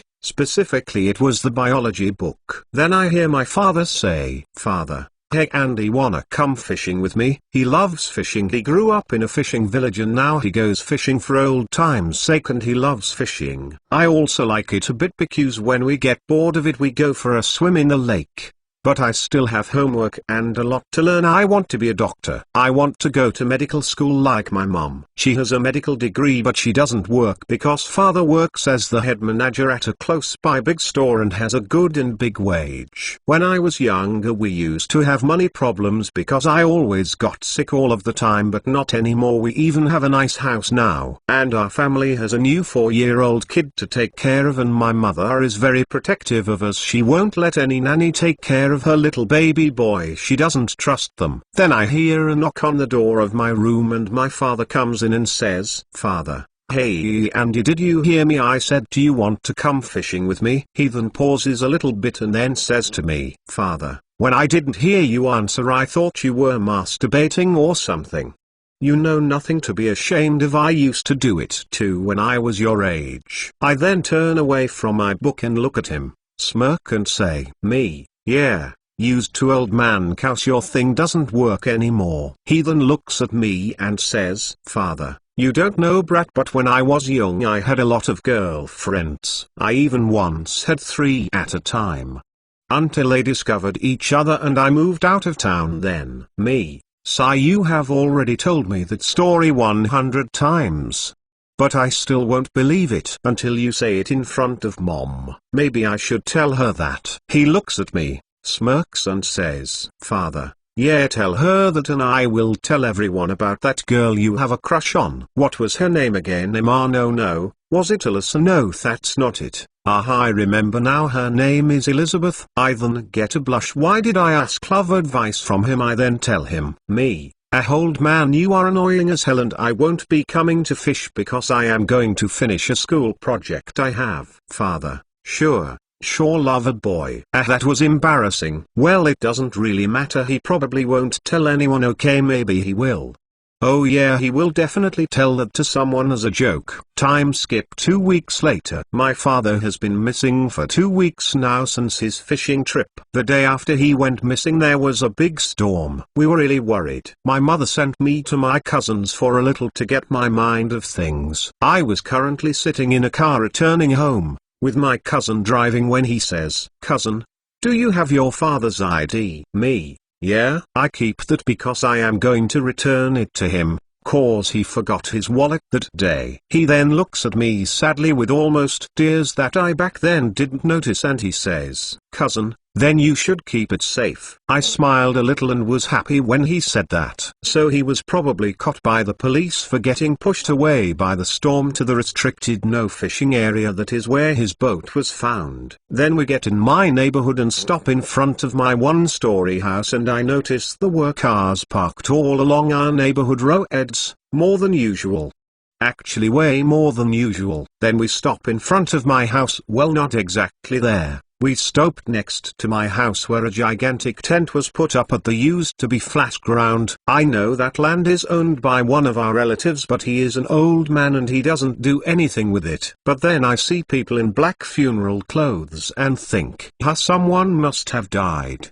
Then I see my first uncle crying, which I didn't notice back then, coming outside. I just look at him, smile and say, "Me, "Hey, good morning, uncle." He doesn't say anything and just grabs me by the arm and says, "Uncle, you have to say your goodbyes to him." My brain was working in full capacity to figure out what is happening, and it does so before my eyes look at the body laid in the middle of the tent in a coffin with my mother crying in a chair at the side of the tent and a lot of people doing the same. After all, the person in it was very loved by this community. He always helped people and was fun to be around. I then hyperventilate when I see the person in it. Tears won't stop coming from my eyes. Me. Heavy breathing.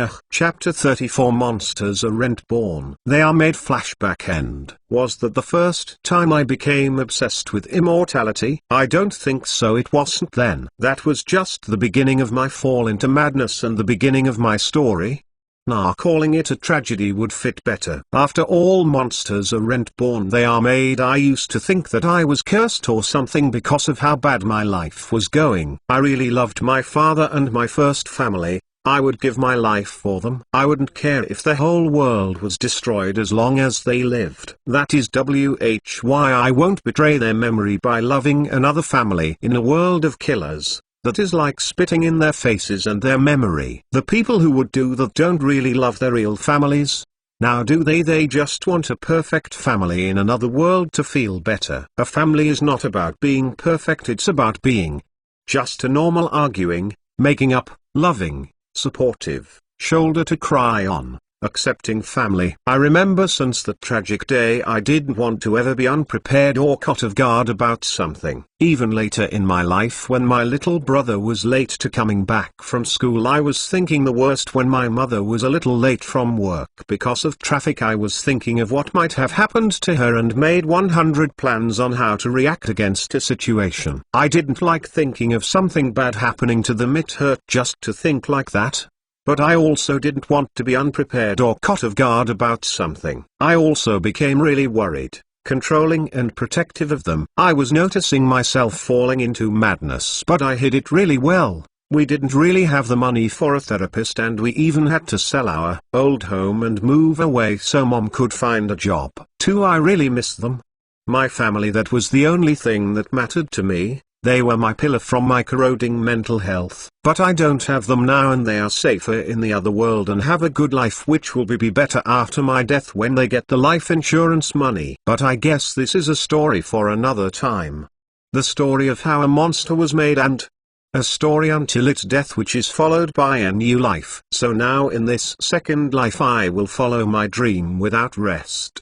Yes, I am truly self-aware. I am considered a psychopath by the normal person. Sigh. Then I come back into reality. Minato and Kushina were eating ramen now. She looks towards me, makes a small smile and says, "Kushina, hey Yami, why are you making such a face? Come and eat some ramen, it's really good. The new miso ramen Duichi makes is a heavenly food. Plus Minato said he is paying." Minato chokes and coughs while eating ramen. When Kushina said that, she really got him wrapped around her finger. I just smile towards her and say, "Me? Well, who am I to refuse my best friend's request?" Kushina then immediately stutters a little and blushes and says, "Kushina, are we really friends?" Of course we are not, Kushina, I thought.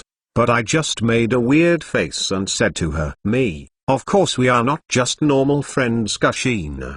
Me, you and Minato, we are best friends, right?" She just shyly nods. Then after some chit-chat I learn from Kushina that Mito's granddaughter is coming to visit her grave to pay respects and to get to know her successor, Kushina, a little better. Well, by her granddaughter she probably means Tsunade, so she will be coming to visit her. Well then, I better prepare for it. Time skip 3 weeks later. Well then, it has been made public that one of the Seinen is returning to Konoha to protect it in this time of war while the Hokage is fighting the Raikage. Well, there are probably other reasons for her visit except what the public knows. She is here to visit Mito's graveyard, and to help at the hospital probably.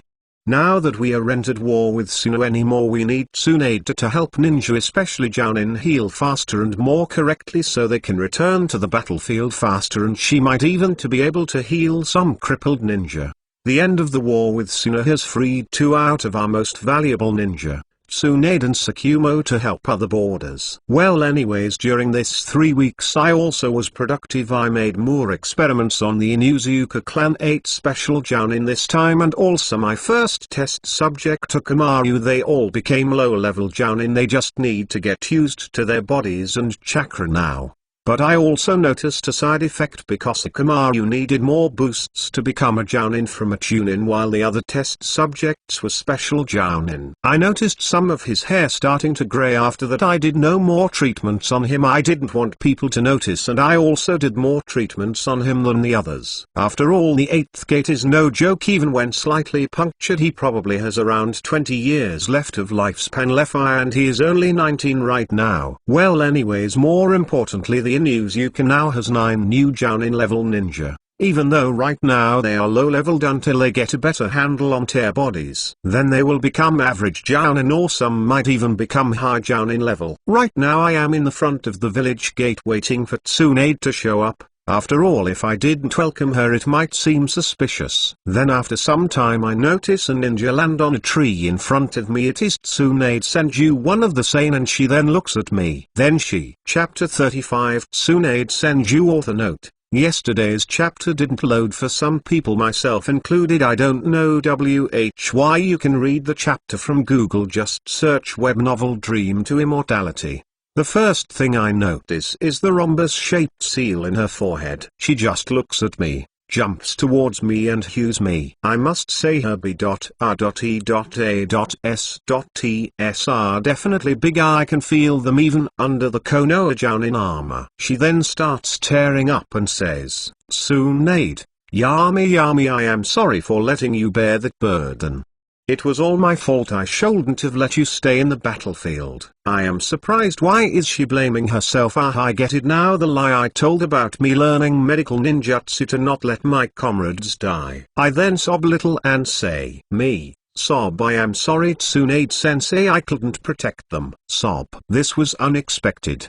Then she takes my head into her hands and says, "Tsunade, it wasn't your fault. I promise I will protect you from now on in their memory." Okay, this just took an unpredictable turn. I need to readjust my schemes a little then. Then after some heartfelt reunion, Tsunade goes to her grandmother's grave and pays her respects. Then she is going to the Sarutobi twins clan to pay respects. I tell her that I can't go because I am not ready to face the guilt of my actions, and that I will go when I am ready. In reality it's just going to be a waste of time. Currently I need all the time I can get to become stronger. After all, there is a war going on. I then go home to my lab. I think I need to go to the battlefields to get more test subjects. After all, I can't really take Konoha citizens because now that we are at war and a citizen goes missing, they are definitely going to investigate, and I am not strong yet to live freely outside of Konoha. I then draw seals all around my lab to not let anyone come inside, and if people try to use force it will self-destroy the lab. Of course I have taken care of all the evidence in the lab, but you can never be too sure. By the way, I also burned the heads of the 3 sand Jounin I had in my cool box. I don't really need the money because I have a small fortune now. There is no evidence left of what really happened that day from the peace meeting with Suna. Time skip tomorrow. Tsunade has finished paying respects. Now she is emotionally calmer than yesterday and finished all her work for today also. So that she is sitting in my backyard laying down in the grass in casual clothing, a short white kimono and black gym short pants. She just looks at me and says, "Tsunade, you know we are at war and I might die one day, so I want you to be my successor." I look at her. This was within expectation. So the seinen already had the emotional talk about successors. She then says, "Tsunade, do you know my trick to my massive strength?" "Yes, I do from the anime, but I will act like I don't." I make a thinking pose and say, "Me, well, I guess it is kind of like the tree walking exercise where you put too much chakra in your leg and the place in the tree explodes." Tsunade smiles towards me and says, "Tsunade, you are right, it is kind of like that." But she gets up and punches the air. I felt something weird. Then she says, "Tsunade, I did use my technique right now, but nothing happened to the air like a current or small explosion." I see, so that is how it works. I get it now. I smirk towards her and say, "Me, I think your technique has 3 parts to it. 1. When you punch, it uses chakra control to strengthen yourself, so that means you aren't using only the chakra explosion but also chakra strengthening. 2. You also cause a ripple effect when you punch to spread your explosion and make higher widespread damage, and the chakra explosion is unnoticeable. 3. You also use some chakra to protect your limb from getting completely crushed from the pressure on it. Her eyes widened to be able to tell this much just from close to no hints. Is a genius at observation, almost like the Sharingan. That is what you are thinking, isn't it, Tsunade-sensei? When I explain the process like that, it sounds simple, but it is nowhere near as simple as it sounds. To do even half of that requires extreme, no perfect chakra control, and she can use it in all her limbs. In the anime there were people who said Sora could surpass Tsunade. That is absolute madness. Tsunade had the talent to come up with such a strengthening technique, plus even though she is a medic ninja and has perfect chakra control, her chakra amount is not small after all. She is part Senju and Uzumaki. To get this kind of chakra control with her almost S-rank chakra amount is nothing but a monstrous feat. She can even crush rocks with only her natural muscular strength. Her stamina is also monstrous. She fought with Madara for a whole day and could still, after the battle and getting cut in 2, mass heal the Shinobi Alliance. The Tsunade we see in the anime is a woman in her mid-50s who spent the last couple of decades drinking and gambling and doing zero amount of training. Anyway, I look at her, she also just looks at me with her widened eyes and says, "Tsunade, are you sure you are not a new Kaihu in disguise or something?" I have a small laugh and say, "Me, I wish I was Tsunade-sensei. That would make learning things so much easier, but alas, some things just aren't meant to be." Tsunade rubs her forehead. "Tsunade, sigh, there was no need for such a long answer. You talk like an old man." I just smirk and jokingly say, "Me, and you like an old hag?" Then a tick mark appeared in her forehead. She frowns and then says while cracking her fingers, "Tsunade, careful, lately you are getting cheeky, Yami." I then, Chapter 36. Tsunade has gotten stronger. I then stop smiling and look at her with cold eyes. I then immediately bow down and say, "Me, sorry Tsunade-sensei, you are the most beautiful, gentle, strongest Konuichi in the world, and I would never get cheeky with you." She just looks at me, smiles, comes towards me and pets my head gently, then suddenly she squeezes my skull. "Me, or Tsunade-sensei, why, Tsunade, you should stop acting so ridiculous." Then she lets go of my head. Wow, what monstrous strength. But anyway, that was so I could lighten the mood a bit, and I need them to think this is my way of dealing with depression. After all, every ninja has their own way of doing it. That is why most elite ninja have a quirky personality. Me, okay, now Tsunade-sensei, what will you teach me? She then looks at me and says, "Tsunade, okay, I just need you to sit in a meditative position." Me, okay. Then I do so, and then she does the same. Then takes a bottle of ink and a brush from her kimono. Then she says, "Tsunade, take off your headband. By the way, what color is your favorite?" I do so. Then I look at her seriously and say, "Me, well, I don't care either way, but I like the color red." She just looks at me and says, "Tsunade, that was a rhetorical question. I only have black ink right now." I look weirdly at her and say, "Me, why would you even ask that if you only have black ink? And by the way, that was not a rhetorical question." She looks at me and raises her eyebrow and says, "Tsunade, if you hate the black ink so much, go and buy your own colored ink." Me, sigh, can we just go on with this now? I don't care either way. She just looks at me while putting the brush in the ink bottle and turning it clockwise.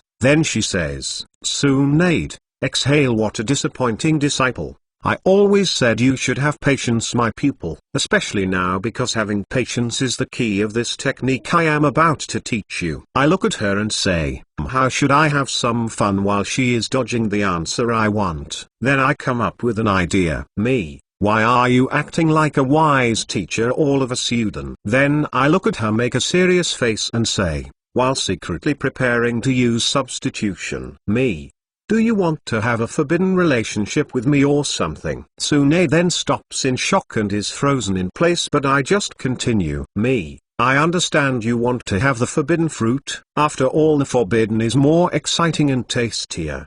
Then I still ramble on while Tsunade is still in shock and say, me, blush. I am also okay with this, Tsunade-sensei. After all, if I am going in the battlefield, I also want to try the forbidden fruit. Don't worry, I won't tell anyone about this. I will take this to the grave. I then make a dark sc.u.me smirk and say, me, this can be a little secret. As soon as I say that, she gets an enraged face and punches me in the face while saying, Tsunade, I said don't be so sc.u.me you brat. Then my figure crashes into a tree. After the dust clears out, there is a log where I was supposed to be. Then I come out from behind a tree and say, me, Tsunade-sensei, if only you were 10 years younger. I like strong-willed women like you. She then looks even more pissed and says, Tsunade, what's that supposed to mean, brat? That I am too old or something? It's so easy controlling the flow of the conversation after you know someone as well as I do. Tsunade, from both the anime and in reality, I should have become a politician in my last life. I then make a tragic face and say, me, Tsunade-sensei, it's quite hard for me to say this, but I must say it. If you wanna go on a date, we should do it after training. Tsunade then sighs and looks at me calmly. Oh, so she noticed I was leading her by the nose?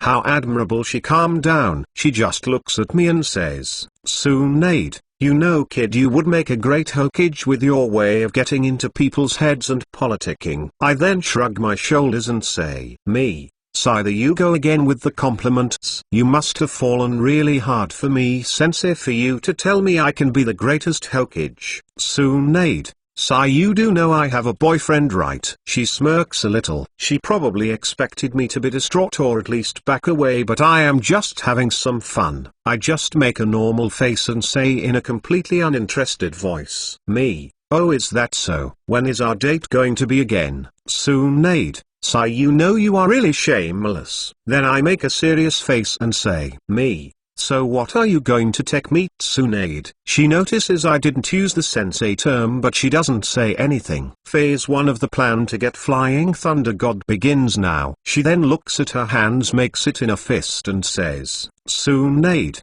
you know, before we fought with Hanzo, I think I had a subconscious arrogance. I don't know when it started, but I stopped improving. Then I thought back on a special seal that Grandma Maito used to siphon the leaking unused chakra of a certain being sealed in her and was able to use it for herself. I know you are going to ask, but no, I can't tell you what it was. It's an S-rank secret. She is probably talking about the Kyuubi. Tsunade, I then thought, why can't I use this seal to siphon my chakra when I am not doing anything to get some of that stored up that I don't use? Well, this an obvious but smart idea of her. Tsunade, it was quite hard. I had to learn my granduncle's mind palace technique that he got from the Yamakas, and then make a place for the chakra and all that. It took me 6 months to fill this seal while holding the chakra control, even while sleeping and fighting, and it was hard to find the specific amount of chakra siphoning because I could get tired fast or suffer chakra exhaustion. A hit used to be so hard, but now it has become an automatic process. Then she makes an angry face and says, Tsunade, if I fought Hanzo now, well,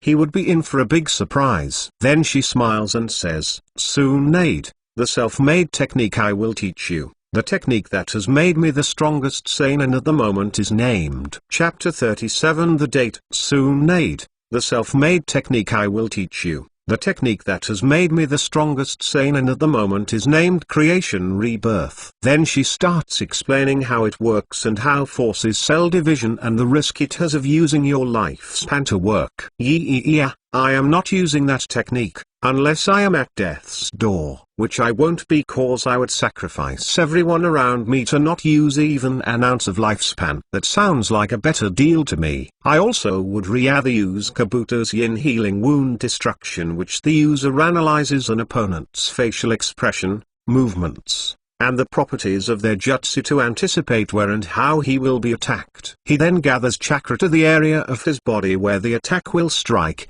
preemptively starting medical treatment in order to minimize the damage he'll receive. The more extensive the damage, the more chakra it takes to heal. The damage from raising in is so great that Kabuto lacks enough chakra to fully recover. But I will be able to pass that weakness with Tsunade's seal. Kabuto's healing technique is really like a miracle. It uses the ability to activate and reproduce cells with chakra to heal. Of course it's harder to use than Tsunade's, but for a healing technique it's in the same category in healing speed with Creation Rebirth. Of course we are not comparing it with Ninja Art Creation Rebirth, Strength of 100 technique that makes you pretty much immortal in the battlefield. I don't think Tsunade has developed that yet. It's true that the Creation Rebirth helps you regenerate with Auto Hand Sign and heals you from kunai cuts or sword stabs, but Ninja Art Creation Rebirth, Strength of 100 technique you could get stabbed by Suzu sword and you will regenerate quickly. You get cut in half and you will still survive, but it cuts down heavily in lifespan. Then Tsunade explains to me some minor details and gives me the scroll to learn how to make a mind palace, which is pretty much a construct in your mind. All kind of constructs can be made there. After all, it is your mind, but it has a limit, of course. But it helps to counteract mind reading for a while. For example, you can protect memories from someone by you build a door surrounded by chains to keep memories safe. But there is also the limitation that you can't kill something like a door that is indestructible and that doesn't open. Anyway, this is really useful to me. Time skip 1 month later. Well, I advanced a lot during this last month. I mastered the intermediate Uzumaki Fuinjutsu book and I now don't see Kushina or Minato too much, and I use the excuse of me being busy with Tsunade Sensei's training. They are not really useful to me at the moment. Of course I am not going to ostracize them, I am just using my time better. I also learned the Creatin Rebirth seal. I now have a diamond-shaped tattoo in my forehead and I am really low on chakra reserves right now at almost all times. I have used that to my advantage and learned quite fast, in only 1 week, Tsunade's super strength technique. And I must say it is really powerful. I will probably have to keep the control for up to 5 months to construct my seal in my forehead. By the way, my mind palace is a complete horror film, let's just leave it with that. And my memories are protected well and hidden. I also have in the backyard of my horror castle, built the place where my extra chakra will stay. By the way, today Tsunade Sensei is treating me to lunch for learning her super strength technique. As I am going to the expensive restaurant where we are going, I think about my plans and schemes. I have so many techniques I want to learn, but I don't have the time to. I could create the raising ninjutsu or learn summoning jutsu, or experiment on my clan members. I have so much I want to do, but I have so little time. I then keep thinking about my plan to make Kushina give me the advanced and master scrolls of Uzumaki Fuinjutsu, but I need to wait a little more for the opportunity to present itself and for everything to be in place. I keep supplying 80% of my chakra to the seal every day, but I don't have Tsunade's chakra amount, who was able to do it in 6 months in the middle of the battlefield where chakra usage was at max every day. With this pace I should be done in 5 months. Pretty much the same as Tsunade Sensei, but I am in the village and don't have to fight and waste chakra every day. Then I arrive at the restaurant, open the door and I see Tsunade in a table waiting for me. I then have a genius idea. I smirk, go outside again and make a shadow clone. Okay, for today I can't make any more shadow clones, but if this works it will definitely be worth it. Then I go towards Tsunade, sit down, order my food, then smirk at her and say, "Me. Well, hello the beautiful." She just looks at me bored playing with her drink with a straw and says, "Tsunade, where did you read that in some cheesy how to pick up girls book?" I still keep smiling and say, "Me. There it goes again, my hard work doesn't pay off." She then smirks herself and says, "Tsunade, yeah, sometimes it really doesn't pay off." I then see an opportunity and ask with a worried face, "Me. What is bothering you, sensei?" She then sighs and rubs her forehead and says, "Tsunade, sigh, it's nothing really, just the usual, my ideas getting refused and all that." I then make a smile and say, "Me. Okay, then tell me the idea." Then she looks unsure and says, "Tsunade, Well, she then starts explaining of having a medic ninja in the squad will help increase the survivability. The least she is asking is to have someone with medical knowledge on the team. I just smiled and nodded seriously. But I was just half listening. I already knew what she meant from the anime. I am waiting for something else. Then suddenly an old woman comes to our table and says, question mark. Well, hello the younglings. I can see that you are on a date together. How romantic. It reminds me when I was younger. You are simply made for each other. By the way, young lass, you should nail him down and keep him. Cute guys like him are keepers. Then, chapter 38, dinner with Tsunade. Tsunade looks at the old woman and tells her, Tsunade, hey old grandma, you need to check your eyes, they might be deceiving you at your age. Then the old woman gets close to Tsunade and whispers just so Tsunade can hear, of course I was a ninja and an Inuzuka on top of it, so of course I heard it also. Question mark. Whisper, I understand now, you don't want him to know yet. Don't worry, at my age I know those things. I know that you like him and I am sure he likes you. After all, if he didn't, he wouldn't have come in a date with you. Tsunade then sighs and massages her forehead in frustration. Then she says, Tsunade, you know you are a really meddling hag. Then the old woman looks sad and just says, question mark. The youngsters these days have no respect. When I was young I also fell in love with a younger man, but I didn't pursue. And I have been miserable since then. She then touches Tsunade's shoulder and Tsunade almost punches her out of instinct. Wow, she is really on edge from being in the battlefield for so long. Then the old woman says, question mark. When I saw you I didn't want you to end up like me. Tsunade, yeah, whatever you say, old hag. Then the old woman smiles and walks away while saying, question mark. Remember my words, young lady, even though you dismiss them so quickly. When the time comes, always follow your heart. Then the old woman goes outside. Old woman poff. When I am going outside, a young waitress stops me and says, question mark. Ma'am, you left without ordering anything. Did any waiter upset you? I then smile and say, old woman, no, I just went to the wrong place to meet my grandson. Then the waitress looks worried and says, question mark, do you want me to help you find him or anything? Old woman, no, I know where he is, don't worry young lady. Then she waves and I go in an ally and undo my transformation, and then a young boy with Inuzuka tattoos comes out of the transformation and dispels himself, proving that he is a shadow clone. Old woman poff and MC poff. I then get the memories of my clone, but I just shrug them off. Then Tsund looks at me. I look back at her with a serious face and say, me, I think you should listen to her, Tsunade. She then gets angry immediately and says, Tsunade, you know you are becoming more annoying each day. I then smirk and say, me, and you love it, right? Tsunade then sighs, and then after some more small talk the food comes. When we are eating I can't help but stare at her chest when she doesn't notice. I then keep thinking, how did she get from a flat chest from her childhood to this 106 centimeters 3/4 chest? I am quite curious, does she store the chakra from the 100 strength seal in her chest and Sakura in her forehead? Is that why Tsunade has such a big rack and Sakura such a big forehead? No, Tsunade also stores her chakra in her forehead. Anyway, as me and Tsunade are eating we make some small talk and I ask her, me, Tsunade-sensei, are you going to go to the battlefield soon? She just looks at me and says, Tsunade, no, not really, I am going to be here for at least 3 months. I smile at her and say, me, that's good, we have a lot of time to catch up. Tsunade looks at me suspiciously like I am planning something and says, Tsunade, what's that supposed to mean, kid?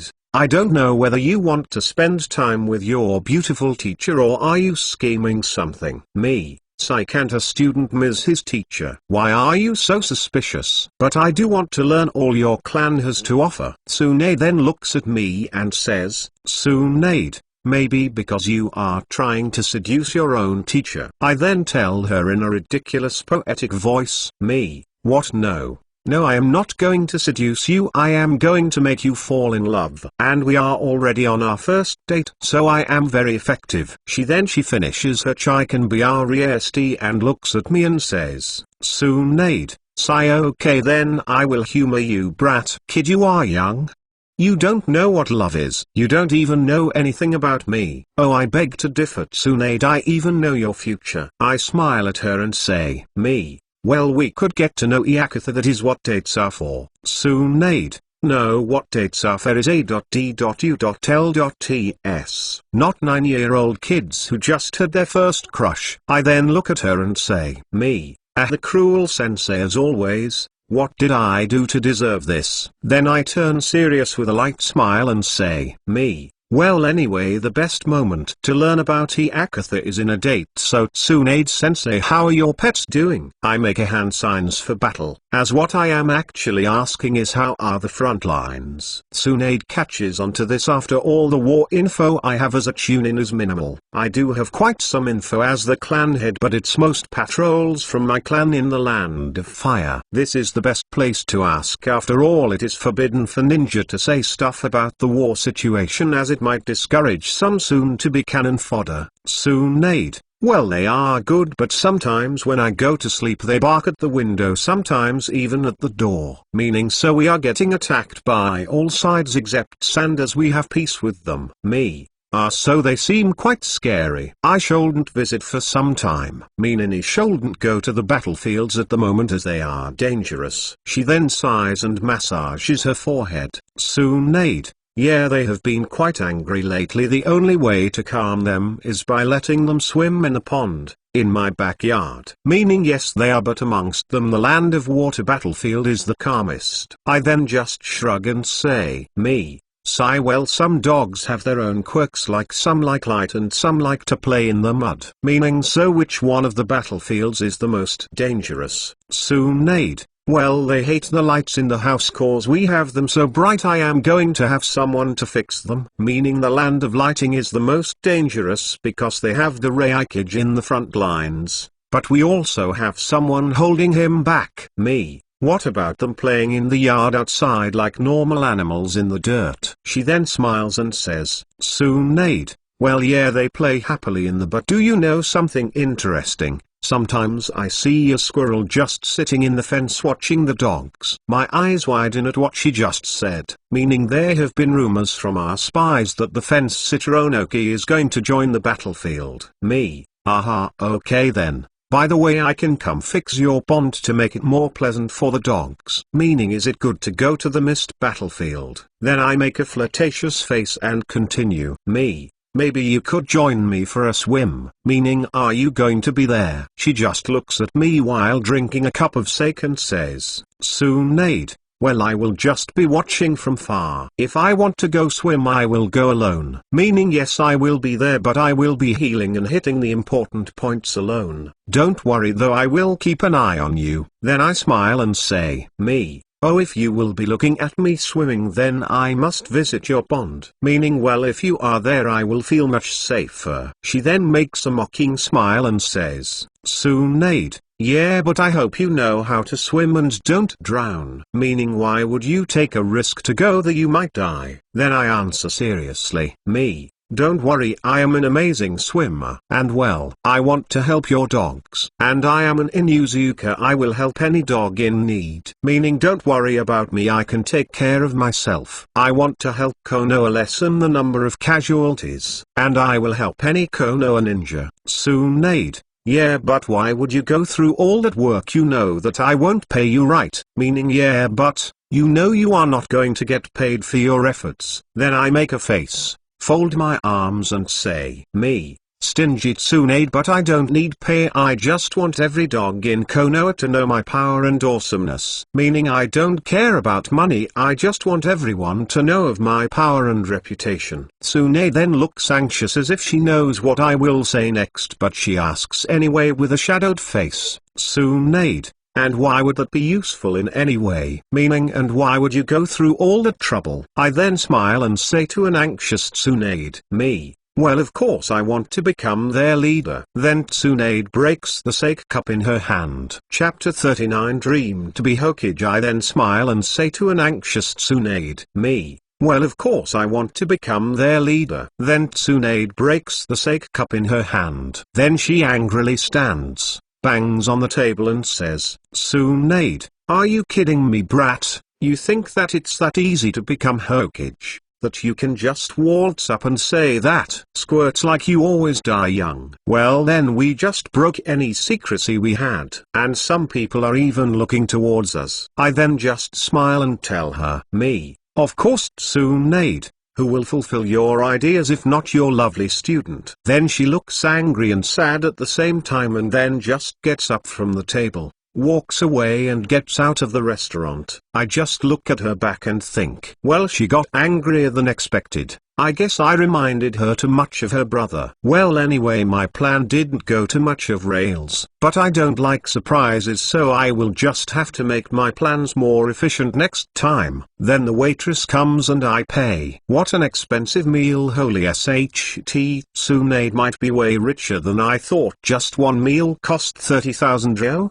That is crazy. I know the food is really good and all that, and most of the customers here are nobles that come to visit Konoha, but still, this expensive? Are you kidding me? That is like around $3,000 for a meal for two. Anyway, I go home and go to sleep after taking a shower. Time skip 1 month later. Well, Tsunade didn't talk to me for 3 days after that encounter, and even then we didn't talk about it anymore. I mean, Dan probably already expressed his wish to be Hokage, but she thinks that he is an adult, and Tsunade probably thinks he has the power to survive having that dream. Also, Asuntaris' death might have made her become more against the types of kids wanting to be Hokage. I mean, both him and Nawaki died. She might think it's my turn. This month I was learning Rasengan and I almost have it mastered. I believe this week I will master it. It took me so long cause I don't make shadow clones to master it faster, and I am learning to make it with one hand. I also didn't have anything new to do after I wasted almost all my chakra, so I just started making explosive tags and different seals for when I go to the battlefield. My and Tsunade's relationship hasn't developed anymore. But I don't regret what I said in the restaurant. I need her to take me seriously like an adult. Sure, that won't make her see me as an adult immediately, but you know what they say, the 1,000-mile journey starts with the first step. The Rasengan is the first A rank Jutsu I will learn. Tsunade has offered me to give me the summoning contract for Katsu, but I refused. I know Katsu is a top rank summoning, but I don't think she is the right for me. Sure, I would get a gigantic summoning and be able to fight stronger opponents. She is also able to heal others, but I don't really care to heal others. What I want is a stronger summoning that can help me in the fight, even against something like Perfect Susanoo. Obviously not to fight with the Perfect Susanoo directly, but give me support. I want the kind of summoning that even to someone with endgame Naruto power, it will be useful to them. Time skip 1 month later. Tsunade is trying to convince me to not become Hokage by saying stuff like all the paperwork I will have to do, long meetings and all that. But she doesn't understand me. Imagine all the forbidden techniques you will be able to learn without sneaking around. By the way, my stealth is way better than Academy Naruto, but I am 99% sure that it isn't that easy to take a forbidden scroll. It has to be harder. Naruto made it look so easy. If it was so easy, everyone would know those techniques and every spy would give his life to get them. Didn't Uzumaki make the security seals around it and allowed people with the Uzumaki blood to be able to get in? Or is it because Naruto is a previous Hokage's kid and the seals maybe allow a Hokage's family to get in? Well, no use worrying about it. In no way am I going to risk it for some techniques that I can't even use well. And most of them I can't even use. I also need to do more research in the 8 gates technique. But I am not exactly comfortable doing so if I am not in my best shape. After all, you know, An 8-gate Berserk individual is not something I want to deal even if I am at 100%. In the anime when Sakura was learning 100 strength seal technique, her power didn't really drop drastically like me because she didn't have big reserves and it took her 3 years to complete it, and you can't really get weaker than Sakura at the time. Still have 4 months left to complete the technique. I am keeping an eye on Kushina because my plan to get the final Uzumaki books is at the most important phase right now. If I can't get them now, I don't know if I will be able to get the chance again. Then I pet my Ninken Shiro who is sleeping in my lap and think, time for you to grow bigger, little guy. Then as I am in my backyard petting Shiro and watching Tsume training, by the way she is 7 years old now, still in the academy, she wants to graduate faster so she can show her strength on the war, but I sternly advised her against that.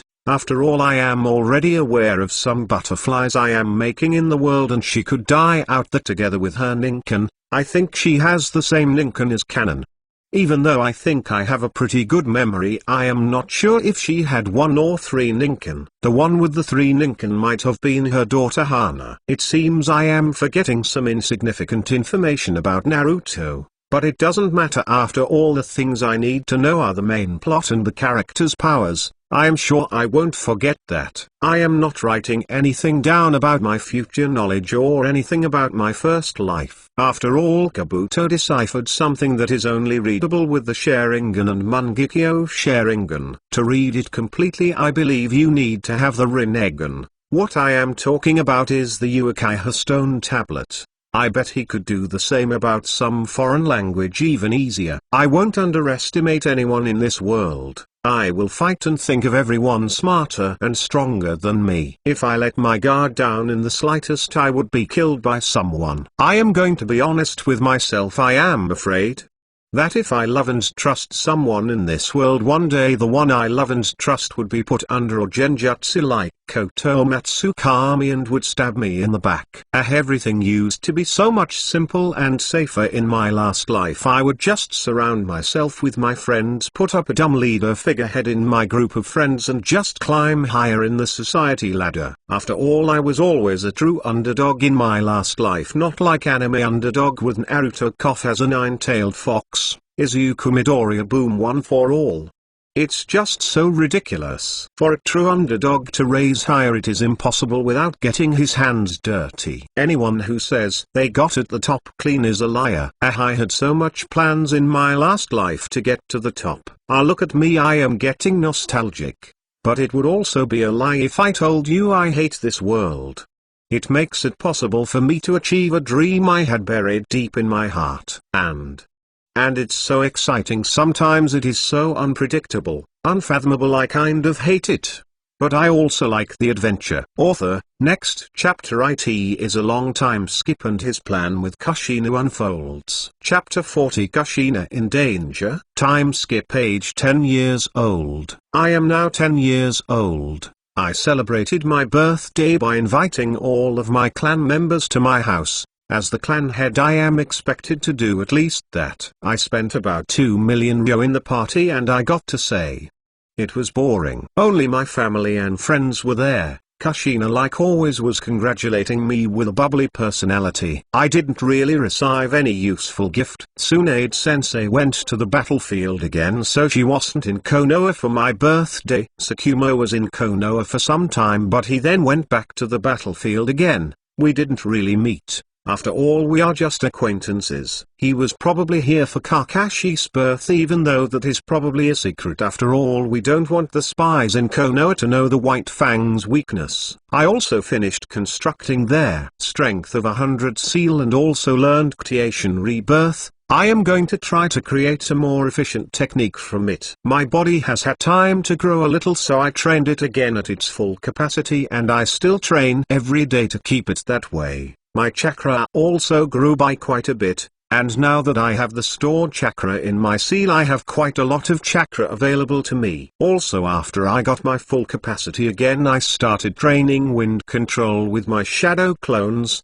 You know the one that Naruto did to split the waterfall? I did it in a normal waterfall that I created in the Inuzuka training ground. Of course I am not Yamato, so I used a river to help me make the waterfall. I still haven't got the wind control technique down yet, but I can feel it. I am close to doing so. In the battlefield side, Konoha and Cloud are in a stalemate. In the rock side, the battle is happening in the land of rain. The main fighters on Konoha's side are Dan, Jiraiya and Orochimaru. Tsunade is in the mist battlefield, but she might also move to the land of rain to fight against rock. Hanzo is just fighting both Konoha and Rock Village that are fighting in his country. But there is just one of him, and there are probably a lot of massacres of his people going on in the land of rain. By the way, Mist is being very passive. They might try for peace. Or they are planning something. I am going to bet that they are planning something. Anyway, I am not going to the battlefield at the moment. I still keep observing Kushina, waiting for my moment to strike. Time skip 5 months later. As I am going to the meeting place that me, Kushina and Minato were supposed to go, I think back on the progress I made during these last months. I mastered the wind control exercise. Of course I don't have the chakra to use rays and shuriken, but I can now coat my weapons in wind chakra, and I am even able to throw them with wind chakra still being on them. I am now also able to cover my claws in wind chakra now to make them able to rip through people like tofu. So yeah, now I'm very dangerous to fight in close combat. I have also been storing a lot of chakra in my seal. I have about 10 times my normal chakra in my seal. So yeah, it's like having 11 low elite Jounin chakra in one person, which is a lot. Then as I arrive at the meeting place, which is in a training ground, then I see something in the ground. My eyes widen and I think, finally, there is some red hair left in that place. Well then, time to start the plan. I then sense all around me and stay in the just holding the hair for about 15 seconds, and then Minato comes and then he says, "Minato, hey Yami, where is Kushina?" It's not like her to be late. I just look at him and show him the hair. He just looks at it confused and says, "Minato, Kushina's hair?" Then I point in another direction, in which there is another patch of hair. He takes it in his hands and then I say, "Me, why would she leave her hair like this?" Then my eyes widen and I say, "Me, impossible. Minato, follow me." He looks at my serious face and he then follows me. I then tell him my speculation that something happened to her, and then we keep following the trail for hours until we are in the land of hot water, which is between the land of fire and the land of frost. In the land of frost is where the battlefield between Konoha and Kumo Cloud Village. It takes us some hours to catch up to the ninja. It even becomes nighttime. But me and Minato just keep following the trail. Then we see the 3 cloud ninjas just walking, with Kushina also walking, tied with a rope around her upper body. They think they are in the safe right now. They didn't notice that Kushina left a trail of hair for any enemy ninja to follow. I sense their chakra and tell with hand signs to Minato that they are Anbu level. Then me and Minato put on a chakra suppressing seal and attack them immediately. Minato takes out one with a chop to the neck and I take mine out by slicing a kunai behind his neck. The last one notices and jumps back. I immediately undo the chakra suppressing seal. Me, growl demonic illusion, paralysis dog binding. His eyes then get unfocused. I just throw my kunai towards him with wind chakra and it passes right through his throat and spine. Kushina is still walking absent-mindedly. Then me and Minato get in front of Kushina and then both say at the same time, "Me, Minato, are you hurt, Kushina? We came to save you." Then she looks at us and she smiles before starting to fall down. Me and Minato catch her and untie the ropes. I smile towards her and tell her, "Me, you will be alright now." Then I nudge Minato, who blushes a little but carries her like a princess. Then Kushina comes to her senses and says, "Kushina, hey, wait a minute." The Minato jumps up, and Kushina looks at Minato's hand and sees her hair. "Kushina, teeth that's Minato, your hair is beautiful." So I noticed it right away. I also jump right behind them and then think, this is so weird seeing kids doing that Romeo and Juliet thing. Then Kushina looks away with red cheeks and says, "Kushina, but you always ignored me." She is probably talking about him not helping her with the bullies in the academy. Minato, because I knew you were strong, in body and spirit. Then he lands on the top of a tree. I lasso land on top of a tree next to them. Minato then says, Minato, but this is a fight between villages. It's different from your other fights, so. Kushina, while looking at his face, says, Kushina, so. Minato then smiles towards her and says, Minato, I didn't want to lose you. Kushina blushes and says, Kushina, even if I am an outsider. Minato, why do you say that? You live in Konoha, so you are one of us. Yeah, this got boring real fast, better do something useful. Then I put all the bodies in a scroll, and after some time we started returning to Konoha. When we arrived in Konoha, we got questioned a lot by the Konoha Council. Then we showed them the evidence of 3 Klaus ninja and they checked the bingo books. One was worth 14 million, another 2 million, and the last 17 million. The 2 million guy was probably some hidden agent or spy, because he definitely was stronger than 2 million. The council, which the members are Homura, Koharu and Danzo, all gave us the ninjas' bounties and told us to decide amongst ourselves how to split it. Then we go outside of the Hokage Tower and we split it 11 mil for each, even though Kushina didn't want to accept her part, so I said, me, Kushina, we are friends, right? She nods shyly. Then I smile and say, me, then I want you to have it.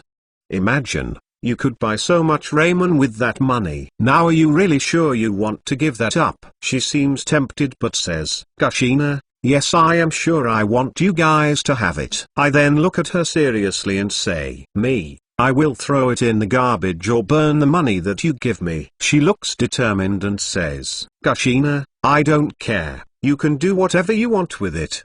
How goddamn headstrong can she be? Well, then I will show you. She then gives me her bag of yo. I then take it, put it in the ground and start doing hand signs, fire style, fur. Then as I am about to use a fire jutsu, she takes the money from the ground very fast. She then looks at me angrily and says, Kushina, what the hell? Are you crazy? Are you out of your mind? I just smirk and say, me. Well then, will you accept the money now? Kushina, yes, I will accept it. Minato just laughs while looking at our interaction. We then look at him also and have a small laugh together. Time skip 1 week and 3 days later. Morning. I hear a knock on the door while I am reading the advanced Uzumaki Fuinjutsu book that Kushina gave me because we are family and friends. She also gave it to Minato and probably didn't want to make me feel left out after I just saved her, plus she trusts me. Now I also know why this book is not given to outsiders.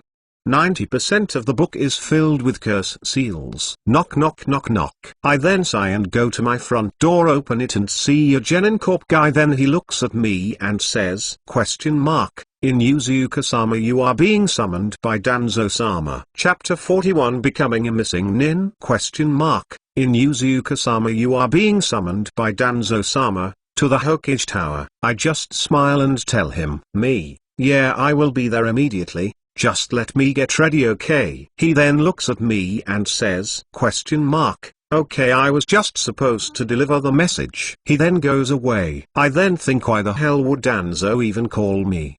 Is he going to offer me to join Root? No, I am a clan head and too high profile to join Root. Anyway, I am not sending myself in a tiger's mouth. I am not a Chinese protagonist. I then activate Strength of a 100 seal and use Shadow Clone. I used Strength of a 100 seal because I made a Shadow Clone with the exact same chakra amount as me. Then I sent him to meet Danzo. I then pack all my things. If Danzo is planning to kill me or something, I am running.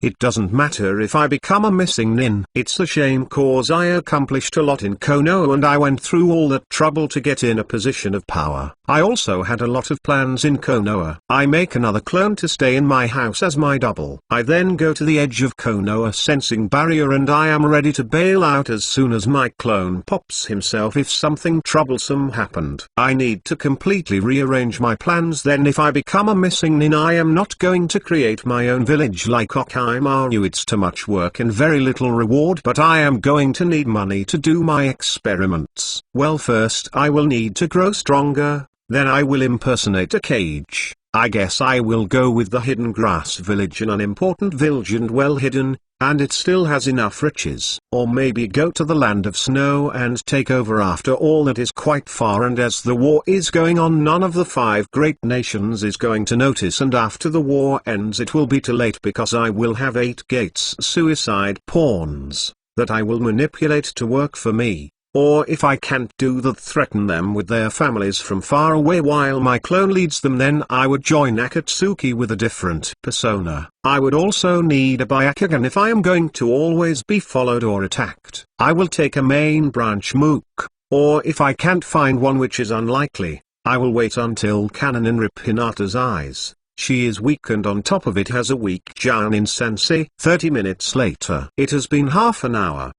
Did they use a special method to not let me receive memories from my clone? I then am about to create another clone to go for scoutings, but then, oh, the clone in my house pooped. The other clone came and told me to come back to the house. I am still suspicious, so I make another clone and tell him to go to the house while I follow him. I then go to the house. My clone that was waiting sees my other clone, which he thinks is the real me, and he then pops himself. I get some memories. I see, so I was paranoid about nothing.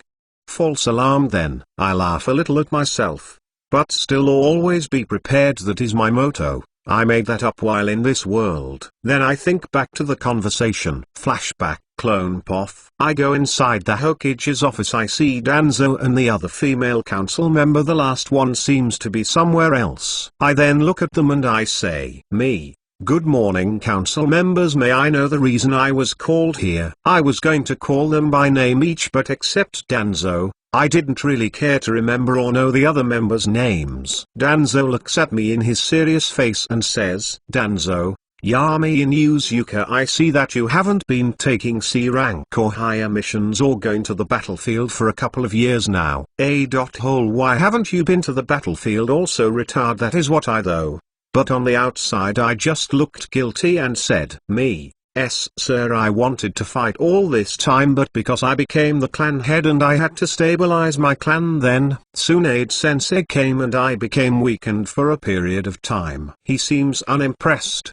Probably because he thinks I would put my clan before Konoha. Then he just says, Danzo, I understand, but I need you for an important mission. Right now we are short on manpower and aren't exactly on the best situation on the war side. He then clears his throat and activates a seal, and a sealing array is around the room. I recognize it as an anti-spy and silence seal. And then he says, Danzo, the village hidden in the sky has risen to challenge the 5 great ninja villages. I need you to go there and spy on them and relay their military strength, and if you see them as a danger, I need you to hold them back with whatever means necessary. I will also give you 20 genin from the Genin Corps and 72 Anbu from my own root division. They are around Chunin level. He then looks at me directly. Me. I understand, Danzo-sama. I will complete the mission without failure, and I will try to slow them down as much as possible. He nods and also adds, Danzo,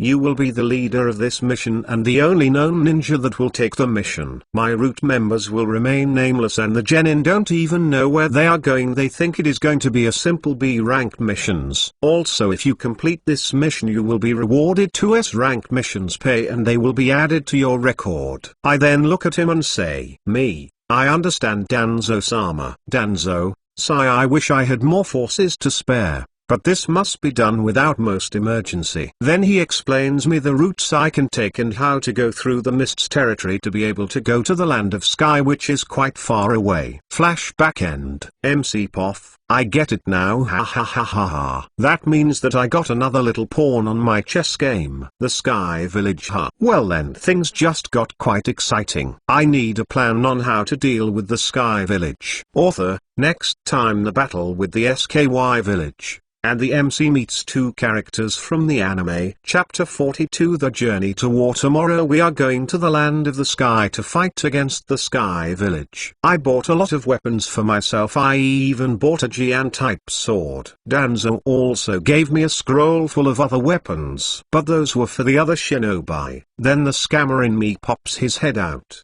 You know, I could sell these weapons to them at a higher price, but I believe the root ninja aren't paid much or even any at all, and the genin aren't known to be rich either. I then return home from shopping, and go to bed. I can't help but think back on my childhood.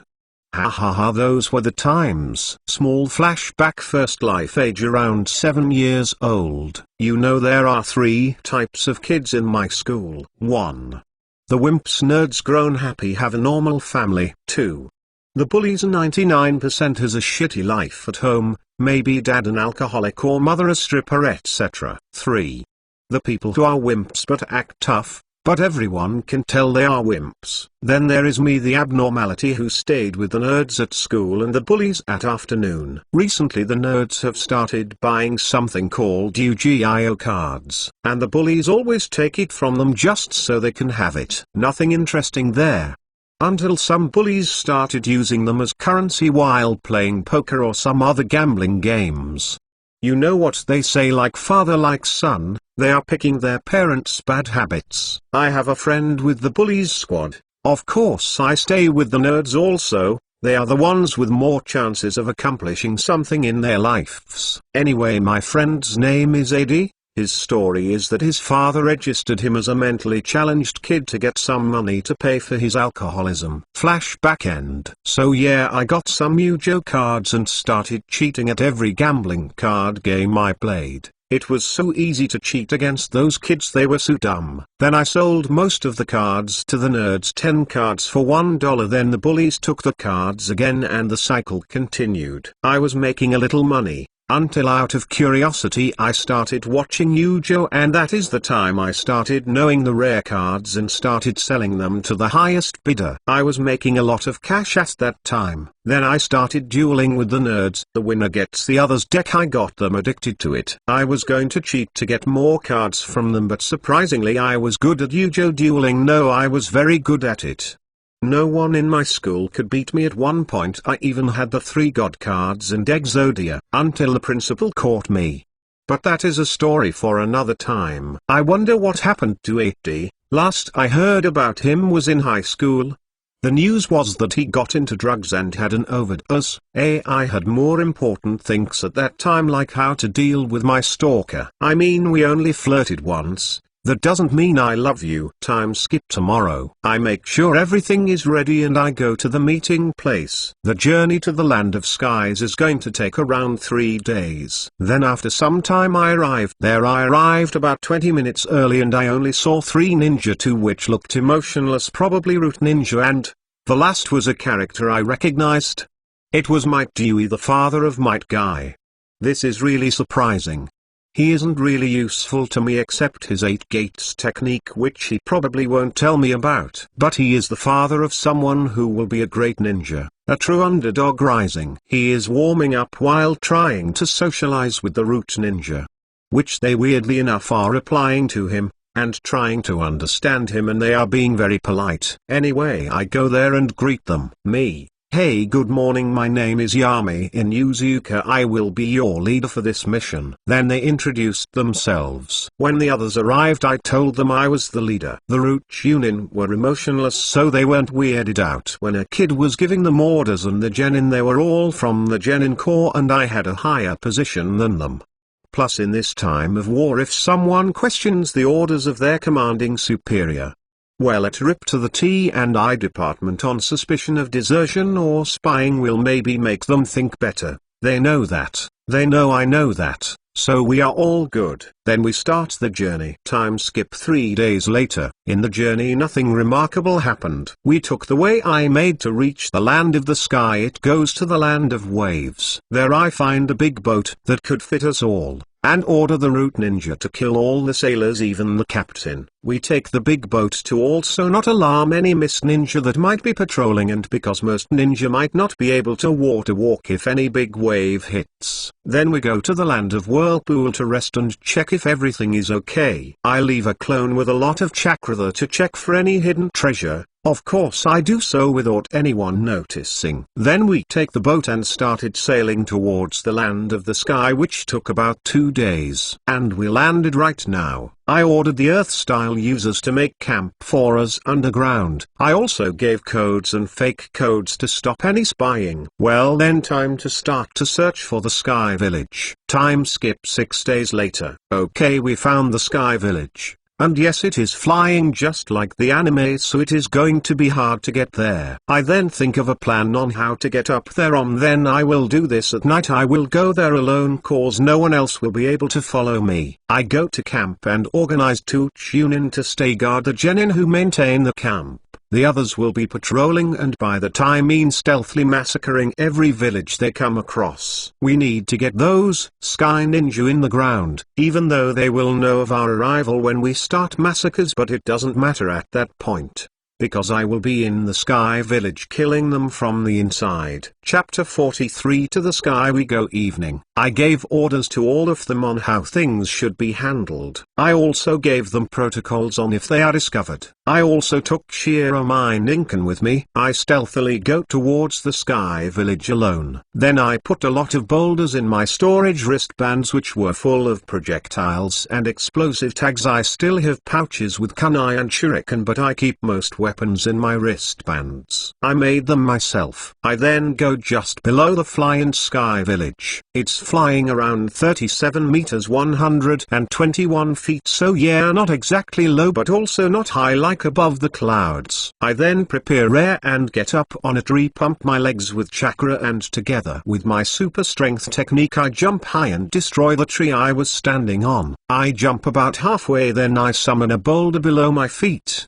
and jump again. I am almost there and then use chakra strings to attach myself there. As soon as my feet touched the structure I stuck to it. This is weird, I am upside down on a flying city. Well anyway, I put about 56 explosive tags at the bottom of the city. I made these myself and made them stronger than normal. I also hid all of them well, like in cracks and places where no one will notice. I then put my Ninken under my hoodie so no one will notice. I transform into a normal looking person and just to be sure I make a shadow clone which will transform as someone else and follow me in case I am followed. I then get in the city and look around. There seem to be a lot of civilians living here. I just wander around first and make a mental map. I then went towards the red light district, which wasn't weird now cause I was transformed into an adult. After going in there I call the most beautiful looking lady over and I make a sc.u. bag perverted face. Me. Hey the whore, wanna have some fun? Don't worry, I will pay you handsomely. She looks at me like I am sc.u.m. Then we go to a motel that I pay for. We go to a room. As soon as we go inside it I knock her out. Close the door tightly, tied her to the bed and take out some torture tools and put silencing seals all over the room. I then look at her. She has brown eyes, oval face and beautiful bulk hair. I must say she looks good for a whore. I wake her up and she sees me with the torture tools. She looks surprisingly calm, but I can tell she is terrified. Well, this is mostly an intimidating method. After all, I don't believe I have to torture her because she isn't a ninja trained to withstand torture. Question mark. Are you some creep or something? You know, if you leave a scar in my body, the ninja will kill you. I am their favorite. I then make a serious face and say, me. Oh, aren't you a brave little whore? I don't really care about the ninja, but I promise you that I will not leave a scar in your body or hurt you if you tell me what I want to know. She looks at me with calm eyes,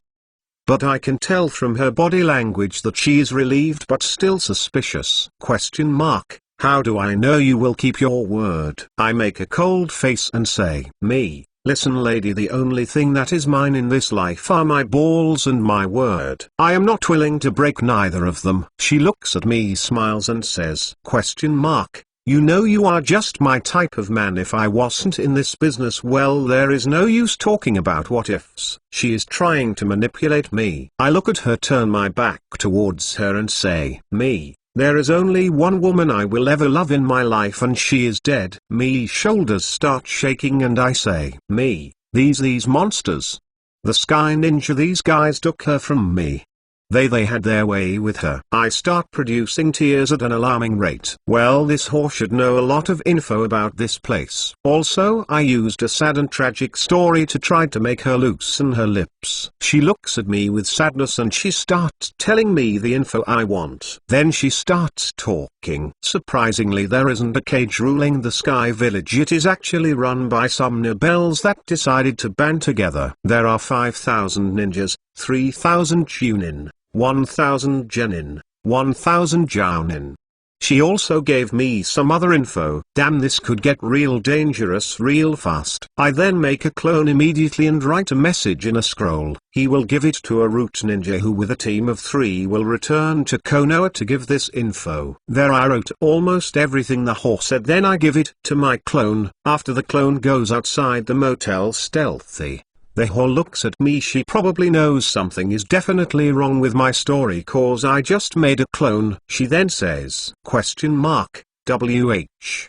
But I cut her off with a senbon on her neck, then I put poison in her blood. She will have a heart attack in 10 seconds. I untie her and vanish the things that she was tied and clean the seals around the room and pick up all my things. Well then, I have a job to do. Then I go outside the motel stealthy also, and change my disguise to an old man. I go to a shitty hotel and kill the owner and make a clone to act like him. This will be a temporary base of operation. Time skip tomorrow midday. I spent all night putting explosive tags in places that no one will find them, like sewers and under the public toilets. I used clones to do that with a stick. No way am I doing that by myself. I slept until midday. Then I get up and eat some ration bars. I am not eating anything in this village. After all, it is still enemy territory. I don't know what they do to it, and it is a great way to get poisoned by an enemy ninja. I then wait again until it's night time and go outside. This time I go towards the leader's place, knock him out and make a clone to impersonate him and to have him put explosive paper tags around the leader's tower. I take the leader to my base, tie him up. He really was arrogant. He only had 2 Jounin guards that I killed with poison when I transformed in Med and gave them water, and had 2 other clones impersonate them. I really am grateful to the seal that Tsunade taught me. I now have so much chakra to make a lot of clones. There were also 11 servants in the house. I didn't kill them because they didn't know what was happening and would be a great cover for my plan. Time skip tomorrow. I was going to torture the leader, but he gave up everything so easily. And by everything I mean everything. Even the existence of Zero Tails and where to find it, how to get to it. Also he told me where all his money is. I looked through and he had 535 million Ryo. I now have a mountain of money in my storage scroll, which I put in my wrist storage, where I store my weapons. I look at his dead body. I then go towards the leader tower. I go inside normally. You know, if you act confident like you didn't do anything wrong, then people will think you did nothing. So here I am. I go in the leader's office. The guard, which is my clone, looks at me and says, "Clone, do you have an appointment?" I look at him with my elderly disguise and tell him, "Me. Yes, of course I do." He nods and lets me in. I go inside, see my clone. He looks at me and nods. Then I dispel him. I get his memories. This is why you mustn't have a weak leader. Cases like this happen and the leader gets replaced. They are a new village, so they probably got arrogant just because they have some new and fancy gadgets. If this was one of the great villages, I wouldn't have been able to get inside. Even if I did get inside by some miracle and was able to bypass the sensory barrier, I definitely wouldn't be able to leave alive. I see in his memories he just talks to some other people, and I also learn on how this village stays afloat.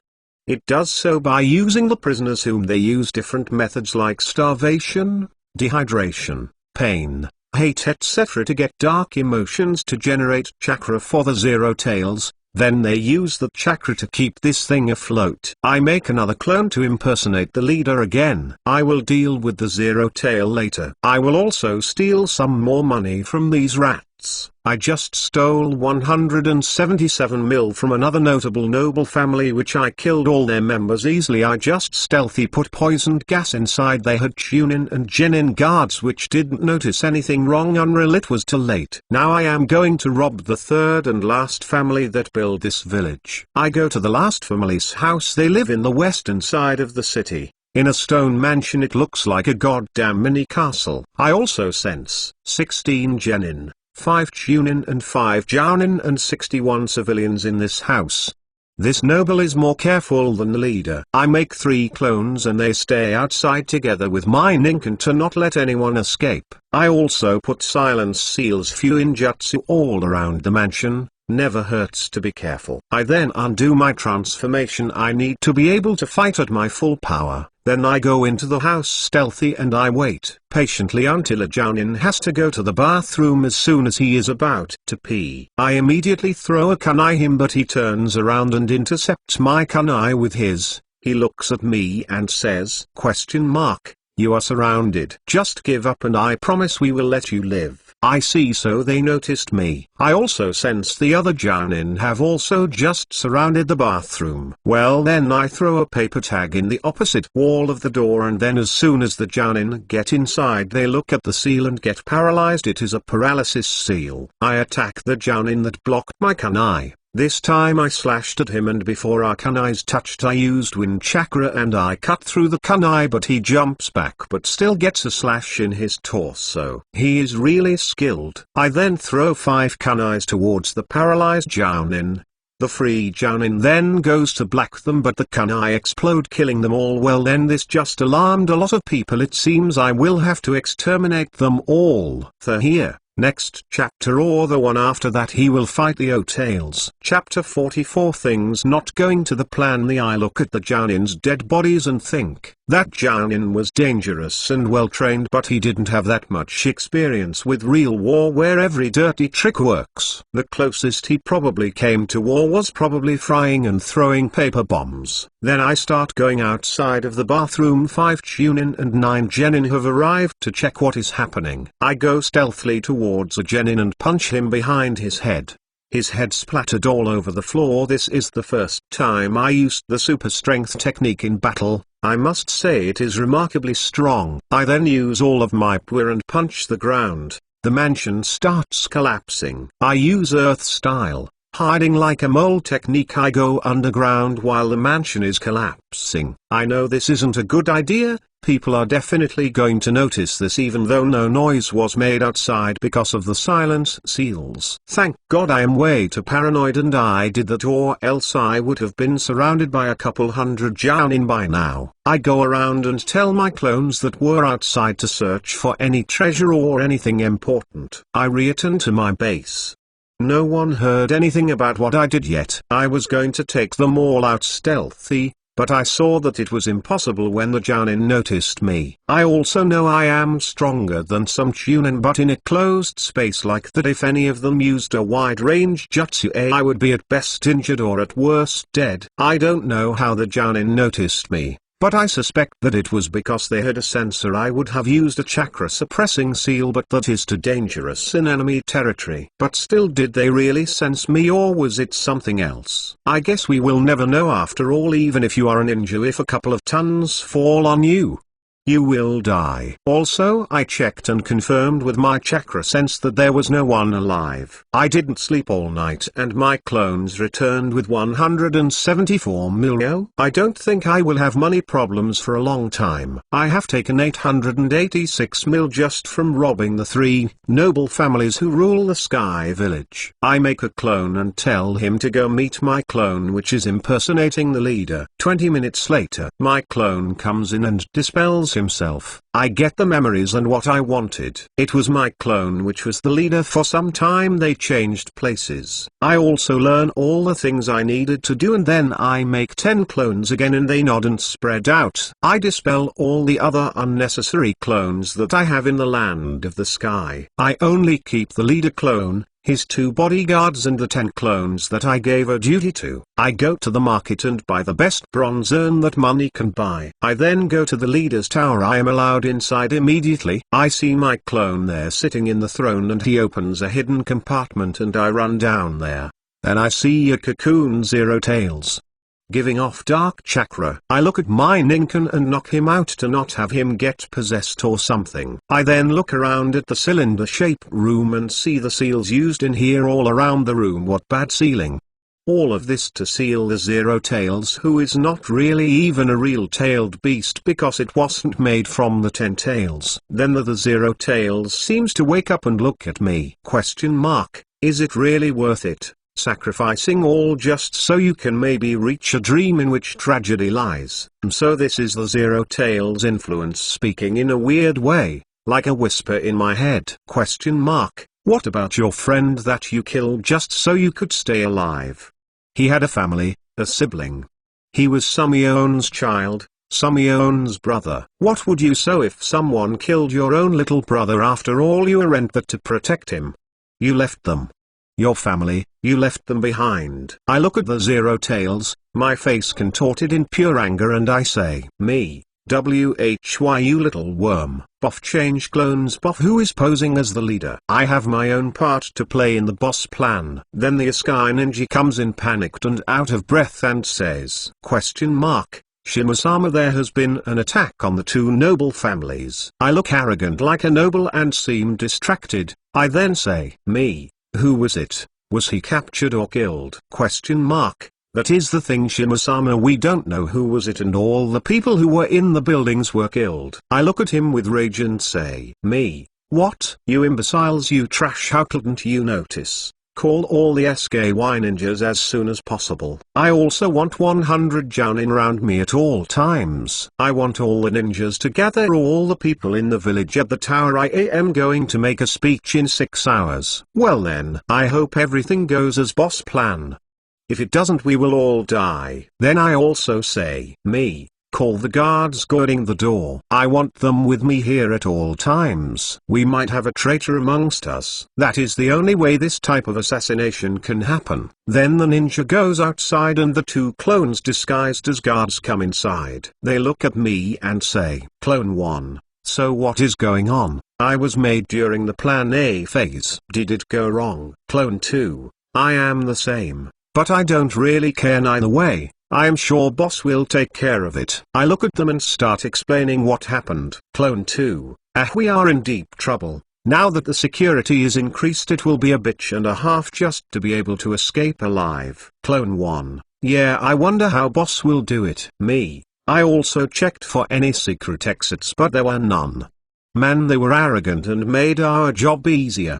But they didn't build any secret exits in their arrogance. Damn it, how will we get outside? I know this place is going to be surrounded with ninja. But even though I asked for 100 jounin ninja around me, there will be 895 other jounin looking for the assassin, together with 3000 chunin and 1000 genin. SHT, damn it. That is a circle impossible to escape from. There will also be a complete lockdown. If I order the lockdown to stop, I will blow my cover. What will boss do? Chapter 45, Yami vs Zero Tails. What about your friend that you killed just so you could stay alive? He had a family, a sibling. He was Sumion's child, Sumion's brother. What would you say if someone killed your own little brother after all you went there to protect him? You left them.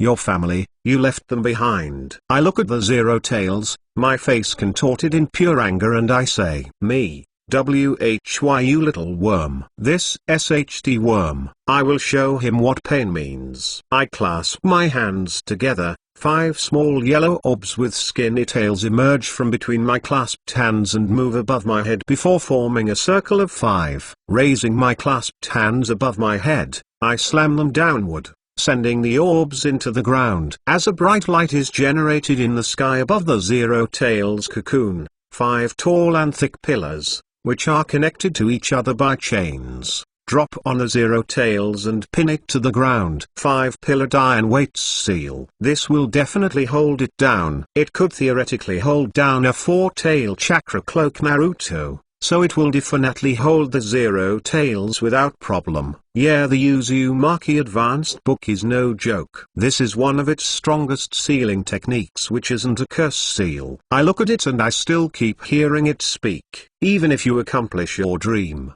you will still just be alone for all eternity. I take out a brush and a bottle of ink, I pulse chakra in the ink. I then start drawing seals all around the Zero Tails. The seal I am drawing is called the Chakra Draining Seal. It is Fuinjutsu designed to drain chakra.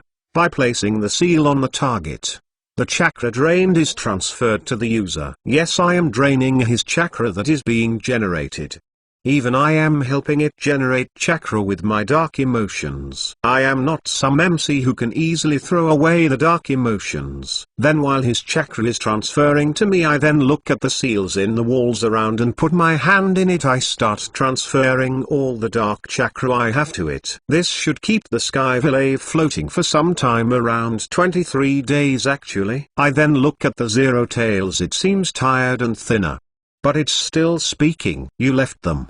How would they feel if they knew the cruel things you are doing? This damn worm. I then take my brush and take the bronze urn I brought with me. I put it close to the unmoving Zero Tails and write Fujitsu seals all around the urn. Then I open the urn and clasp my hands together. Then an armor chakra hand comes and takes the Zero Tails and pulls it in towards the urn. The seals around the urn start rotating and gathering all to fuse in one place. When the Zero Tails is fully in the urn, a red kanji meaning bronze appears. Bronze armor seal. Now it stopped talking. You know, sealing all that beast in this small urn is kind of weird looking at it. I guess few ninjutsu for the win then. Now that the sealing is done, I release the 5-pillared iron weights seal, which now is just in the ground. It then just turns into chakra and dissolves. Well, then the bronze armor seal is a kind of weak seal which could technically seal one tails aka Shikaku in a Jinchuriki no problem, and it would hold him pretty good. But if it sealed a 2 tails, the Jinchuriki wouldn't be able to sleep because of the 2 tails. In the 3 tails it will hold it for a while before it breaks out. For the other tailed beasts it won't be able to seal them, but for a 0 tail it will keep him easily.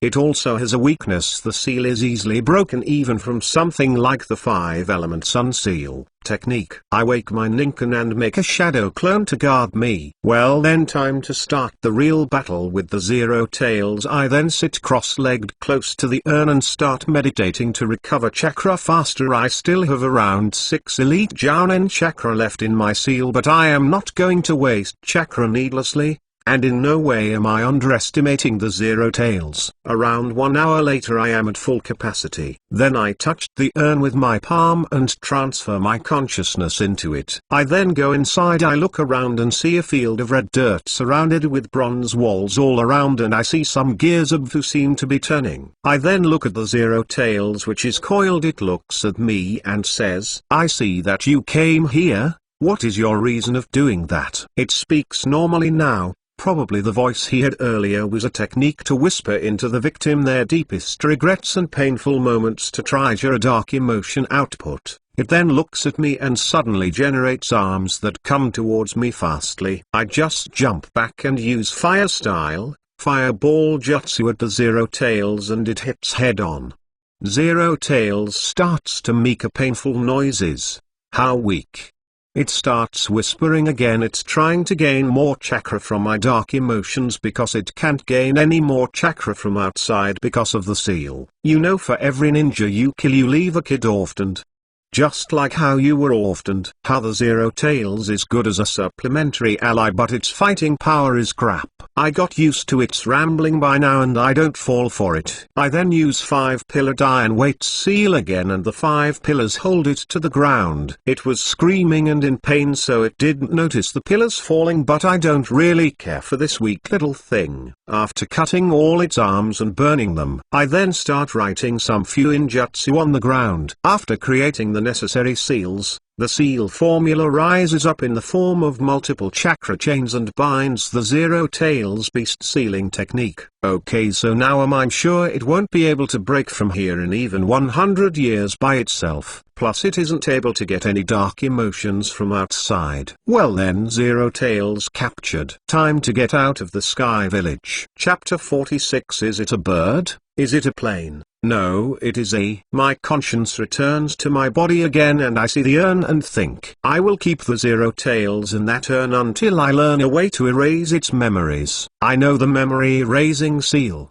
but the seal erases the memories of the caster and the victim of a certain event. But still, though I am not using a seal that erases my memories also, I then get up and dispel my clone, and my Ninken then goes under my hoodie. I get up and start walking up the wall of the room. I arrive at the top and give a small, almost unnoticeable chakra signal. 1 hour later, I am still in the same position. Then the secret entrance opened. My clone looks at me and says, "Sorry boss, I couldn't open it at the moment, I had some people in the room." "Anyway, how are you going to get out of here, boss?" I then dispel him, get his memories and make a new clone which will know what to do. Clone buff leader clone. Well then, I just have to follow the boss plan. I then call a Jounin captain over and tell him, "I will give you one of my bodyguards." I said because he will help you find the culprit sooner. By the way, are all the people gathered already? The guard looks at me and says, "Yes sir, they are all gathered." I look at him and say, "Okay then, we are rushing a little, I am going to give the speech in 10 minutes. Am I understood?" The guard widens his eyes and says, "Why yes leader, we will be ready then." I look indifferent and say, "Of course you will. Also take my guard, he will operate in stealth and alone to be able to find the culprit. Also listen to all his orders, he has the authority only second to mine at the moment." The guard looks kind of nervous and says, "Of course, one of my 2 personal guards," with an urn tied on his waist, and goes forward. 10 minutes later, I get on the balcony of the tower and look at the ninja and around 10,000 civilians on the roads. It looks crowded, but they still came. After all, it isn't every day that the leader makes a speech. I look confident and use a small genjutsu to make me look more dazzling with more sunlight around me, and I take the microphone-looking device and say, "My people of Sky Village. Yesterday we were attacked by a traitor among us. It massacred 2 of the ruling families." Some people start whispering amongst themselves. I look angry and say, "For someone to dare and kill in our city, it is unacceptable. I will find them, I will kill them." Leader's guard, puff. 7 minutes later, the guard of the leader is walking stealthily among the edges of the city and goes to the launching station and says to a supervisor, "Stop all the sky patrolling ninjas, I want them on the ground immediately." He looks at me and seems to recognize the one talent and says, "Why yes sir, it will be done. But may I ask why?" I look at him and say, "Well, amongst all these flying, the culprit could just be one of them and might escape. From now on, if there is any other ninja flying except me, shot it down, it might be the culprit." 10 minutes later, all the ninja are in the ground now. I then take a flying device and strap it to myself. This is actually a device that works by just flowing chakra through the wings, which propels the user through the air and allows for flight. With sufficient skill, the shinobi can display considerable maneuverability mid-air through the use of this contraption. One downside to this is with their chakra being used to fuel the machine's flight capabilities, prolonged use can eventually consume the user's chakra reserves. But I have enough chakra.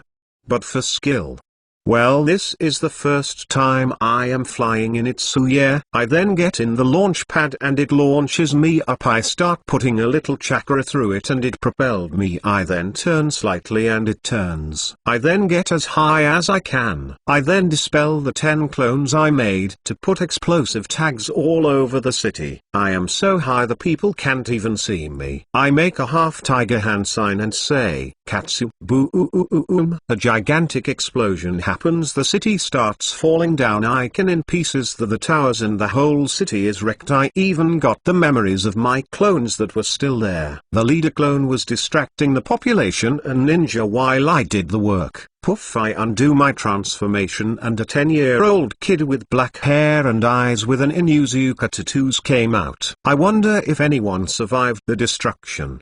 Well then, the mission is not over yet. I still have to kill all the survivors. And to survive your village crumbling down on the ground and explosions around, well, you have to be either lucky and strong. Actually, you kind of have to be both. Author here. Some of you probably have noticed that you can't give power stones to my novel. I have emailed the website to see if this gets fixed. But anyway, I was able to get back my author notification. That is really important to me, cause it shows all the comments that I get. And that is more important. Chapter 47 Villain. I look at the wreckage of the used to be Sky Village. This kind of destruction, this kind of catastrophe. How dumb. A flying village might sound like a good idea with an untouchable village up in the sky. But if just a ninja is able to get there, it will cause catastrophic damage or even destruction. If they really tried to fight the 5 nations, they wouldn't have been able to even battle them for a full day. They would have been destroyed with a wide-range ninjutsu. It would have hit a crucial part of the city and it would have fallen down. Well, anyway, I go on the ground, open a scroll and put the flying contraption on my storage scroll. I don't know, it might be useful for later. I then use Earth style, hiding like a mole technique, and travel underground while upping my chakra sense to see if anyone survived. 1 hour later, I have discovered with chakra sense and a little investigation that there are survivors, specifically 56 Chunin, 58 Genin, 123 Jounin. Most of the survivors have bad wounds but non-life-threatening. They seem to be searching for any other survivors. They don't find anyone else. They found 146 lucky civilians who survived. Well then, I just APY on them from afar. I look at them and I notice that some Jounin seem to have noticed something, so I immediately retreat. I would go call the ninjas that Danzo gave me, but by then some of the injured ninjas might get healed. Better to attack now. After all, we are not stupid to build the camp too close to the Sky Village, so it's going to take some time to get an attack force ready. 4 hours later, I then started my operation to kill them. I catched animals and injected them with slow-acting poison, a type of virus you could say, and then put the animals close to the camp for them to take as food. I then also start poisoning their water supply, by using different methods from impersonation to poisoning a close-by stream where every time they went to get water, usually a Genin or civilian, I would put poison in the stream. The Jounin were looking after the camp in case of a sneak attack.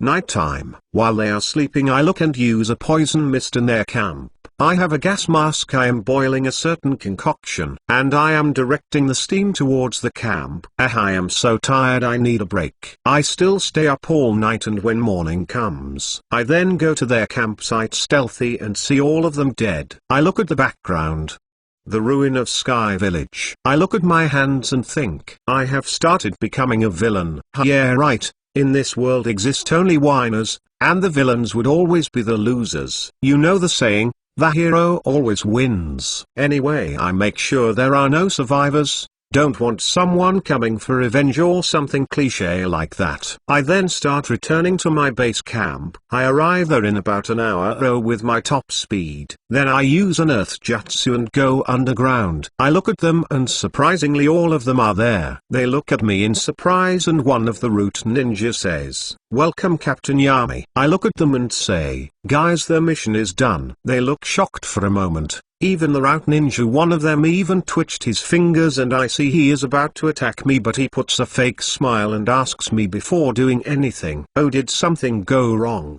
So Danzo probably gave orders to assassinate me if I fail, get scared or something like that. I just smile and say, well, there is no Sky Village anymore. Some Genins fall down. After all the destruction of a ninja village, this hasn't happened ever. Well, until Pain does it in canon, and he still didn't kill every single one of them. What? Are you joking? No way, man. Then of course we went to check the crash site. Some people hadn't seen anything and the Genin were shocked. One of them said, "We were kept in the dark all along. We thought we were going in a long-term B rank mission, not on the front line of some battle." I just look at them coldly and say, "You didn't have to do any fighting at all. So really this being a B rank mission would have been kind of suspicious." I then look at a root ninja and I signal him. He looks at me, nods and says, "Well, the mission hasn't ended yet. We have to eliminate some villages to send the Land of the Sky a message and make them surrender. Anyone who participates will be rewarded with an extra rank A reward." Then my Dewey says, wait, is there really need for any more bloodshed? Tens of thousands of people have already died. I knew this would happen, so I signal the root ninja and he said, "Yes, and thank God they were all enemies. You don't want our children or even grandchildren fighting in the war, do you?" Dai then counters and says, "This is still wrong no matter how you justify it." Okay, so after that 5 Genin together with Dewey refused to participate in the massacre, but all the other ninja agreed. 6 days later, some more root ninja were sent by Danzo and we have destroyed 20% of the land of Sky. Most were villages. The nobles and daimyo did send some assassins and samurai after us, but we moved in large groups to be safer and we killed them all. Then as I was taking a rest, the clone I left in Uashigakure poked and I got his memories. Chapter 48. The battle is won. Well, my clone didn't find any treasure or special ninjutsu. He was just checking a normal house and he activated a trap and a scarecrow painting opened his mouth and it shot nails and my clone then died. Well, then I guess I will check that when I return back, but I will have to start killing some more for me to return faster. I have also gotten a lot of test subjects around. They are all in a stasis coma in a specially made storage seal. 17 days later, 32% of the land of the Sky is destroyed and now the land of Sky has asked for ceasefire. The daimyo has requested for ceasefire and after paying some unspecified amount of payment to Konoha, which then accepted the ceasefire. Then we were ordered to return to Konoha to await further orders. Well then, I start organizing my ninja group, which is around 130 root ninja and 20 genin. You know, I worked a miracle. I killed 5,000 ninjas and destroyed a whole hidden village with almost no casualties. The only casualties were a couple of the root ninja that I sent to send information to Konoha. By the way, only one of them survived and was able to deliver the message. Well, as we are sailing in a boat towards Uashigakure, the same boat that we came with, then as we are in the boat I look towards my Dewey who is with the other genin who didn't participate in the massacre. I just look at him sitting in the ground and looking at the floor absent-mindedly. I then say, "So Dewey-san, how are you feeling? You seem sad. You can tell me if anything is going on." He still keeps looking at the ground and says, "Nothing is really going on." I then sit in front of him and say, "Can I ask you something, Dewey-san?" He turns and looks at me seriously and says, "Sure." Then he looks at the ground again. I don't mind that and just say, "When I was asked to do this mission I didn't want to accept, but I did it anyway. I have a girl which is like my little sister, and I thought I didn't want her to see war or be a part of it." He just looks at me and smiles slightly and says, "Sometimes I forget you are a kid, but I also have someone special I want to protect. I have a kid, you know. He is just 3 months old. And I really needed the money that comes with the mission because I am a single father. I know I am a killer, I am a ninja after all. But I will never kill innocents and civilians who have nothing to do with the ninja wars. They are only the victims of our war." I just look at him with an emotionless mask and say, "This is where me and you differ. I will do anything to protect my loved ones." I then get up and go towards some route ninja and make some pointless conversation to pass time. I am still putting 94% of my chakra in my seal. I want to try and understand more about the 8 gates. I have an idea for a medical procedure related to it. I will use it on myself. I look at my small childish hands and make them in a fist. I first need my body to grow and then train it to 100% before I do the procedure. 2 days later, we arrived at Uashigakure. I tell them, "You guys rest a bit. But don't leave your guard down. I am going to scout the island. I will check if anyone got wind of our mission yet and if there are any ambushes or traps in here. If I don't come back in 6 hours max, you must assume something happened to me." They nod and start setting up a perimeter. Wow, this world really respects personal strength. I mean, they take orders from a 10-year-old. In my first life, not only we didn't take orders from a 10-year-old, but we don't even listen to what they say most of the time. The only way we listen to them is if we are at court and the kid is saying where his weirdo uncle touched him. Well, then I go towards the place where my clone died and see a normal wrecked house. I then send another clone inside and not even 3 minutes later he comes outside with a scroll in his hands. Then I dispel him and catch the scroll. I also got his memories. And apparently there were no more traps actually. And at the end of the tunnel was nothing But if you move the picture of the scarecrow that shoots needles out of his mouth, inside the wall is a safe and there is a scroll inside it. The safe didn't have any trap seals, only a locking seal and a destruction seal to destroy everything inside the safe if the seal is opened forcefully. I solved this quite easily. It was mostly made to not be opened by those of not Uzumaki origins. And the best way to do that is to put seals that only Uzumaki know. And I obviously know because of the books about Uzumaki Fuinjutsu. I make another clone and make him open the scroll to see if it was a trap or something. He opens it and it was not a trap, and after 2 minutes, just to make sure there was no trap, I then dispel the clone and get his memories of what he saw, and then my eyes widen and I go to take the scroll and see for myself. Chapter 49 Change Ale. As I open the scroll, I read the technique and think. The technique's name is Change Ale. It is an inferior variation of the adamantine sealing chain that the Uzumaki use. It was made for those Uzumaki without the talent to be able to produce the adamantine chains, which would be able to hold the 9 tails for a very long period of time. Kushina wasn't able to hold the 9 tails down for as long as she would have been able to if she was in top condition during the 9 tails attack. But still, this technique could hold down the 6 tails for a long period of time and 7 tails for some time. How the technique works is that you write the specific seal in a part of your body and the seal will generate a sealing chain made out of your chakra. The max that can be inscribed in the body is 4 seals, so that means 4 chains can be made at max. The chakra requirement is extreme for the average ninja to make even 1 chain. I should be able to generate 3 chains at max with my natural chakra amount. But I probably will only generate 1 chain to fight efficiently. I could generate all the 4 chains with the chakra in my seal. But if I am not fighting a tailed beast, then 1 chain would be more efficient. I then put the technique scroll in a storage scroll. I will learn this when I return to Konoha and have more time. I really hit the gold mine this time. I was lucky. I am not usually this lucky. I guess there is rest for the wicked. I return to my camp and I rest a little, and then we become ready to depart again.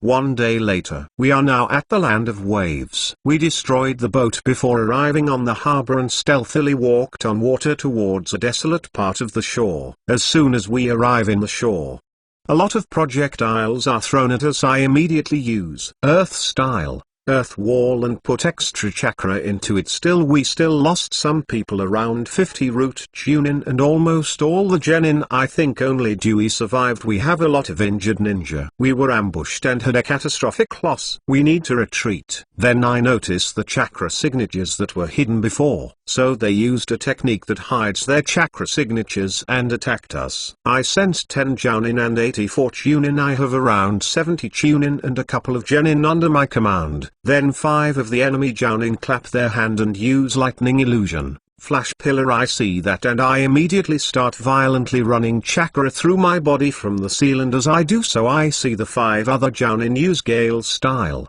Laser Circus towards us, and I use Earth Style, Mud Wall. A gigantic wall of earth appears and stops the attacks.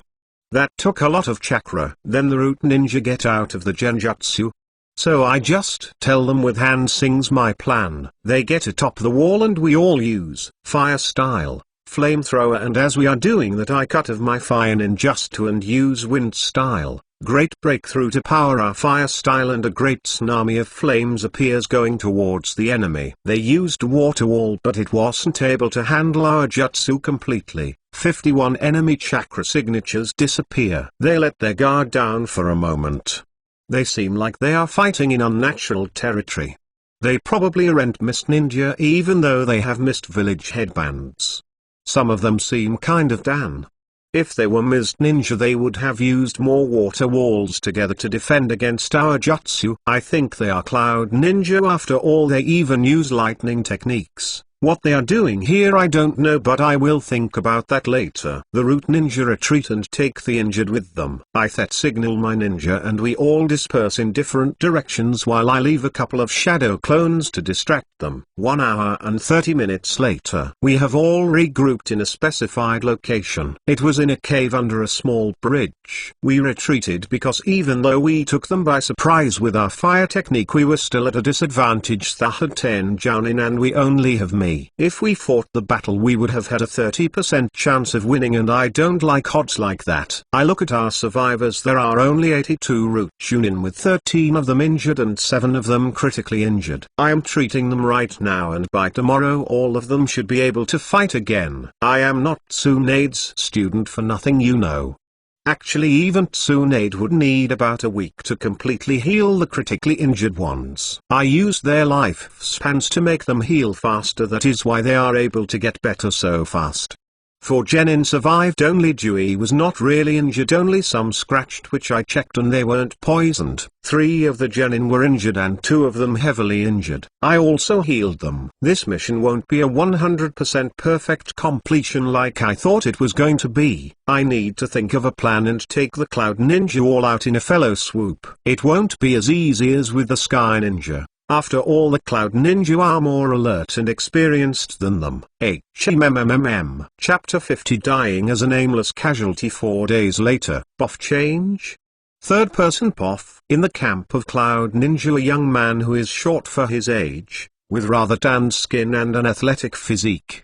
He possesses ruffled burgundy hair that casts notably dark shadows on itself, combed back to expose his forehead, and wide, dark eyes with white pupils that appear dark pink around the lower section of their irises.